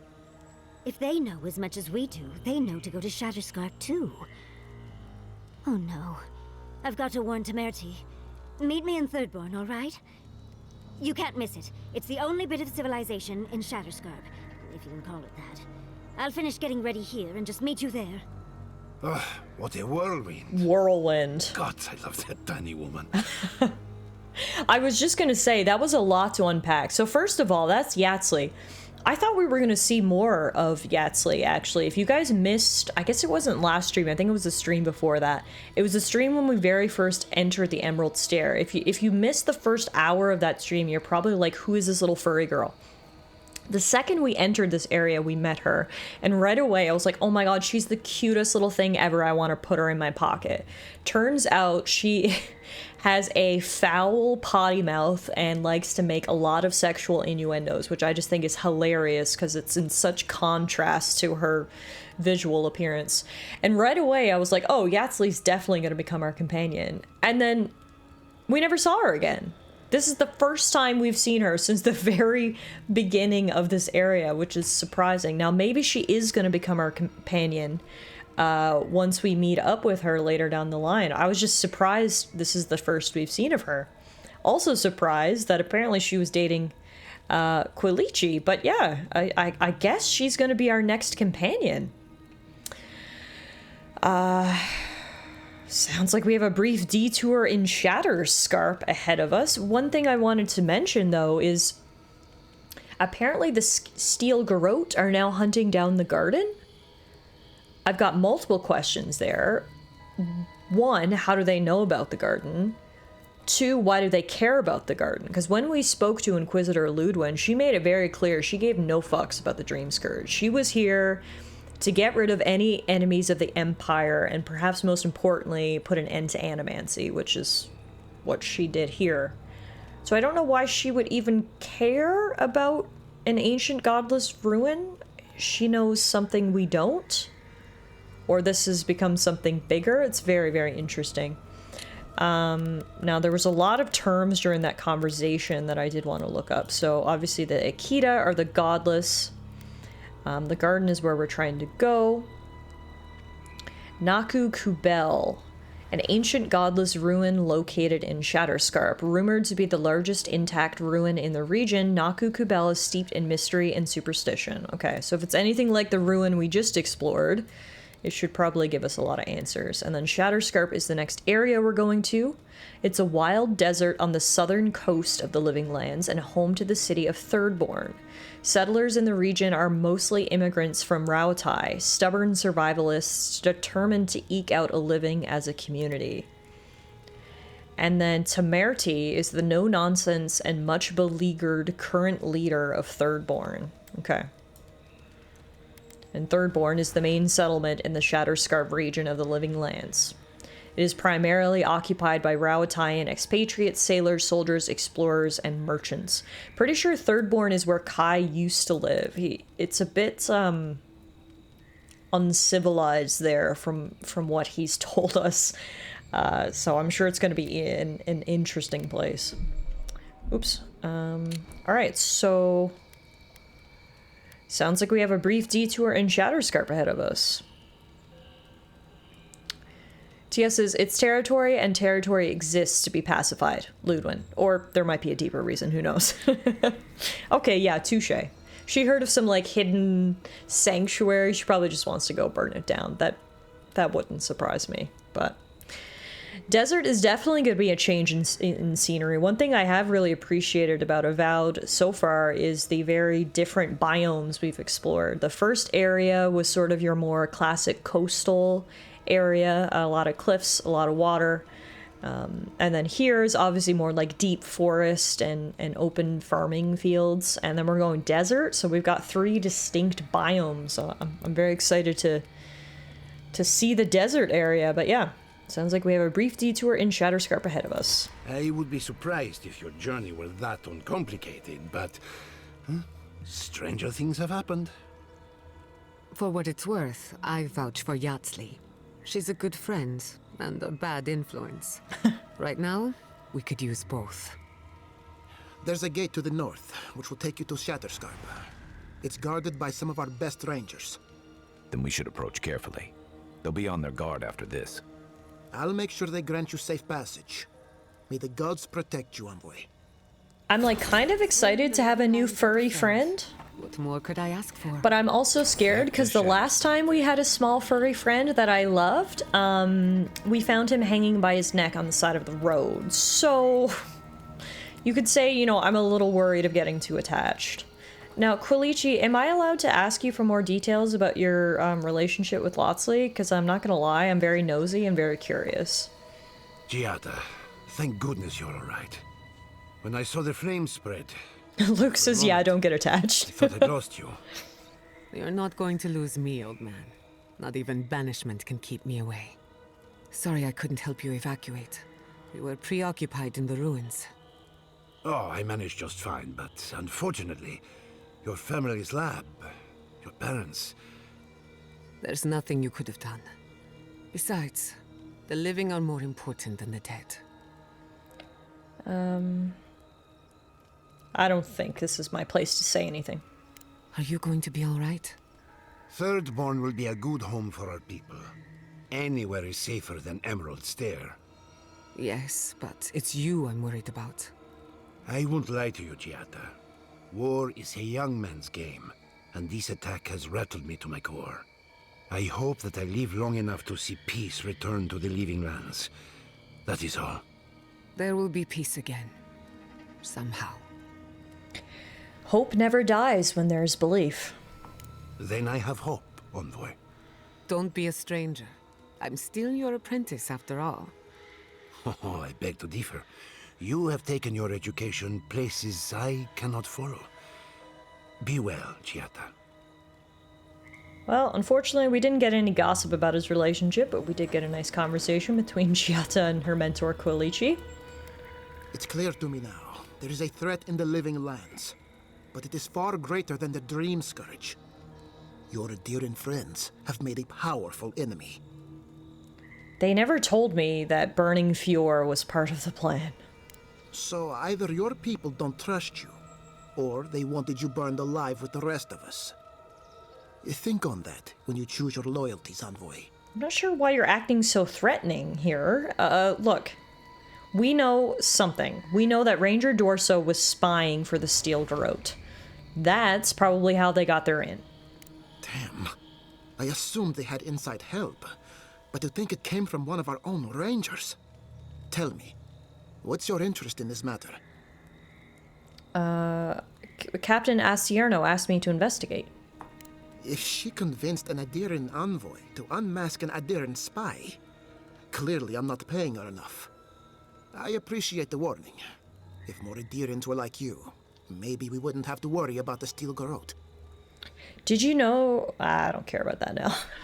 That seems like very low-stakes shit to tell him that Elder Rosanna has been leaving food out for the deceased. He doesn't need to know that. We already dealt with that. That is not high priority. Farewell. We told you what we knew about the Steel Garrote. Have been paused, but traders are working to resume them as soon as possible. Alright, looks like we might actually have a quest over here. There's also a merchant here. Seems like a lifetime ago I was worried about the harvest. Now look at us. I'm sorry, is there anything I can do? Kind of you to ask, but no. We need to sort through this as a community, if that's what we are. I had a chance to pack up some goods before the Adirans put the rest to the torch. Any of it's yours for the right price. Let's see what you've got. I will take your lockpicks. I will take your potions. Oh. Fragments of the Offering. This map provides information on the locations of fragments for Skane's God Totem. Yeah, I want that. And, that's it for now. I can sell you a few things.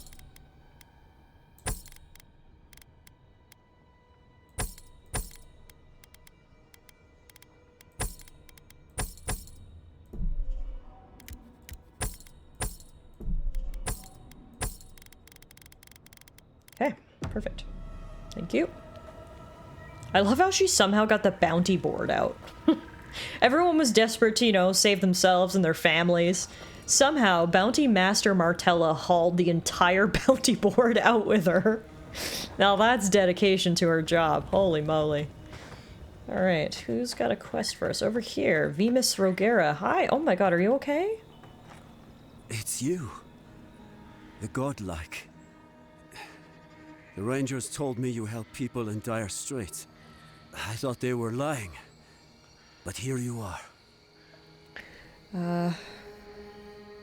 Burning Fjord was appalling. Of course I had to step in. You step in now, when the fires are dim and the looting has been done. Okay, the fires look pretty bright to me there, Vimus. Please don't be a dick. I forget myself. Okay. It's alright, I can see you're suffering. Yes. I know everyone here is. But they cannot begin to grasp what my family has been through. I'll be straight with you. The Steel Garrote's captain stole something precious from me. It wasn't enough to burn our city. Now they have to loot us too. She'll let you close. You can take her prize back. But you will have to kill her first. If you're willing to kill for it, it must be priceless. What did she steal? A relic of Old Valia. I don't know its actual value, but it's a treasure to me. My young nephew stood up to the Steel Garrote before they attacked. The captain gutted him and looted his ring. An heirloom with our family crest.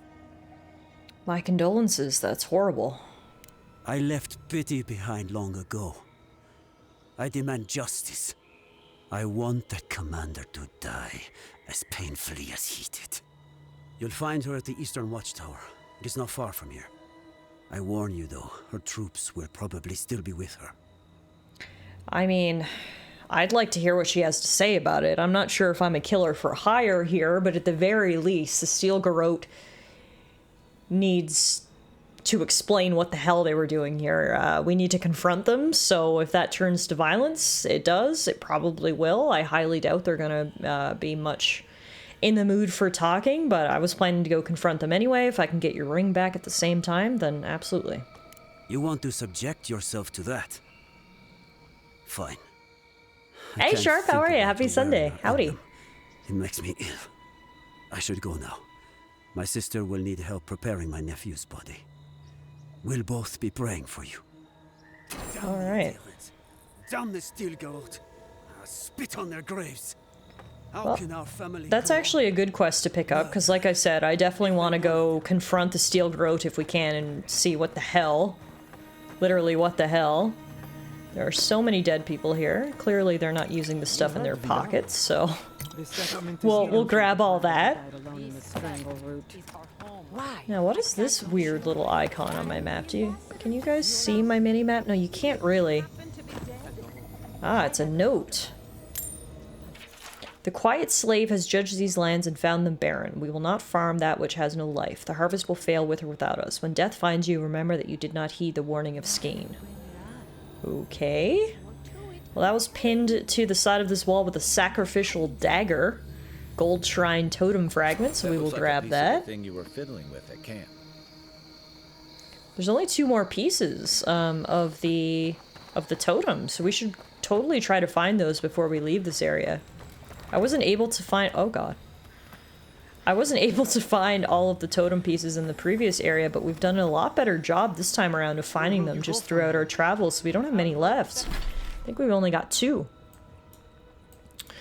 Alright, so it appears that the Steel Garrote have taken over the Ranger headquarters. We're going to head there to question their captain. In terms of other side quests that we have in the Living Lands, we've got Dead of Blood, which is that one. For this one, we actually need to go back to Paradise to return the Emerald Stair cartographer's notes to Sansa. Then we've got to find the 2 other pieces of the totem. And that's it.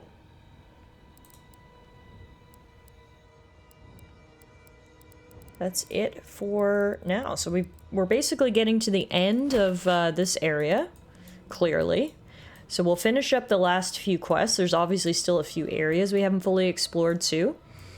So I think we'll call it a day now. We have been streaming for 4.5 hours, so it's been quite a long stream. Quite a good stream. A lot has happened in terms of like lore. This has been the biggest, the most lore-heavy stream that we've had. We got a lot of our questions answered, as is usually the case. Some of the answers to the questions simply led to more questions, but regardless, I think it was a really good stream. So time flies when you're having fun. Thank you all so much for hanging out with me today. I truly appreciate it. I am loving Avowed so far, and I'm loving it even more because I get to experience it with you guys. So thank you so much for being here. I hope you enjoyed the stream today. If you did and are looking for more Avowed, we'll be back next weekend. Moving forward, Avowed is essentially our weekend game. I'm aiming for Saturday or Sunday cozy RPG afternoon. So I usually stream on Saturdays. Today was a bit of a schedule switch up. We're streaming on a Sunday, but we'll be back again next Saturday for some more Avowed. So hopefully I will see you guys there. We'll pick up from here, finish up the last few quests in Emerald Stair, and then probably head to our newest zone. In the meantime, you won't have to wait that long for another stream, however, because I will be live again tomorrow. Tomorrow is Pokemon Day. That's right. If you guys have been following along, then you'll know that we're doing a Pokemon X and Y Nuzlocke challenge, and we are getting pretty close to the end of that now. We've got 7 gym badges, so tomorrow we'll be continuing along with that. Hopefully we'll get all of our gym badges tomorrow. And we also have to sort of do the whole evil team plot and presumably encounter the legendary Pokemon as well. So tomorrow we'll be live here with some Pokemon. Otherwise, Saturday we'll be live with some Avowed. So hopefully I'll see some of you guys there. If not, have a great rest of your Sunday, everybody. In the meantime, if you do need to get caught up on either the Avowed playthrough or the Pokemon playthrough, or just looking for something to watch while I'm offline, head on over to the YouTube channel. I do upload all of the VODs there, and as well I do some original Let's Play content. We actually just finished our playthrough of Xenoblade Chronicles, and our next Let's Play series that should be starting next week is actually going to be Suikoden 1 and 2. They're remastering Suikoden 1 and 2 and doing like a HD collection. I've never played Suikoden, but as a huge RPG fan, people are always telling me, you gotta play them, you gotta play them. So very excited to try those out, and you can check that out over on the YouTube channel starting next week. That's enough plugging my own content. How about we go check out someone else, shall we? My good friend Jazzy Catfish, who was actually hanging out with us in here earlier, is currently streaming. And Jazzy is playing that brand new game everyone's talking about, Monster Hunter Wilds. I actually haven't watched much of it. So how about we raid Jazzy, say hello to him, and check out some Monster Hunter Wilds. TS has just posted those raid messages in the chat. Basically, if you're a sub, you can copy and paste that first one to use some of the muffin emotes, and if not, you can copy the second one. Oh my goodness, TS, thank you for gifting a sub to Nightbot. I'm sure they appreciate that. And now we can see the emotes in the chat. But yeah, copy and paste one of those, whether you're a subscriber or not. Let's go flood Jazzy's chat with some Tiff Raid goodness. And yeah, that's it for me, everybody. See you guys tomorrow for some Pokemon.